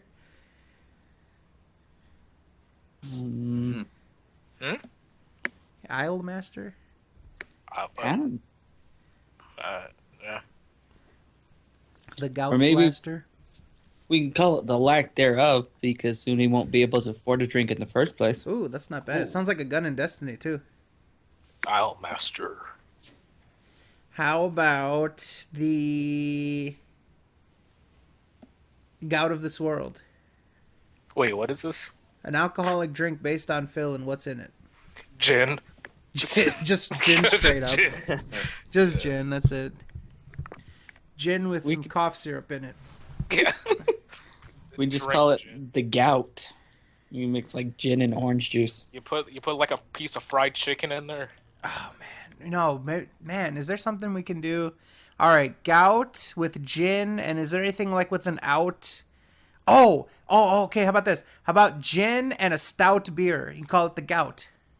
Oh, That would sound disgusting, but goutini. What's it? Isn't gin in a martini? Get Yeah. out. Yeah, goutini. Goutini. teeny. The Gout. gout. Gin and stout. Is there an actual drink? Sparkling gout. Goutalini. That's somebody else. That's somebody else. Gautalini. Gautalini. Yeah. Well, I Shout mean- out to Santalini. Well, I mean, either way, they're real fat about it. Said one. Nobody's gonna get that reference. We have a don't lot of care. references nobody gets. I know. No You gotta underwear be time able on to the know to beach. No one. That's a good one. Pretty good, Zed Levy. Canadian Gout, Blades Claymore. What else we got? The Burning Gout. Man, everything is gout. Donate to my Flame Phil. Patreon. The donate to my Patreon. Ski. Like from The Simpsons, the flaming film. I'll tell you one thing. Phil would fucking... If he did have like a bar or some shit like that, he wouldn't have coasters. He'd have business cards. Yeah. Put that under everybody's drink and shit. It's like, yeah, you need some video games played? Just call my number. You have like cards that have Patreon logos and shit. Wait, why do you have a Sonic hat? It's for business, That's okay? that's my hair. I'm I'll like party. Lisa Simpson. I was really high one night, okay? Alright. Alright, let's see here. I need to start crossing off the ones that we did. Whoopsie daisies. The Wolverine. 12 ounces of disappointment. Ooh. Ooh. Ooh. Ooh. Oof, oof. Oof. Oof. Alright. No, actually, the mailman the Wolverine. Wolverine, you'll just pour the gin and then we'll take the gin away from you. And that's all. Come on, dude. We'll like pour it for you, take it away, and be like, "There's the experience of the drink." The place with the statue. Toy. The statue of the glass. Or better yet, just a piece of paper. The statue of the glass would be here. There you go. All right. Oh yeah, you just sell empty glass mugs. Call that the giveaway. The giveaway. There you go. All right. Let's see. Would Phil make a 1-hour rant if Leanna left him because he's getting poor? Submitted by Darkside Diarrhea.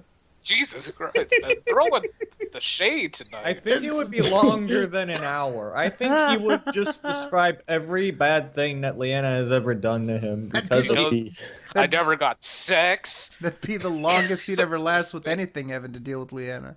That would be the first time he cries on stream.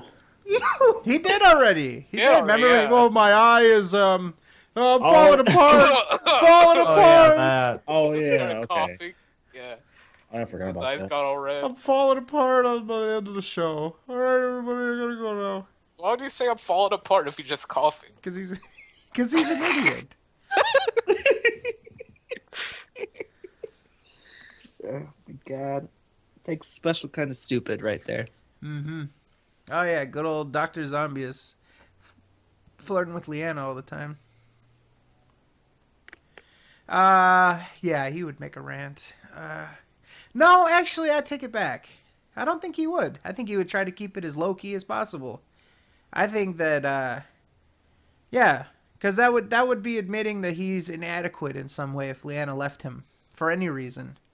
No, I don't think he would call attention to it in any way unless she went public.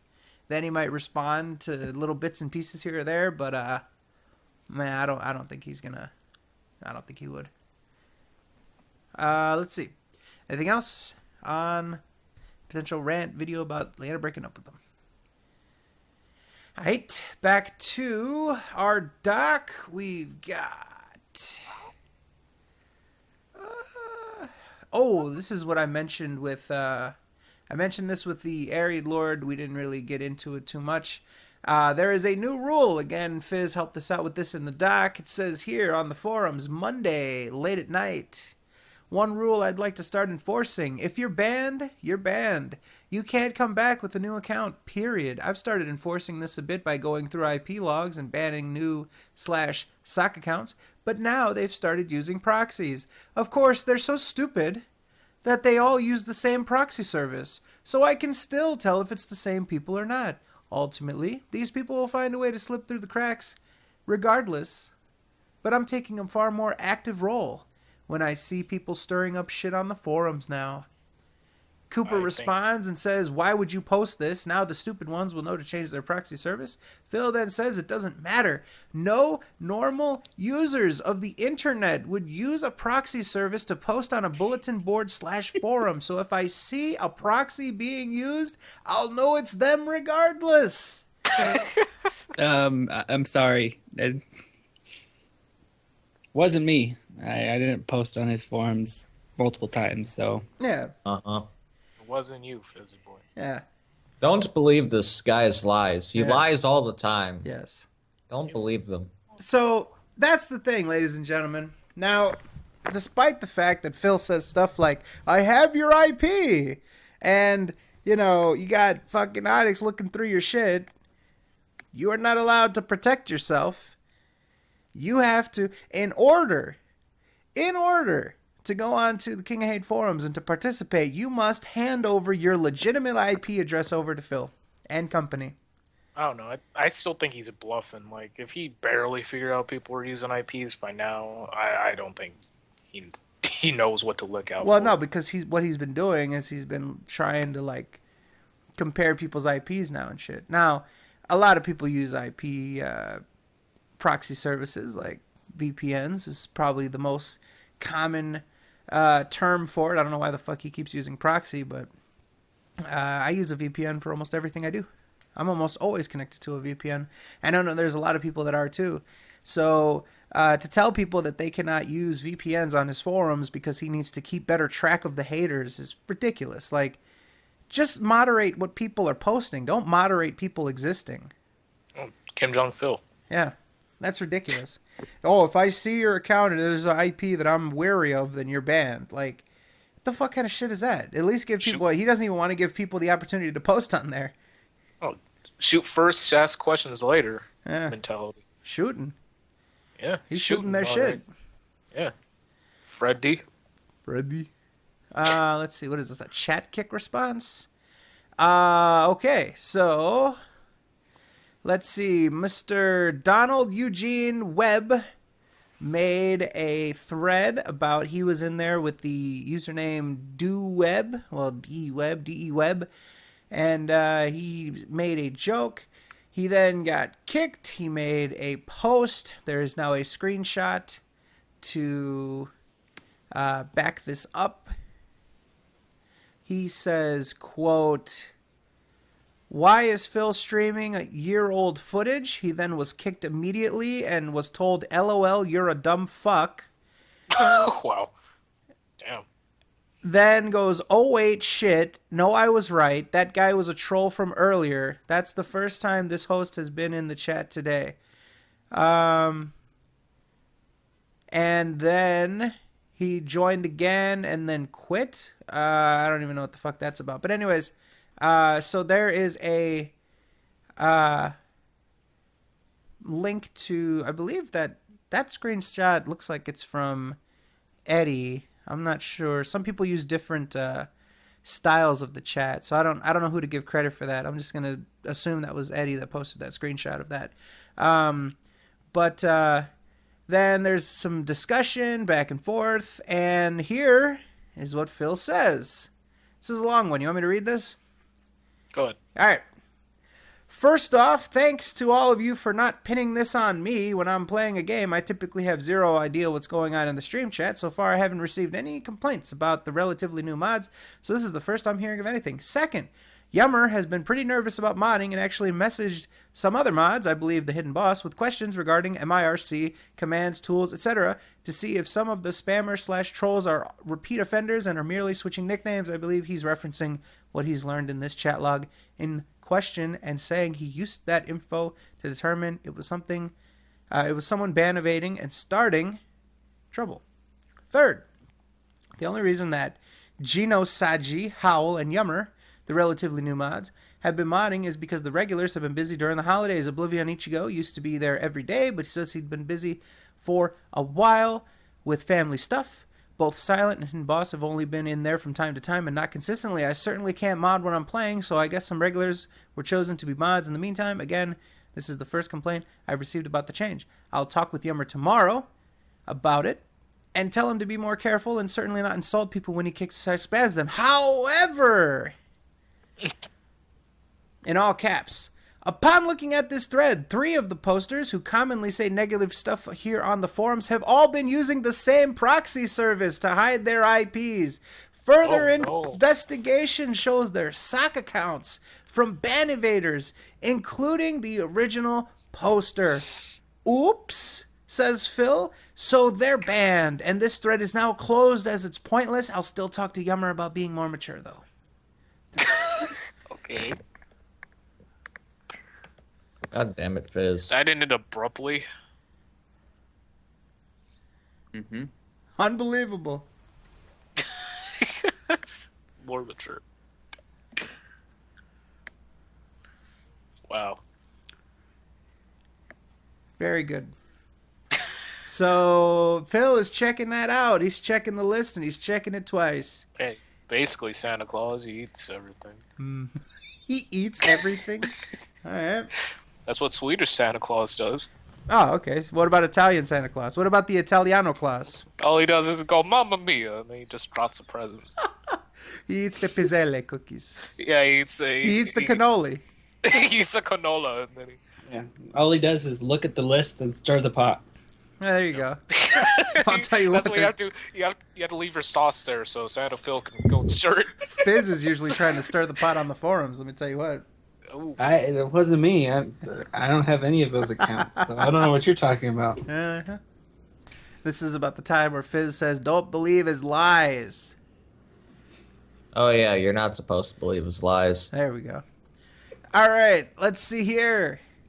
Now that Leanna has a job, which I don't think she has it anymore. I don't know, whatever. But anyways, now that Leanna, or as Fizz would say, Leona, now that Leona has a job, Leona, do you think she will slowly but surely wake up and see how fast DSP's business is declining? What is also your opinion of the future of these two? Submitted by Tobias. That one more time.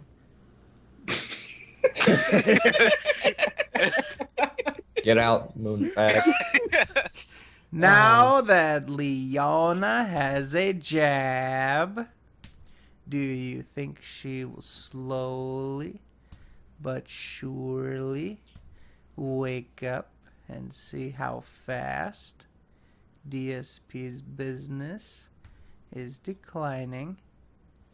What also is your opinion of the future of these two?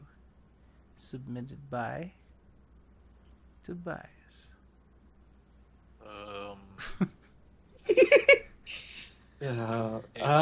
One more time. Yeah. Somebody other than Moonman, please. There we go. I like you said, I don't think she has a job anymore. She usually would be like bragging about it, if she did. As for the future, God, it's scary thinking of how that's going to turn out, if at all. People think I'm like drunk now because I did that. Thanks, Moonman. Now I look like a wino. I knew it. Fred was drunk this entire time. Fuck. You Draguno. What do you think, Moonman? What's your opinion, huh? Oh. Oh, what about your alcoholism? Fuck you. I'm gonna eat some fried rice. You hear this shit? It's okay. If she has a job, more power to her. I'm not gonna. I think it's good she gets a job, but as far as her leaving, I don't know. I can make jokes about it, but as far as her leaving, yeah. You like got beamed up to a spaceship or something. Well, I have to go now. My planet needs me. About damn time. Get off that Poochie's the best, though. Gucci Poochie. Gucci Poochie, yeah. Mm-hmm. All right. Did we even answer the question? What? No, because Moonman sucks. We're still waiting for Moonman to give his answer. I'm gonna go get some water. Do whatever you want. Oh wait, what? Okay, I'm just gonna say yes. Just say yes. There we go. Yes, you're a douchebag. Okay. Well, Yep. yeah, that too. I can't even deny that. You caught me. Well, I mean, he's also a faggot, so. Oh, that's false and slander and libel. I'm gonna sue you, Freddy. And this is well. Keep in mind, Moo Man. This is from the same person that wants Phil to play Spyro. So Okay, now you see, that is slander. Nah. Like I said, don't believe this guy's lies. I do nothing. I do nothing but tell the truth. So I don't know what you guys are talking but about. lie. Nah.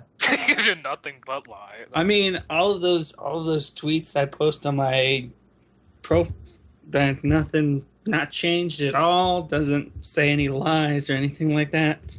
I call it complete bullshit. Nah. No lies. No lies. Don't believe them, people. You're being suckered into thinking that he's actually telling the truth. Don't be suckers. When is he gonna play Yeah. Jack 3? Word. Let's see. Just make a list of all the games that you like, Freddy, and then I'll just forward them over to Phil. That's still not You, Fred, Fizz, you guys have all been trying that. Nah, it's not happening. Spyro 1 through 3. Spyro 1 through 3, Crash 3.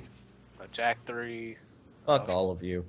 All the Five Nights at Freddy's. Ratchet and Clank. He won't play. Fuck you, Chad. Binding of Isaac.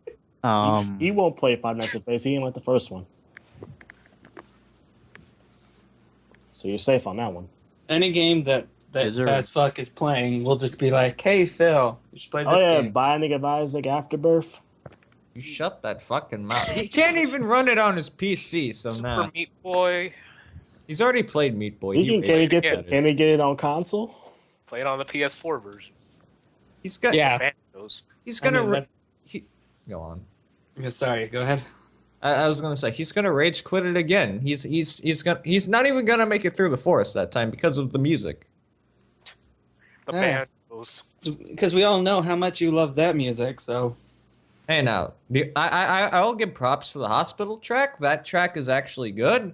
The rest of the soundtrack, it's not as like good. cowboy music. Okay, that was the forest. The forest had the banjos and shit. Yeah, I don't know why. Specifically the hospital warp zone music. That shit was actually pretty good. Very catchy. Getting tired of banjos. Too many people buying them nowadays. Where do you live that people are regularly playing banjos? Well, you see, Moonman plays a banjo. I seen on the internet. Stupid banjos. So you like actively search people playing banjos? No, I'm just actively wishing they'd stop buying them. Stop supporting the people that make them. It's ridiculous. Speaking of banjos, did Phil play Banjo-Kazooie yet? Nuts and bolts. Oh, instead he played Conker's Bad Fur Day. Oh yeah. Yeah, he's killing my childhood. Now I know how Freddy feels. I didn't even watch it, and I already know it was just terrible. Where'd he die at? I don't even remember. It was some stupid thing. I think he died at the first jump. Did he play the Nintendo version or the Xbox version? Xbox version, I think. Because I doubt he has a Nintendo 64. I doubt he has the fucking hookups to it. He probably did on the PC or some shit. I don't think he even had an NES. In 64. And he did have one because he did play the Mega Man games on there. I don't know if he still has it though. The thing is, he fucked it up because he put a Game Genie in it, and it fucked up all the connecting pins, and he had to keep it in for the NES to work.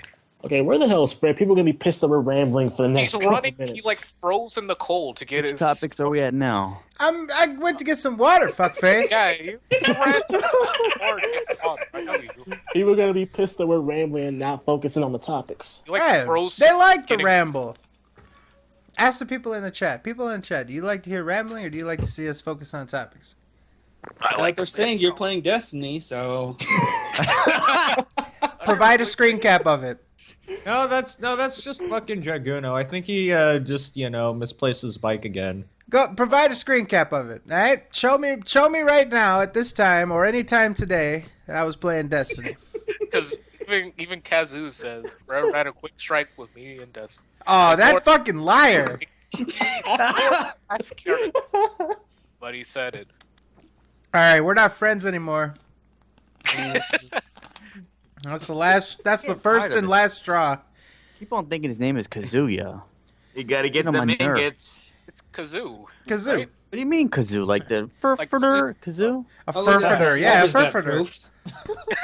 That's not Kazoo's. Yeah, furfuter. Look at that. Cyber's got eccentric proof as you're hell. playing Destiny today. He lies. He lies. Cyber doesn't lie as much as Fizz though. About the same. 50-50. Moving on. All right, now go ahead, Fazzy. No, indulge in this. Let's hear it. No. No, You no, see- not go ahead. No. No, you see, Fizz lies 100% of the time. Meanwhile, Cyber only lies about 75% of the time. There's a difference. So they each combined lie a total of 175%. Yes. I don't lie at all. I don't know what you're talking about. Moonman, that's the worst math I ever seen. So if two people do something 100% of the time, then they both combine to 200%? Yep. Yeah, you're an idiot. You're supposed to average them. No, it's fine. Hey, he got the A in math, you know. Yeah. I did too. Yeah. So I got an A in school, and Moonman got an F. So, but we got like a C. We got, See, yeah. yeah. That's how I got. That's how I graduated junior high, basically. Moonman, you're gonna be getting all of the Fs. Yep. Oh well. Torres no sells it. All right, let's get back to some topics. All right. Yeah. All right. Oh, there's Moogle. He's back from playing Tiddlywinks with his uncle. All right. Do you think that Phil simply doesn't realize what kind of influence he has on his fans? Do you think that he fails to realize that the negativity he exudes from every pre-stream, video, tweet, and YouTube video has an effect on his fans, resulting in idiots like Sammy Samosa, KG, and Water Closet? And if you do believe this, do you think that Phil improving his personality will also improve his fan base submitted by Mask de Plainview? Honestly, I think it's too late to improve his fans. They're already fucking nuts. To improve his image, if he starts apologizing, which I don't think he's ever gonna do, it's kind of boned. Well, I mean, like, look at what he says. Like, oh, if your parents don't get you the toy you want for Christmas, you should treat them like absolute shit. I mean, I think he knows in some way he's affecting his fan base, and he wants to. I think he wants them to stay, but he doesn't really care if they're like misbehaving or anything. Well, yeah. Misbehaving. Yep. He's like a father. Yeah. He wants them to, be shit people, but as long as they like him, it doesn't matter if they're shit people. It's Papa Phil, like Papa Franco.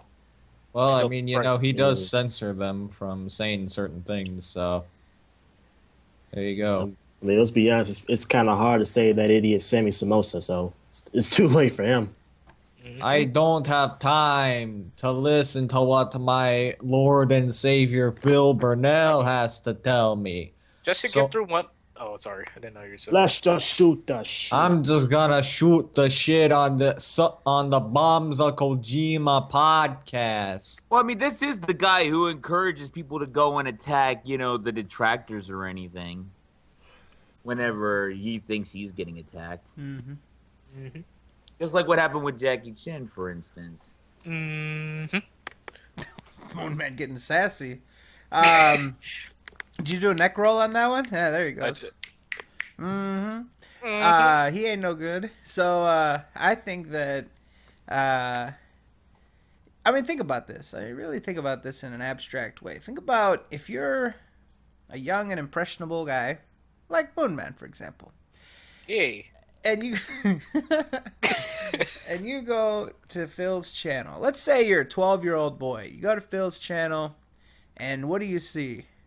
Fucking shitty fucking cacks and all the shit. But on top of that, you get these different attitudes that get imbued into you, right? Like, fuck working. Jobs are Garbage. Don't Fuck college. Don't work. Don't go to college. You can treat people like shit. You can use people to your advantage. That's the way you get ahead in life. He teaches so many terrible life lessons. Imagine, to the men out there, imagine that you had a daughter and that your daughter was dating Phil. How that would make you feel. Oh, God. I can just imagine Leanna's dad now. I would beat the shit out of Phil for that. He's not going to date my daughter. I've gotten some really good advice. I was told, try to be the type of man that you would be okay with your daughter dating. Yeah.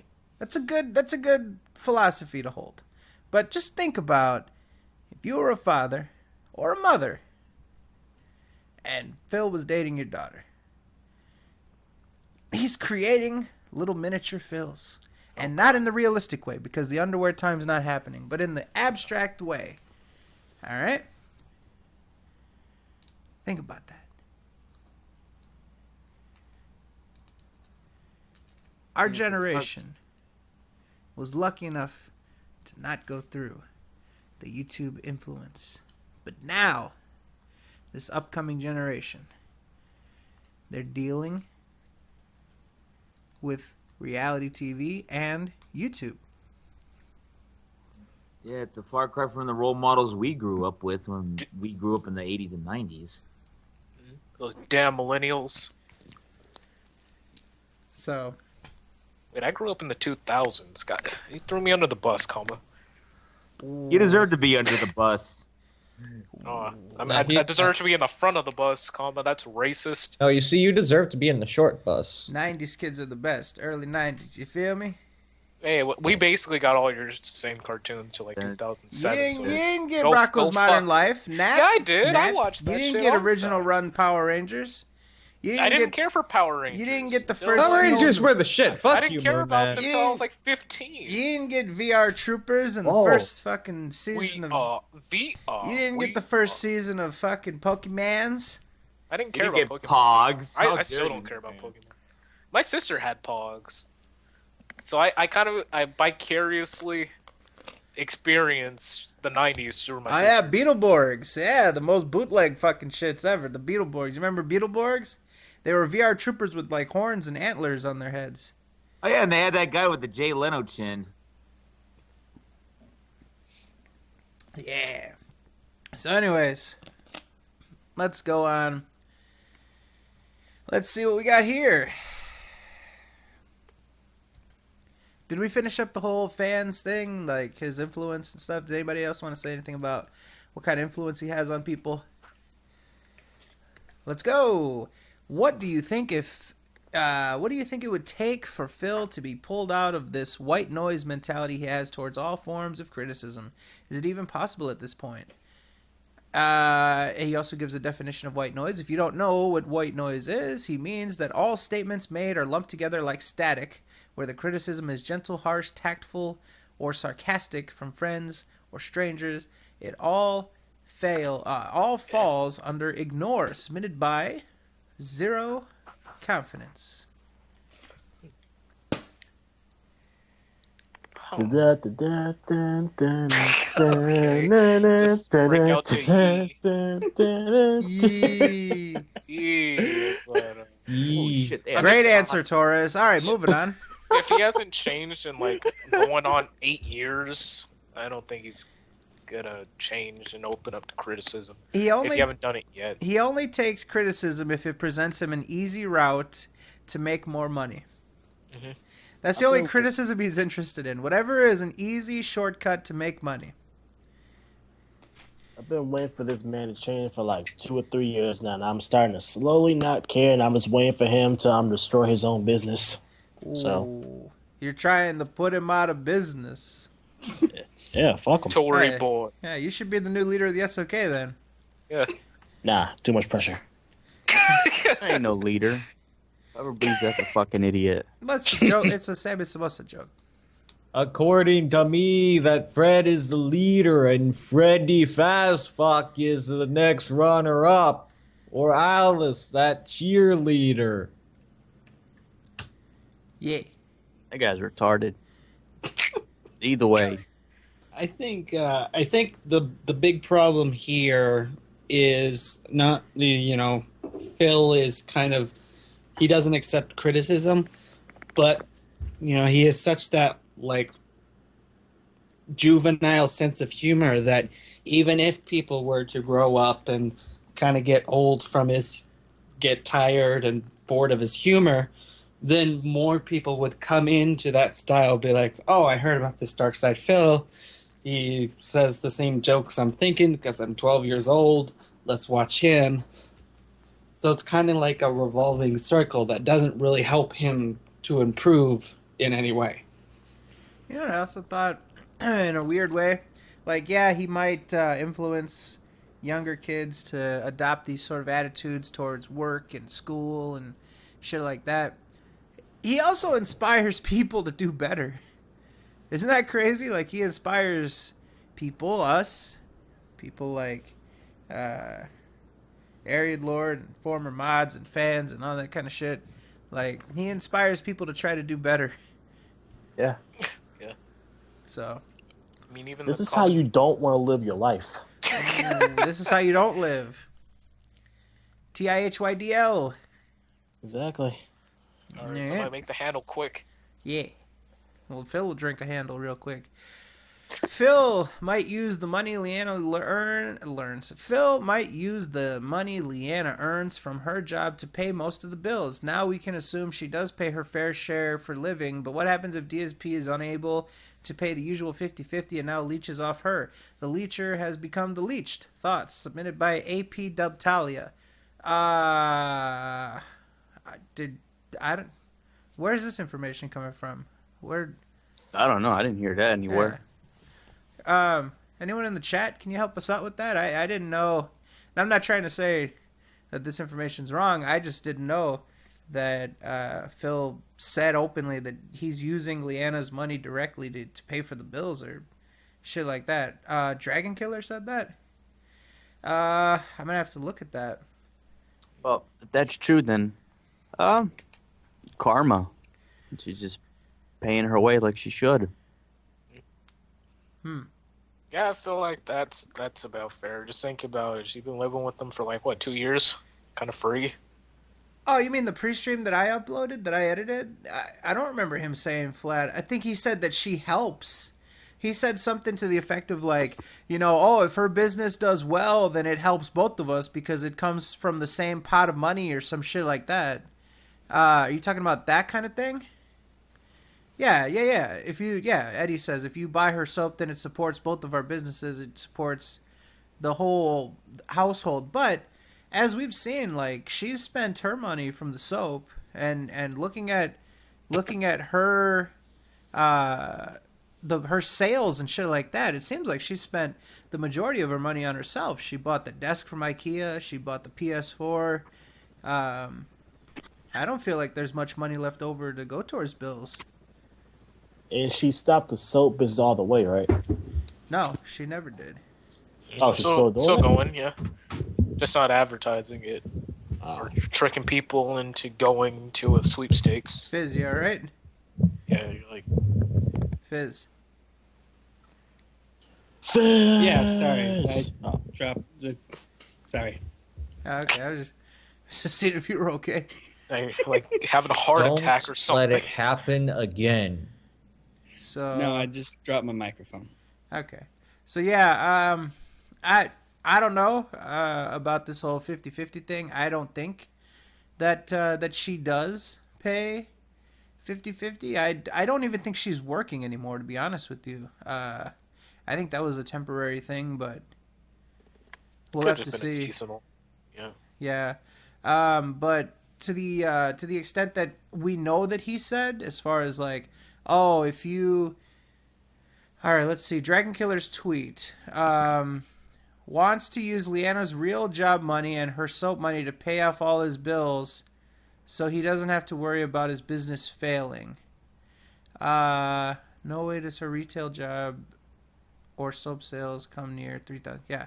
Thank you, Eddie. So, yeah.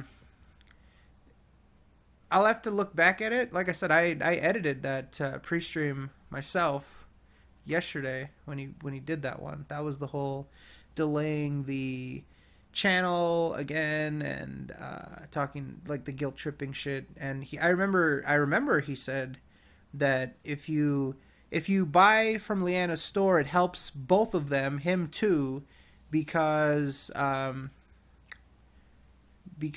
the money goes towards the same household. He said something like that, but I didn't remember the part about like, oh, I can use it to pay bills or anything. I don't think he's that fucking stupid. But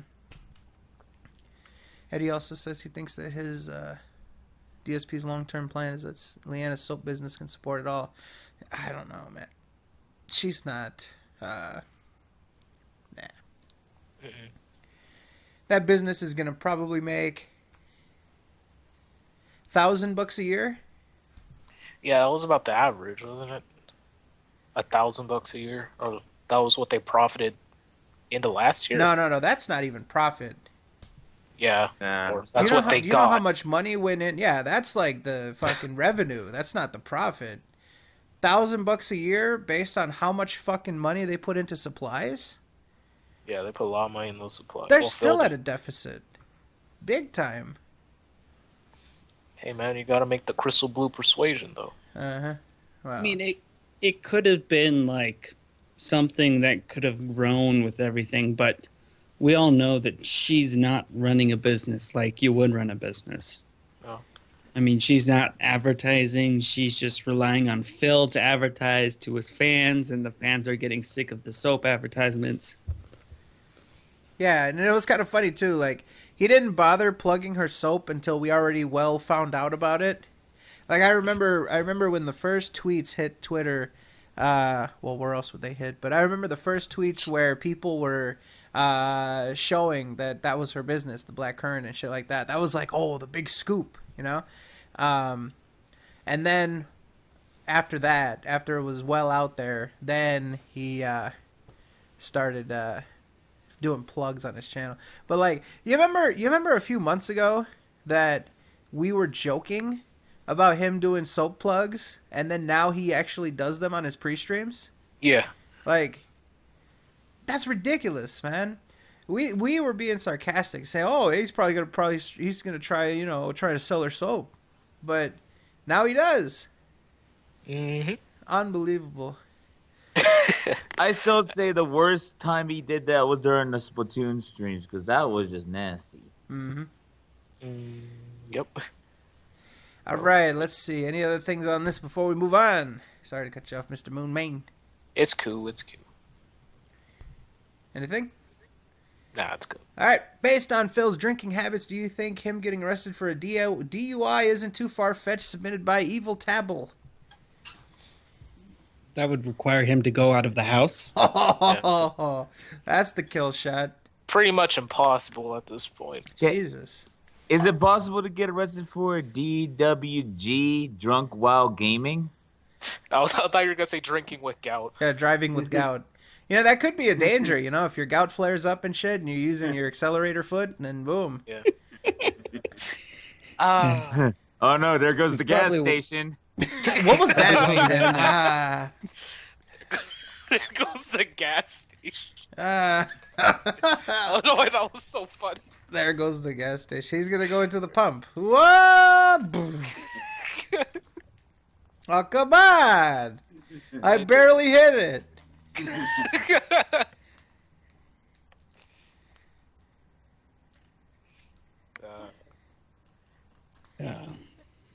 Gout. But yeah, I don't know. I don't think he's gonna get a DUI. I don't think he drinks and drives, mainly because he doesn't leave the house very often. Yeah. You know. He leaves like get fast food. That's. I would say in a month. Let's think about this. They probably get groceries once or twice a month. Yeah. They probably go out to eat once a week. No, they eat a lot of fast food though. They do. So they go out to like the drive-thru and back. That's like 10 minutes. Yeah, they do. So yeah, they don't really leave too much. They see that drive-thru a lot. That's about. Yeah, what do you want to eat? I don't know. You want to get in that kitchen and whip up something? No. All right. Well, I guess we're going to Wendy's. Oh man, I bet every night for Phil is that freaking drive-through song that Weird Al sang. I'm not familiar. And keep in mind in the Battlefront stream where it's like, I have to make sure Leanna's up so she can start making dinner. Yeah, and she was sick. Hey, Liana, get in the kitchen, okay? Like, you couldn't do it, dude. Why would you even want a sick person over your food? And then he got sick like the day after. I wonder why. Dumbass. Oh, what a fucking dumbass. It's amazing. Like, seriously, like some people have to try to be that stupid, and for him, it just comes naturally, you know? Mm-hmm. Yeah. That's the kill shot. No, it's because sicknesses make him stronger. Motivator. To work. To work!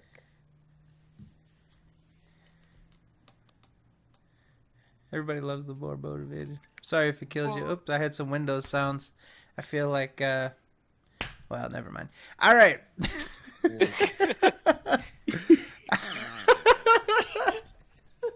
I did too. All right. Let's see what we got here. He's gonna be pissed. Would Phil be friends with himself if he had the choice of befriending his clone? Would he love it or would he hate it? Is the adult house big enough for two Phils? Submitted by Anonymous. Can you just imagine that? It's like, hey, that was my shit. No, you want to fucking fight about it? Okay, put on Street Fighter. Just imagine that shit. Oh, I mean, they both can't take fourth place, so if I clone myself, I'll have twice the chance to get an underwear time. Every match is a double KO. Oh, pressing button. What the fuck, dude? I'm blocking that. Let me tell you something, you stupid bitch, stupid bitch, stupid bitch. They go back and forth. It's a never-ending cycle. She'd clone herself so she could say no twice. Yeah, but wait a minute though. If she clones herself, that means there's twice as much underwear in the house. She won't notice if I take some. Yeah, well, too bad. I'm gonna get all the underwear time. Listen here, you fucking old man. I made a clone out of soap. I don't care. If it has underwear, I'm gonna get some time with it. Get some time with it.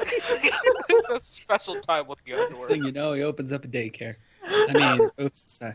I think we need to reassess the rules to what exactly underwear time is after that. Yes. Yeah, we've broken the underwear time canon, so this podcast is not canon, ladies and gentlemen. It'll be retconned.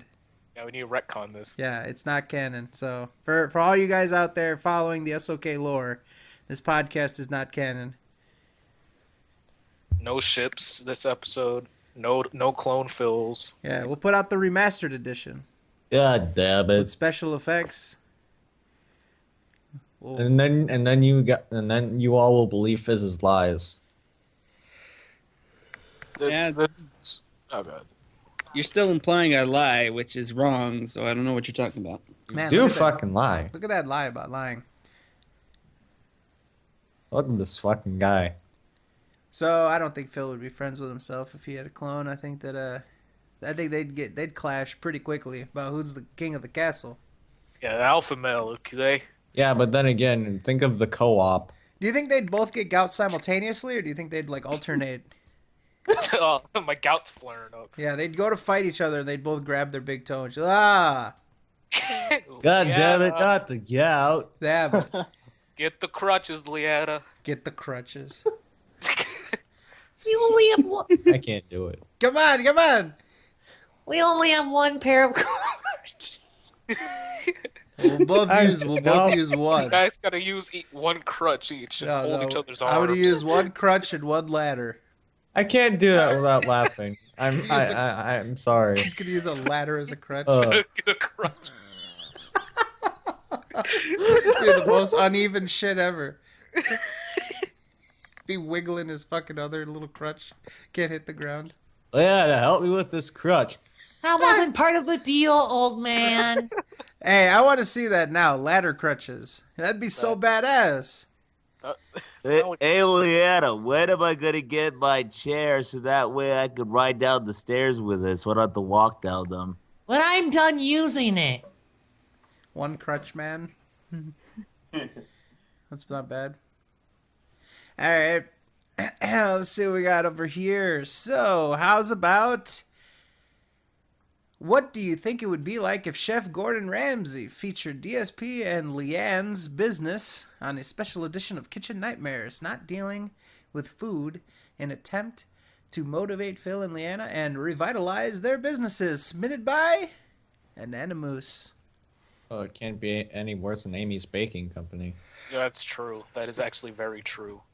I think I would actually be on the same level. Oh, God. Jay's purple in the chat. How do you feel about that, Jay? I got a problem with that chat. Where's that in there? It's ridiculous. Got all the dozens of colors they choose me as a purple. I think there was something going on behind the scenes. That's hilarious. Oh my god. I think I got the perfect picture for this question, though. I got a problem with this chat. Oh shit. Oh, I remember that one. What the fuck do you mean bugged cooking mechanics? That's not bad. What the fuck do you mean bugged cooking mechanics? There you go. Where's that from? Like, who made that? Is that from Twitter? No. That's on YouTube. Oh, that's on YouTube? Did Phil actually use that? No, it's somebody. Oh, yeah, I think it was from the DSP's bugged cooking mechanics or something. Only thing that I did was search Google Images. I put DSP Gordon Ramsay. Yeah, that's from one of the videos, like DSP's bugged cooking mechanics or something like that. Worst set of videos I've ever seen. Man, we got through almost everything. Damn. Incredible. Well, we've been going for 3 hours. Wow, all the Phil shit. We'll get to the gaming stuff too. This soap is raw, submitted by Gordon Ramsay. Thank you.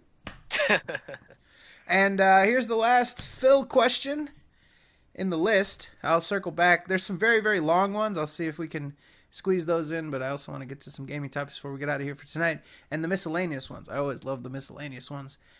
Let's see. If Phil actually went out to a bar and got drunk, what would he ramble about to the other bar patrons? Submitted by Mr. Motherfucking Moneybags, Tyler Hansen.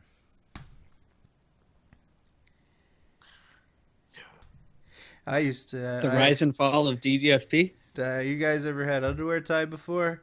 Neither have I. I remember when I had my first beer. I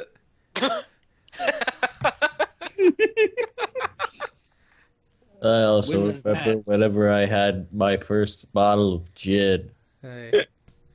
Have you guys ever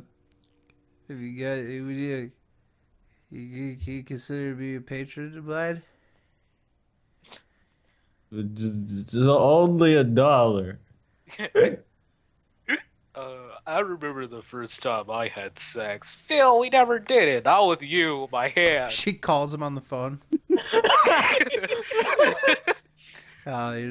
She knows the buzzword. I got this sexy dime piece back. Put me on speaker.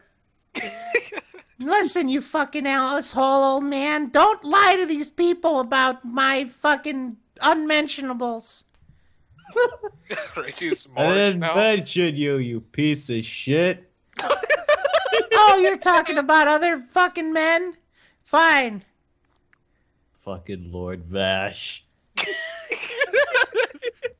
It's like that's his Dinkelberg, really. Dinkelberg. Lord Vash. Yeah, I'd love underwear time if I had some.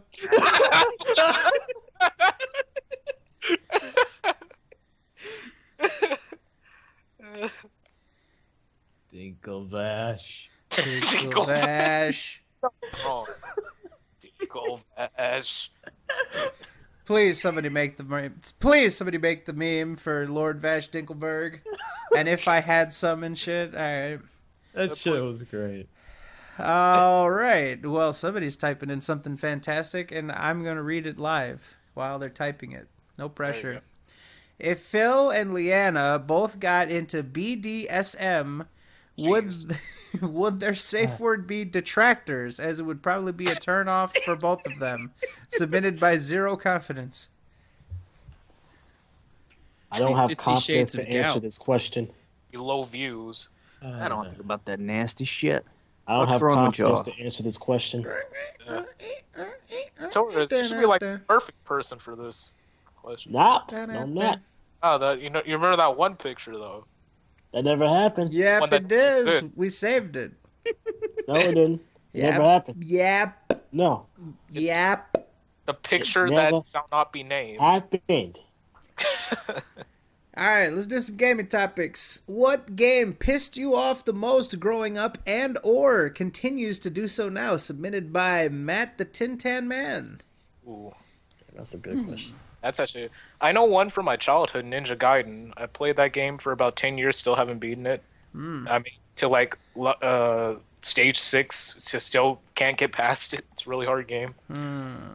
For games that pissed me off recently, Broken Age. That game's fucking bullshit. I hate that game. It's the worst game I've ever played in my life. The only game that I've ever raged at was The Legend of Spyro: The Eternal Night.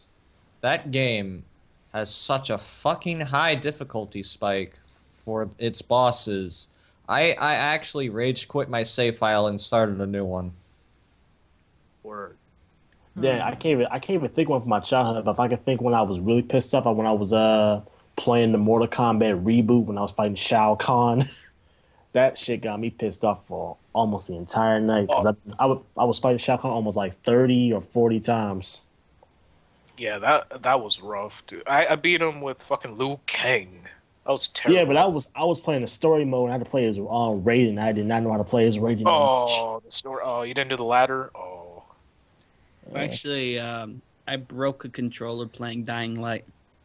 Really? Really? Yeah. The one part where I don't know, not necessarily spoilers if you haven't played the game, but you're like locked in the arena with this giant enemy, and I was like facing that part enemy wasn't for that like, hard. I couldn't get past it for like You just gotta 3-4 keep moving. hours. You just gotta move a lot. Gotta give him the shake and bake. Yeah. And I broke a controller. You gotta juke and dive. Recently though, like one game is fucking Five Nights at Freddy's 2. I hated that game on its highest difficulty. That game is a difficulty setting? No, That's what I'm wondering. the custom night. You can set it. You can set the animatronics to as hot, like from 1 to 20, 1 being easy, 20 being there active immediately and will kill you at any point in time. Oh. And trying to balance that with 10 of them is god awful garbage. Wow. Well, that sounds cheap as fuck. Man. Yeah, I know one that pissed me off. It was Shinobi on the PS2. I remember I got that, and I thought it would be fun to play. Turns out it's a real fucking bitch. Just It's hard, very hard. No, it's hard because you get to like stage 4, you get to this fucking moth boss, and you have to get up enough enemies in order to power up your sword because your sword is powered by the blood of your enemies. And apparently they don't spawn enough enemies for you to really power it up, so you're pretty much like fucked the entire time. I hate Fallout 3. I hate Fallout 3. Like Bethesda, Todd Howard, you lying fucking mushroom head piece of shit. Look like an eggplant in the face, fucking Jew. We need Obsidian to make Fallout 5. I hate Fallout 3. Like it just, if I could just. Shouldn't Fallout 4 be the last one? Let's be honest here. Can that be the last one? No, they're gonna keep cranking it out. Yeah, they because can make money. Actually, they haven't been to a lot of locations, just like California, Nevada, Chicago. They were in Nevada and freaking Fallout New Vegas. Yeah, these are the places they have been: California, Nevada. Todd Howard, They need give to up. go. They need to go to Virginia. Chicago. They need to go. Yeah, they should go to Chicago. And Chief Keef will be there. Oh blah. He's Yeah. gonna be like a raider ruler or whatever. Yeah. Did New Vegas have a good story? Yeah, I loved it. Vegas. Yeah, because Fallout apparently 3. Oh, sorry. I said apparently the guy who wrote New Vegas is writing for that new PlayStation exclusive Horizon Zero Dawn, so that'll be interesting. What is? I've never heard of that game actually. I haven't been. Now that I have a PS4, I guess I should be a little more receptive to PlayStation news. Yeah, it's a new PS4 exclusive made by Guerrilla Games. They did Killzone. They're making their first RPG. They've been working on this game since 2011, and it's supposedly coming out in 2016. I just feel like that game is either going to come out fall this year or it's going to be delayed to 2017. Because I know with Sony, with their games, they like to take their time, just like with Rockstar and a bunch of other studios like to take time on their games. So it's like a 50% chance that game's coming out this year. So I wouldn't be surprised if it get delayed. Just like Scalebound. Game that pissed me off, Street Fighter 4, because multiplayer. I have not yelled at people and just got personally I remember a match distinctly. I was playing as E Honda, somebody was playing as Ryu. Happens all the time. It's a terrible matchup for E Honda, and I was so invested in it, and I was trash talking that fucking guy. We did like a best of 3. I got the first one, he got the second one, and it was on. And I was gonna get that last one, and I jumped over his fireball and hit him with the bitch slap, and I fucking yelled and screamed so many things at him. I almost passed out. I was red in the face. I used every cuss word that's ever been created, and probably made a couple more that night. For anyone that played as a Z Honda in Street Fighter 4 or any of the offshoots from it, if you know the jumping bitch slap, the jumping towards heavy punch, that thing, oh man, when you hit somebody with the bitch slap, especially if you jump over a fireball, oh man, that is beautiful, especially when it hits the face. If it hits like the stomach or the leg or something, it doesn't look as good. When you fucking hit this bitch slap in the face, oh man, I love it. You know, I actually remember another thing that pissed me off. I was playing Dark Souls 1, right? And I wanted to grind for souls so I can level up my character. And I was playing on the 360, right? I got enough souls, and then I saw these last 2 guys, and my controller was about to die. I said, okay, if I can hurry kill these guys real quick, I'll charge my controller. And then when I got close to them, my controller died. And when you play Dark Souls game, there's no pause button. So my character would just stand there, watch him getting his ass whooped, and I had to find some batteries real quick, and I lost all my souls. I threw my fucking controller on the ground. I was like, "Fuck this! I'm out of here." That's why you need an Ethernet charger. Yeah. If we're talking about like rage quits, I remember one time I played Sonic 06 about 9 years ago at my grandma's house. It was like the only game that I had. And my grandma, oh brah, and it was on like a big TV, like one of those big screen CRTs. And I remember I was playing a silver, and basically everything with silver is fucking shitty. And I kept dying. It's no use. Whoa! And then like I remember I got pissed off at one part. It's like these fucking platforms disappear and they don't give you enough space to fucking jump. And I died over and over and over again. So I was gonna eject the game out, and then my fucking Xbox fell from like the top of the fucking TV on the concrete and it broke my Xbox, and I threw my controller on the ground. I'd be mad too with that. I guess like it's no surprise that I bring this up, but I'm sure Che and Fred remember this one, Far Cry 2. Oh fuck. Oh man, yeah. When you were nah. About Assassin's Creed. When Assassin's Creed 2, when you were fucking yelling and screaming at that shit. I remember that. That was good. You were really mad. Oh no, what's even better is now it's like Liberation, and I was like, oh, this fucking game is fucking garbage. Sonic 06 is a better game than Liberation. That's what's going. I actually like Liberations more than 3, to be honest. Ooh. Oh, fuck that. I like 3 more. At least 3 was a game that actually worked. It isn't full of fucking bugs. I played the 360 version. I didn't experience any bugs. I played the PS3 version, and I fell through the loading screen in desync in the loading screen. Damn. Need more comma rants. We need the comma rants, the comma rages. Wasn't he raging at Hitman is also? Every game he plays at, he fucking He yells. rated 1 point in the game. He Oh won't. man, I should have played GTA 5 on PS4. I guess that would have been something. I did rage a lot at that. He flips through the channels on the TV and fucking rages. Commercials! Fuck these commercials. Who put these commercials on? I'll fucking kill them.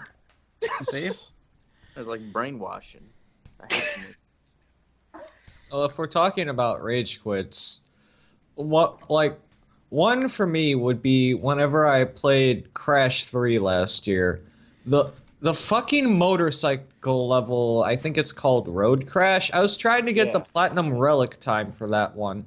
And that shit is so fucking hard to get. Like, I remember I thought that I beat it because I had hit the time that was just the bare minimum time limit to beat the challenge. But it turns out I need to be 1 millisecond faster to beat it. And after that, I fucking turned that shit off and didn't play for about 3 months. And yours was pretty tame compared to everybody else's. I don't give a shit. I was so excited to finally be done with it, only to learn that I did not make it.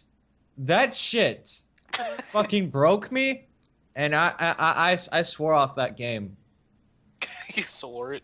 Fuck Crash 3 and its platinum relics. Angry I video will game. I will still make this so I don't play of it though. Oh yeah, well, time trials suck in general. That's true. Not always. Not Mirror's No. Edge. Mirror's Edge had a good one.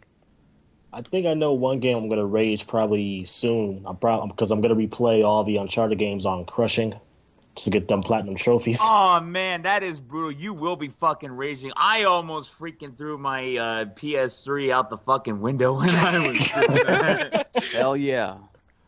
Oh. You know, I thought the guy with the power armor on the Fallout 3 car, I thought he was looking at me the wrong way one time when I was in the store. I was drunk. I walked past it, and I thought he was looking at me. You gotta watch out for the him, box, guys. Jay? Yeah. You don't know if boxes can move when you're not looking. So you picked up the box and you punched it. Oh, no. You gotta be smart when you do that. They got you on camera. Always people watching you in that jackass store. You gotta pull out the shank and shank the box. Hell no. But you never know. I thought he was looking at me, though. Because it's the worst game of all time. It was pretty bad. Fucking Todd Howard. Curly I headed really- fuck. It wasn't that bad of like a gameplay wise, just the story is terrible. Didn't Fallout 4 have a terrible story? It was basically the same story. I That's didn't play it Fallout 3. yet. I have a feeling I'm not going to like it. It's like the same as Fallout 3, except it's like the reverse. You're the dad, and now you're trying to get your son. Oh, come on. It's literally like Todd the same. Howard. You need to come on this podcast, Todd Howard. Piece of Or shit. you're the mom, Moon Man. Or the mom. Oh yeah, or you're the mom. Thank you. Yeah, I remember I made a Ronda Rousey character. You fucking piece of shit. You don't remember that? I mean, Why would you do that? Ronda Rousey's the worst person on earth, and now she's gonna be on Sports Illustrated with a painted-on fucking swimsuit to get some What? fucking No! attention. Oh, she's not attractive at all. See? Why? She got knocked out. Why is she? Well, now she wants to get knocked up. Well, let me. Oh wait, that's locked up. You fucking. What? All right. What games pissed you off the most growing up, or continue to do so? Any more on that topic before we move on? I know one more thing that pissed me off was when I was playing Ninja Gaiden Sigma for the PS3. Like they put in the DLC, like not DLC, I guess, but the extra character chapters and everything. So they're mandatory. You have to play through them. So there's that first one was fucking Rachel. You're playing as a girl. You have a slow ass fucking hammer. The boss is a guy who can just insta block everything, and then he'll just move away out of your range and just shoot you with a fucking gun. It's like how Fred would fight in an actual fight. Damn. Yeah. He's gonna run away and shoot you. You know what Yeah, else? run was- away and shoot you. You know what else you raged at, Kama? What? When you got wrecked on the Ubisoft forums. All right, moving on. Let's see. What games are you most looking forward to this year? Submitted by TD644. Ratchet and Clank. Destiny 2. Yeah, right. Yeah. Destiny's 2 not coming. Yes, it is. No, it's Well, not. It's coming not in the this year. fall. Probably not this year. No, Yes, that's it year is. 3. Yeah, no, it's coming in the fall. It'll probably get announced, but it's coming out next year. Nah, it's coming out in the fall. Oh, it's coming out 2 years from now. How many times do I have to say it's coming out in the fall? I know, I looked it up. Coming out the instant you sell your PS4. That's They're just gonna do. They're not gonna do DLC anymore for Destiny. They're just gonna do like little events all the time, which require no effort. And then they're gonna transfer over to Destiny 2. Now it's probably not gonna be called Destiny 2. It's gonna be Destiny Sun Breakers or some shit. But Destiny Halo. Sons of Destiny. Sons of Destiny. Sons of Suck It. Sons of Destiny, Legend of Fred Fucks. Yeah, nice. I'm looking forward to No Man's Sky. Ooh, Nomad Sky. Nomad Skies. Nomad. I actually got a list together. And Uncharted. Is Scalebound on the PS4? No, that's an Xbox That's exclusive, and it's Ah. coming out in 2017. I am looking forward to. Did you say it like that? It's Swisscar. I'm looking forward to Dark Souls 3 and Uncharted 4. Shit, I got a big list. Hold up. Oh boy. Okay, I'm excited for Uncharted 4, Dark Souls 3, Ratchet and Clank, Yeah. Mirror's Edge Catalyst, Hitman, the new one. Oh yeah, I forgot about that actually. I'm curious about Mafia 3 because I saw the gameplay of that. I forgot about that too. Shit. Fuck. Look at this fucking. Horizon Zero Dawn, if it comes out this year. The Last Guardian that piqued my interest a little bit, and what else? I got one more. Oh no, I'm trying to remember what it is. Because a lot of games come out there. Oh yeah, Dishonored 2. Oh yeah, I thought they came out 2017 for some reason. I think they said it come out this year. Dishonored 2 is to be determined 2016. Okay. Hey, isn't that Persona 5 coming out? Shut it up. Oh, Throw that on. oh fuck! I forgot. I don't have a Gravity Rush. PS4, so I can't play that. Oh yeah, I know. I'm a just play PC 40 gamer. hours No, of no, Destiny. I'm a PC gamer. Oh yeah, I forgot. Tell that to Destiny, Fred. Oh yeah, Gravity Rush Remastered and Gravity Rush 2, and Persona, because I'm curious about Persona. Yeah, Persona. I hope they actually make it less story-centered, but I know they aren't. This will be my first Persona game, so I hope I enjoy it. And your last. You'll probably will enjoy it. Just don't pay too much attention to the story. Yo, if I'm gonna fucking. Why is the story garbage? So, Persona 4's was, at least to me. Persona Fuck 3. that. I like the That's all it story. is. It's just like, oh, you're a high school kid. Hey, you're solving a murder. That's like totally lame, right, Moon Man? I'm just saying, I liked SMT better in terms of story. Well, It's Persona SMT. Persona games are just story with RPG elements thrown in just because we got to break up the story. But, JRPG, Ellen. There's a difference. yeah, same thing. The thing, I just didn't like the way that they did it. It's like, oh, you're living high school, and then like they barely ever focus on the murders half the time. Wait, I gotta give an honorable mention to games that I can't get, but I give my honorable mentions. Gears 4, Crackdown, and Quantum Break. I don't have an Xbox, but I give them an honorable mention. All right, I'm gonna go through the list and I'll give you mine. Sweet.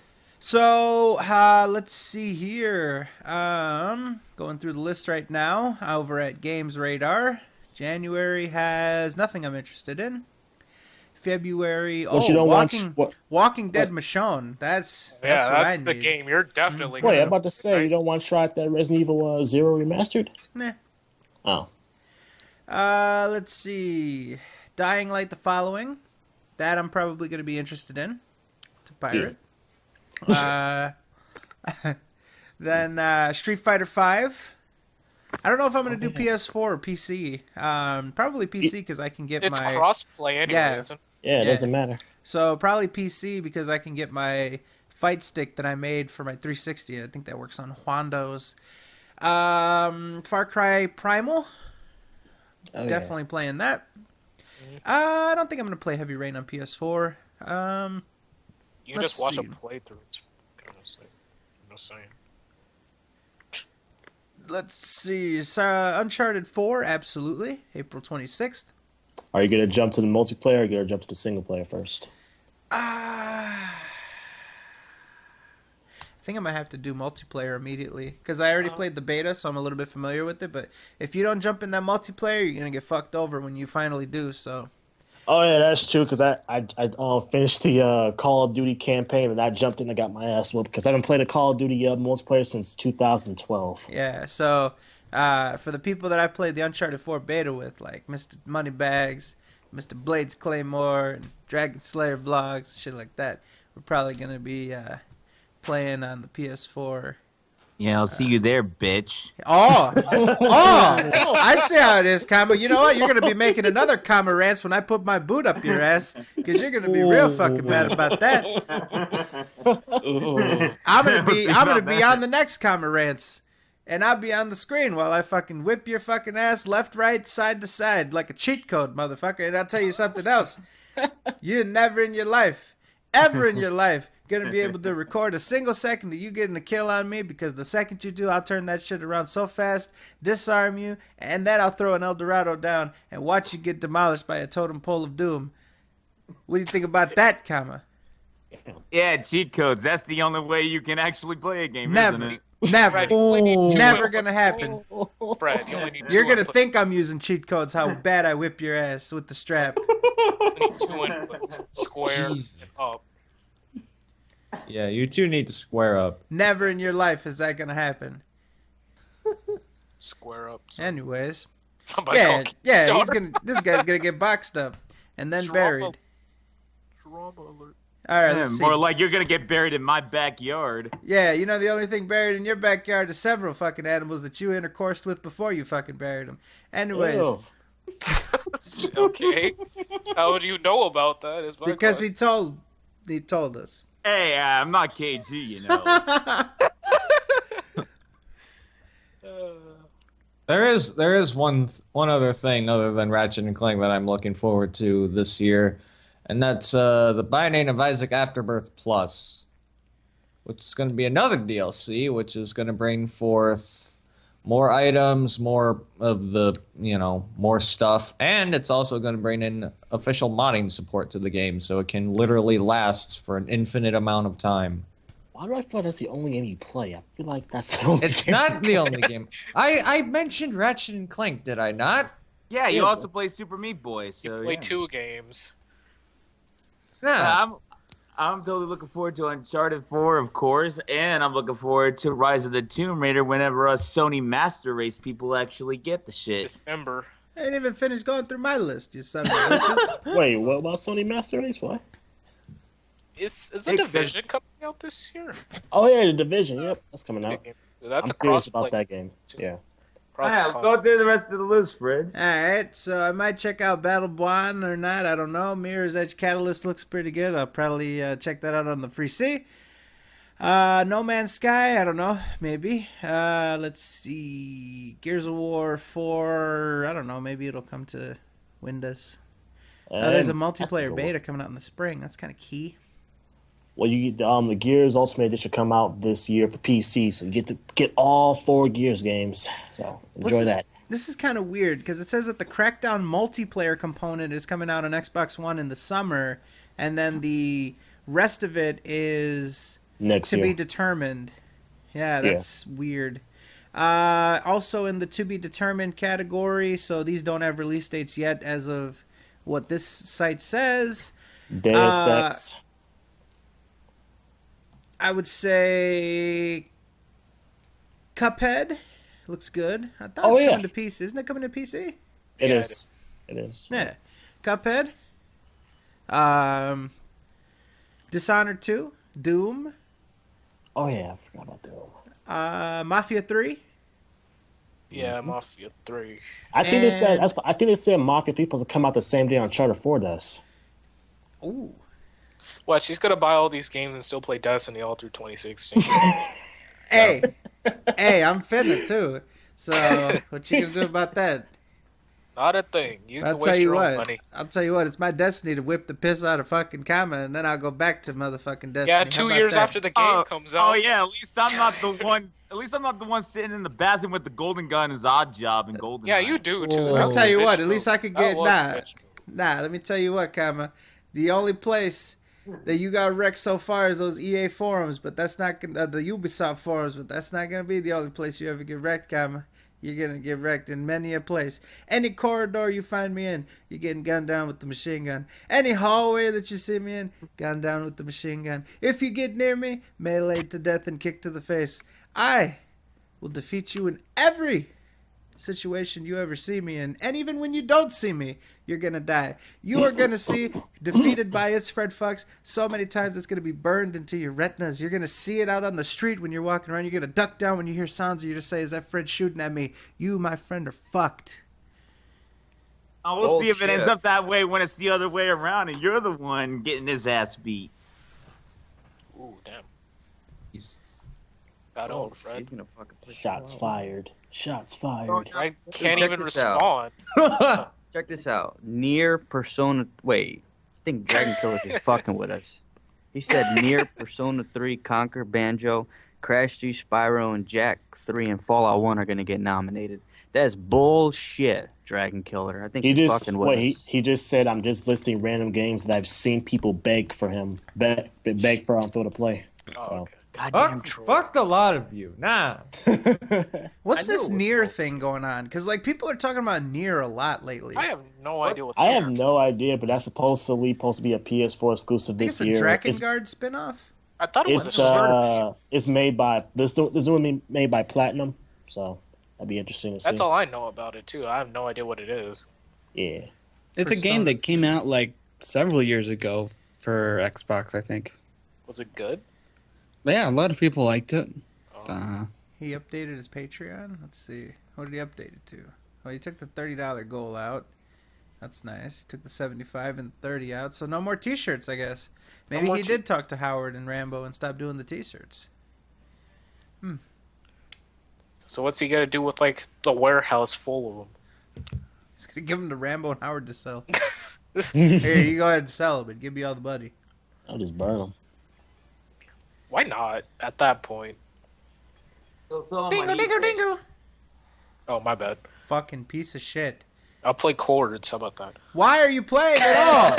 You motherfucker. Finish your list, Freddy boy. Yeah, finish the list. That's the end of my list. Okay. Okay.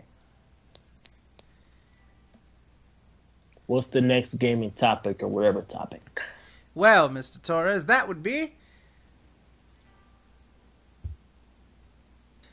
Fred. Why are you ignoring my request on PSN? Are you perhaps scared of me kicking your ass in Bloodborne till you're begging for mercy? Submitted by Zero Confidence. Zero Confidence, let me tell you something. I have zero confidence that you're going to be able to do anything of the sort. But, my friend, I've not started Bloodborne yet. You see? So once I do start Bloodborne, 6 years from now, you will get served immediately. 6 years from now. All right? Man, I'm busy with the Destiny. I'm going to be busy with the Uncharted 4. I'm then going to be busy finishing up the other Uncharted games before Uncharted 4 comes out. The delay actually makes me a little bit happier because I got more time now to play the Uncharted games 1, 2, and 3. But yeah. You missed out on 2. 2's fucking amazing. Yeah. But yeah. Man, I thought this was a question by Moon Man. If only, if only. If you send me a friend request and I didn't accept it, send me a message because I don't see any friend requests. I'm looking at my shit right now. So send me the shit and then we'll see what's up. How about that? Alright, moving on. Thoughts on the price of Oculus Rift being $599.99, aka $600, submitted by DrillBits777. Well, it was pretty obvious that thing wasn't going to be cheap, so I'm not surprised it was that price range. I think people kind of blowing it out of proportion, be like, oh, $600, or, you know, obviously it's market. That's the thing I see with the Oculus. Like, it's it's setting a dangerous precedent with how high it is. But keep in mind, there's no market for VR, so there's no established price point of what it should be. Yeah. Wait a while until they get the equilibrium price, and it should be good. I think it's gonna go down to like $300. Just wait. It's basically the price of a new console anyway. Wasn't there a meme with the PS2 or PS3 where it was $599 or something? Yeah, the PS3 was $600 at their first release. Yeah, they fucked up by doing that. Yeah. I don't know, man. I think what Sony should do when they release their VR, it should at least be around $300, $400, so it could be a slightly bit cheaper compared to Oculus Rift. Look, I mean, we haven't had VR yet. This is the first one to come to market. Of course, it's going to be more expensive. But I really do think they're testing out that price point to see if people are receptive to it, and people have been. Now, the thing about this is that it comes with an Xbox One controller. So, you know... Does it? Yeah. All Oculus Rift come with an Xbox One controller as the official controller to go with it. So... you know, you can kind of factor that into the price, I guess, if you want to. But yeah, I don't know. I think that I feel like we're gonna see prices close to this. I mean, I don't think it's gonna be dramatically more, dramatically less. But I don't know. I feel like it's gonna float around that 600 price point, maybe 5, maybe 4, but. You know, I think that's the norm. I think they tested that out. I think they're confident in that price. You know, a lot of people always see these prices and they just think, oh, these companies are such idiots and shit like that. They do the market research. They figure out, you know, what people are willing to pay. They figure out what kind of price they can command. And, you know, the market will decide. You know, people are going to vote with their dollars. And you saw these things flew off the shelves. The novelty of it made it that worthwhile to people. So, you know, if they released it at 600 and nobody bought it, then you could say, like, oh, that was a dumb idea. But they released it at 600. People it flew off the shelves. I bet you they could have did 700 and it still would have flew off the shelves. So, yeah. But I think that the other companies are going to take note. There might be some budget version that's like 400 or some shit like that won't be as good. But, you know, the top end ones, I could see them being around that price range. The competitors. Yeah. What's that, PSVR or some shit? I see that being 500. Yeah, it's going to be 500 or 400. They're going to drop it because they're not going to make it more than what the actual console's worth. They might bundle it with the console. Yeah. $1,000 or some shit. Oh, that's... I think also... Oh, sorry, go ahead. Go ahead, Fizz.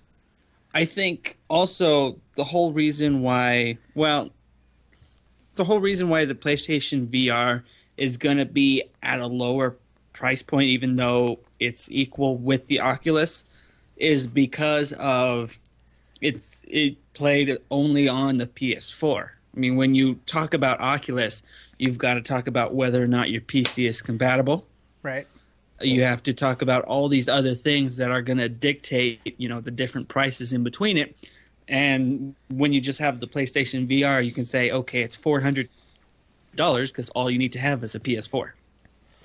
And you fall into the ecosystem. Like they can maybe sell it at a loss because they can make it up with the games that are specifically VR. You know what I mean? Like, yeah, I see what you mean. I don't know. For me, it's like looking at the Virtual Boy or the 3DS again. It's just going to be the new thing that gives people a headache, and if they play it too long. I wouldn't go there. Because Virtual Boy was a complete disaster. And you also wear that on your eyes, too, so... All right. I got you.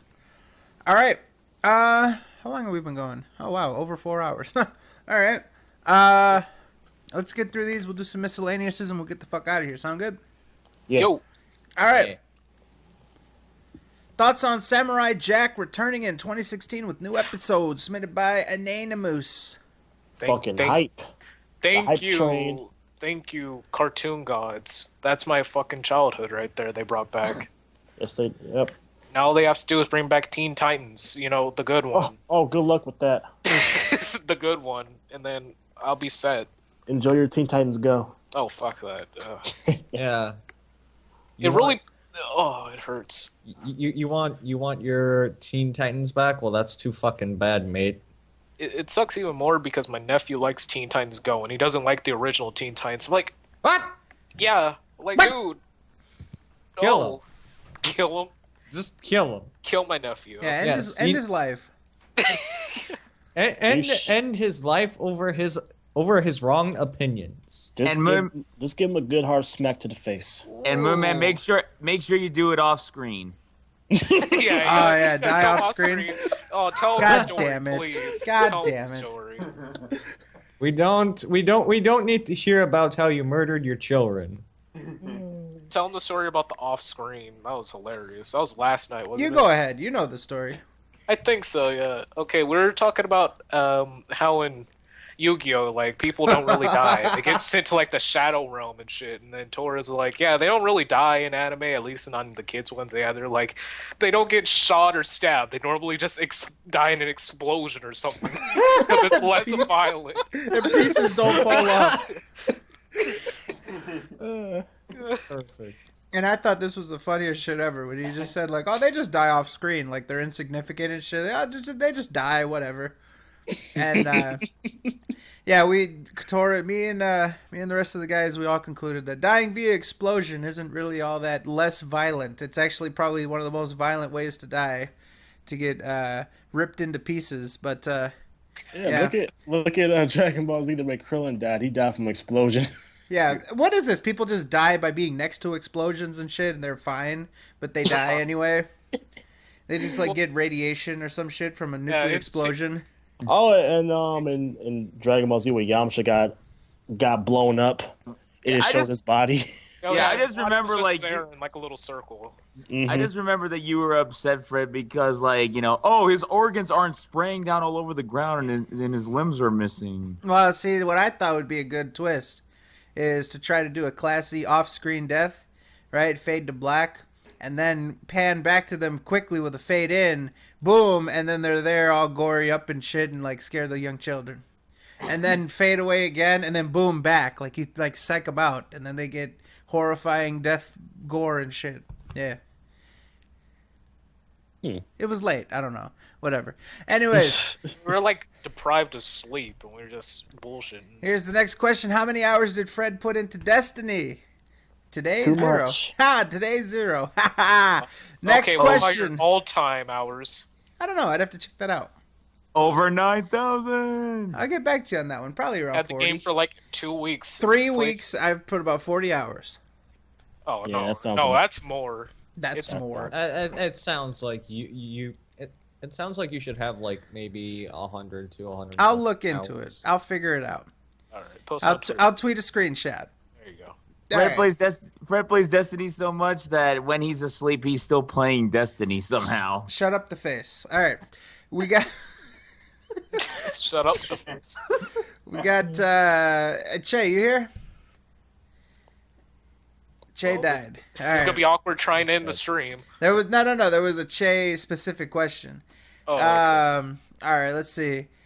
When is Mario Party 3 Silent Jerk? You think Nintendo's gonna give you what you want? Are you talking about That's Okay, please? Yeah.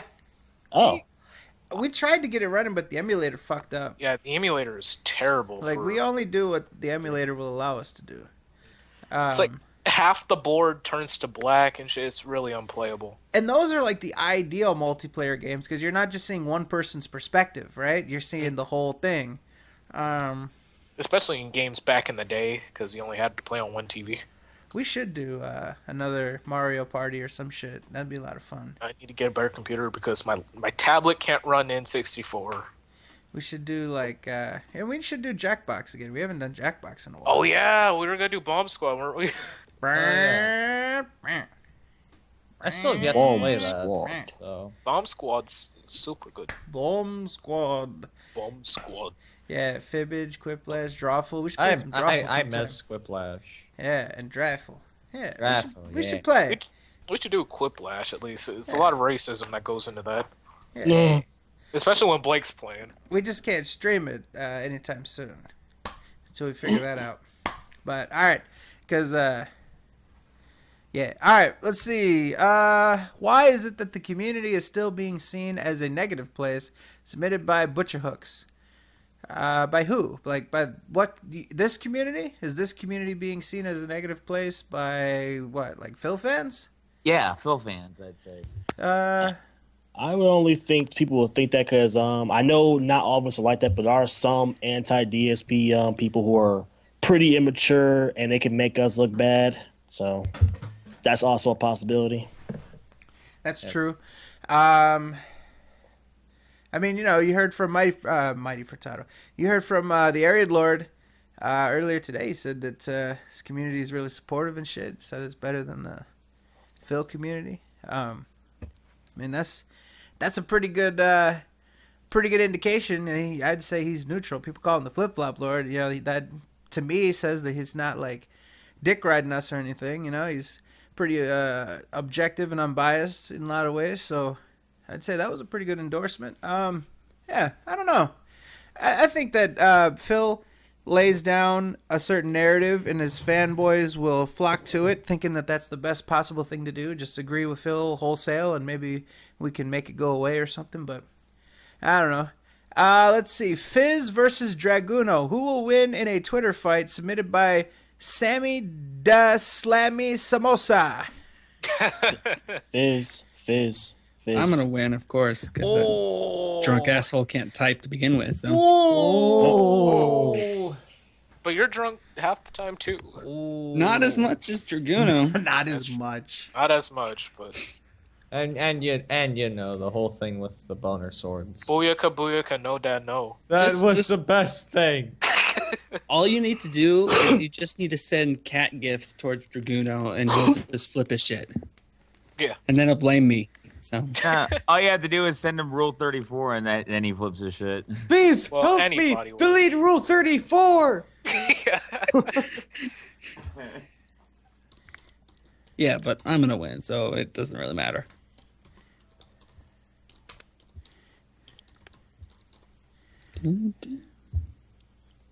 Make him suffer. All right. We've got, let's see, a couple last ones before we get out of here for tonight. Let's see. Let's see. Tila Tequila's recent tweets submitted by Average Broseph. I haven't kept up with this at all. I think it's something about this chick thinking that the Earth is flat. Her chest is flat. No, I'm just kidding. I don't know.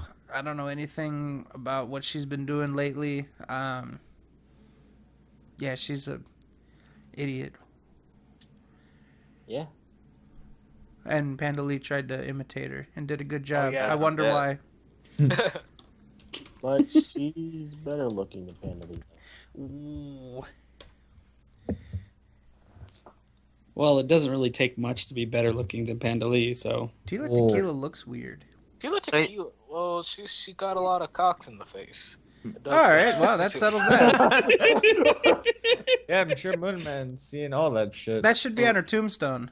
Tila Tequila got a lot of cocks in the face.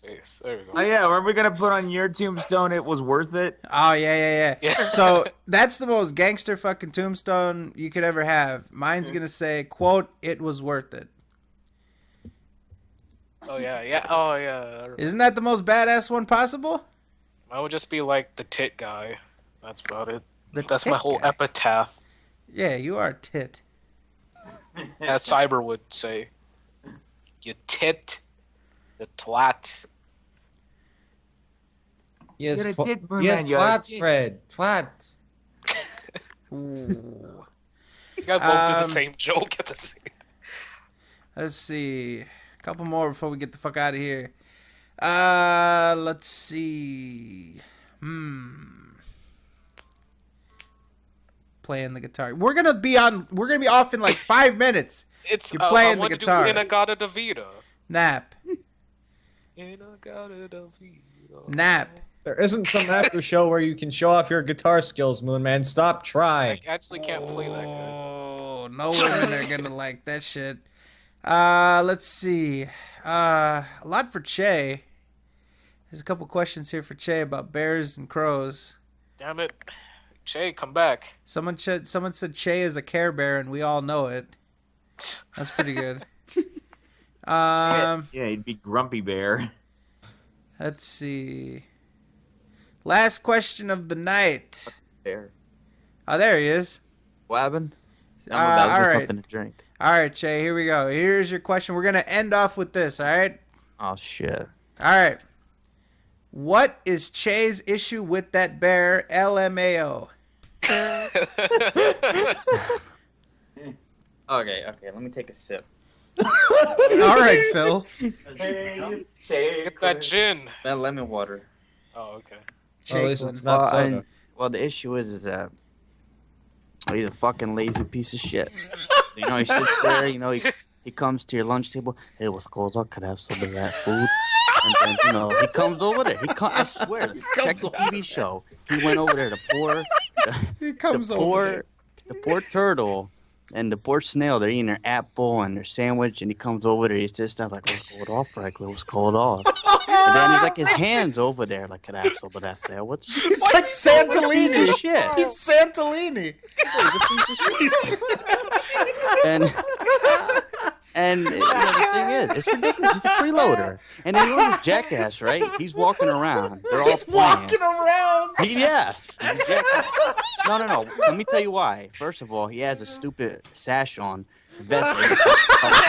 Aladdin and shit. And wearing a baseball cap? That's not bad. Fuck him. He doesn't have He's got a sash. Look, first of all, he looks like he's older than all of them. He's probably retarded and got held back 5 times. But my issue with the bear is that he comes over there and takes some of your food. He's walking around with a pot of honey. And he's not people Winnie the Pooh. Yeah, Winnie the Pooh. Yeah, and people ask him for it. He's like, nah, I can't give you any of this honey. What's up? Nah, that's my honey. What's up with that? Like, you just say, can I have some of that sandwich? Nah, but you can't get none of my honey. What's up with that? I'm tired of this fucking freeloading piece of shit wearing a blue sash and shit, walking around with a smile on his face. You're gonna tell him to get the fuck out of your fridge, Che? I'm starting to cry. Oh, yeah, because I asked him for something. And I can't let you have that, dude. Nah. He gives you that little smirk and shit. He's all smiling when he says it, too. Like, he'll intentionally walk around with the pot of honey. Like, dude, What are you talking about? You can't get to the honey. That's what he sounds like. He sounds like he's fucking all raspy and shit, trying to, like, his hands, his little fingers are crawling around trying to get to your fucking sandwich at the lunch table. Then he won't spread the love. Tired of that shit. It's propaganda. It's propaganda. And go back and listen to Franklin. I'm not making fun of him. That's what he sounds like. He literally said, "Nah, I can't share bahadi at all." That's exactly what he sounds like. But Che, the bear's real. The poor fucking snail couldn't eat his apple because this fucking jackass just has to eat everything. It is. It's propaganda, and I hate that fucking bear. Propaganda. He's a piece of shit. He ain't a good. And you know what? And you know what the worst thing was? He went over to Franklin's house. Hey, Baba Franklin, what you cooking? Like, what the hell's up with that? Like, was the hitting poor on her. woman. He was coming on to her. Yeah. Nah, he ain't hungry for that. He's trying to hungry eat for her some ass. food.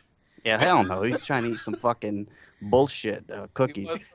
The woman lets her sleep over, and he's trying to eat up all the fucking food, and he won't share any of his shit. Like, this guy's literally walking around with chips and shit, and he's like pushing his arms away when people go near him, and he's scared that people are gonna take his food. Huh? When does he have chips? He has everything. This motherfucker's eating everything. What? And he never shares. He never shares. And if you check the animation, as soon as someone comes around him, he like pulls his arm back like he's about to Go check it. It was propaganda.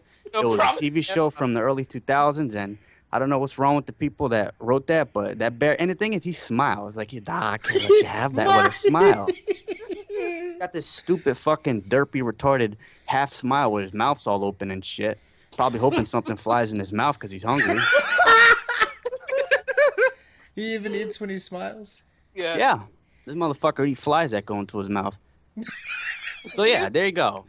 There you go, wearing a stupid sash like he's in the Middle East. He's in Aladdin and shit. I hate the sash. What sash? Waiting for a fucking genie to What grant him a sash? carpet. Hold on, I just need to find a picture of this ass. He doesn't Type have in a Franklin sash. Bear. He has a blue fucking vest. He does. My bad. He does. Oh, you keep calling it a sash like he's like a prom queen or some He shit. probably ate it. Yeah, he is a piece of shit. I'm looking at him. They just smile.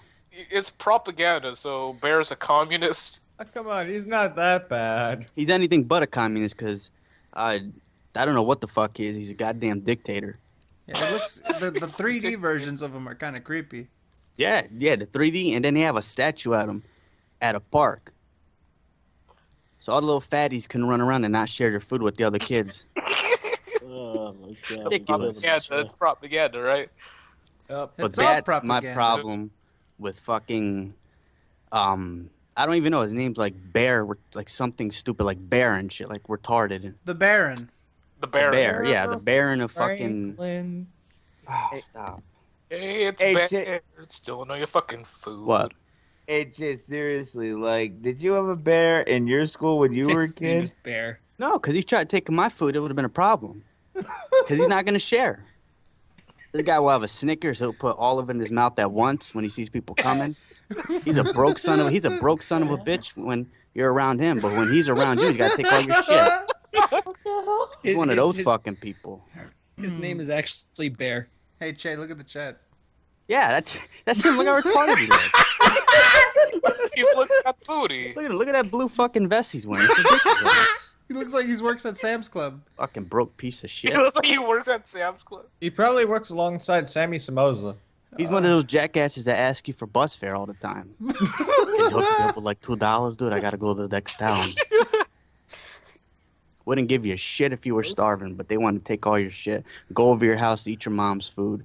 Fucking retarded. It sounds like you're describing a fucked up version of Yogi Bear. I hate all bears, like Little Bear, Yogi Bear.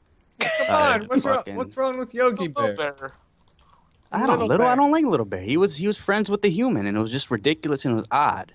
Come on, She looked what's like wrong with Little Bear? She looked like a fucking butch in the making too, and it was just weird.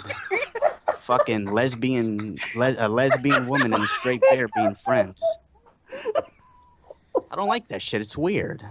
It doesn't make sense. Fucking do it. Perfect. I can't do it. So that's my issue with these fucking little bears that, unfortunately, they were subliminally fucking thrown into our heads in the early 2000s. To do what?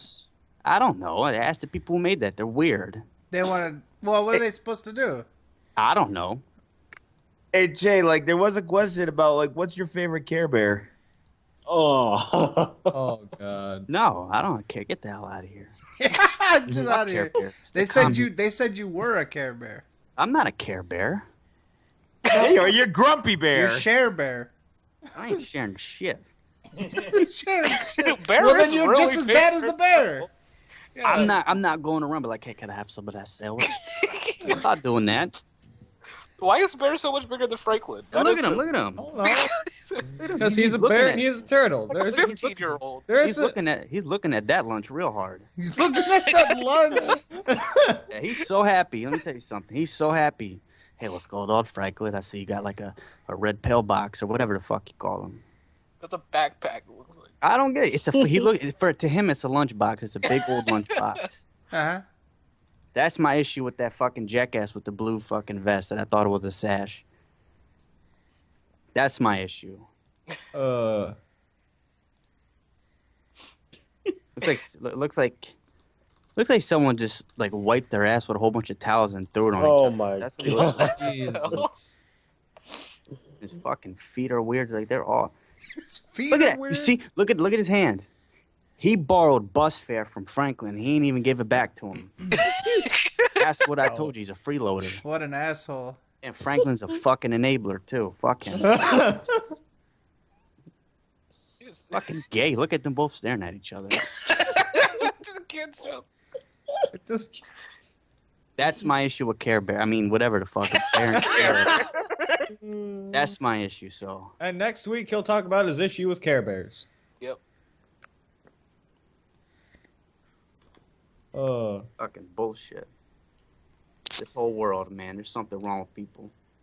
Oh, fucking hell. All right, there's Yes, one sir. more thing I gotta do. Give me just a second here. That Go was a ahead. great rant from Sunshine Oh. Bear. I don't even need to do my fucking crunch anymore, dude. That my stomach fucking hurts. I laughed so hard. Oh man. That was like 20 minutes of just straight laughing. That was the best thing I've Let heard me all tell you night. We could all fill a book up with all our rants, and let me tell you, that'd be gold. I think I would die laughing at all the shit that we say. Your rants are like the best, though, dude. Nah, Moon Man. Everyone's got some crazy shit. Everyone's got that one fucking topic that they can go off on forever, and it never gets old. That's what I Hey. love about it. Yeah, your rants are better than mine, even. Nah, Okay. I'm not gonna lie. You had me laughing my ass off that Assassin's Creed 2 rant when you were like running around, and then that guy was doing his job as the AI, and you're like, "Oh, fuck you for attacking me." That's you gotta scream. Well, yeah. Hold on. Oh hell nah. That's what it was like in GTA 2. How dare you be fucking cops? I'm gonna kill your ass. See, that's me, because he was trying to take my lunch. Old stank ass motherfucker can't take my bus money. See, that is true though. So there it is. There was ladies always and some gentlemen. fat kid in the class that always wanted your lunch. That's the face I gave him. Gave him the stink face. Oh, I see someone have brownies today. let me get half of that, yo. Let me get half. Get half. People laugh at that shit. Look at that lie. That means we gotta share. Y'all remember them fucking brownies with the little sprinkles on it that had like you could cut it in half? Oh, them fat people were loving that shit. Cause they try to make excuses. Let me get half of that, yo. So, ladies and gentlemen, There we go. that is another episode of the Sons of Kojima podcast, the SoKast for short, number 63. Let's get the fuck out of here. First of all, Mr. Fizz, the usuals. Dr. Fizz, Twitter, YouTube, and yeah. Mr. Kamasubu. I'm at Kamasubu on Twitter. My YouTube is also Kamasubu, but I don't use it as much as I should be. Mr. Torres. Oh, you can find me on Twitter at BadassRS100. You can go to my YouTube channel. I don't give a shit. Fizzy Fezfuck. Oh, for those that don't believe the soda's lies, you can follow me on Twitter at Soda. TTSBB1, and you can find my YouTube at Freddy Fastfuck, and you can find my Twitch at TTSBB1. Mr. Moon Main. The only thing I have to say is that the people watching on YouTube, you're going to be really confused at the past 20 minutes with none of the pictures. Mr. Che. Retrospective PC, if you want to know what I'm doing, just follow me on there. You can find me, Mr. Freddy Fazfuck. Nah, Mr. Fez, Mr. Fred Sr. You can find me on Twitter at TIHYDP, the acronym for This Is How You Do Photoshop Che onto Franklin's head when he's near the bear making stink face. You can also find me on YouTube. Just type in Fred Fucks into your handy dandy YouTube search bar. You'll find 2 channels, one of which is soon to be active. I wonder what's going on in that one. You can also find the other channel. Of course, there's a animated avatar on that one where I'll post different shit here and there. You know, when my other channel comes back to life, I might just use that for gameplays or such. But anyways, ladies and gentlemen, thank you very much for coming. We appreciate it. Thank you, Mr. TheAireaidLord, for much more of your time than we even deserve. Thank you very much for everyone who gives us much more of your time than we even deserve. Thank you to the people that are watching this on YouTube. We appreciate you as well.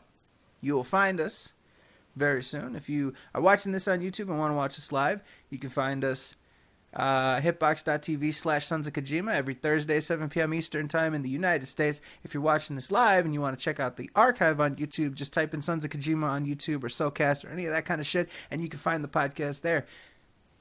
Thank you again. And thank you, Mr. Che, for streaming this. We appreciate it. all of the panel members, all of the viewer submitted topics. Thank you very much for that. We love them so much. We love you guys. Go fuck yourselves. Good night. See ya. See ya. God damn. I like that. God damn it, Torres. What the hell is that?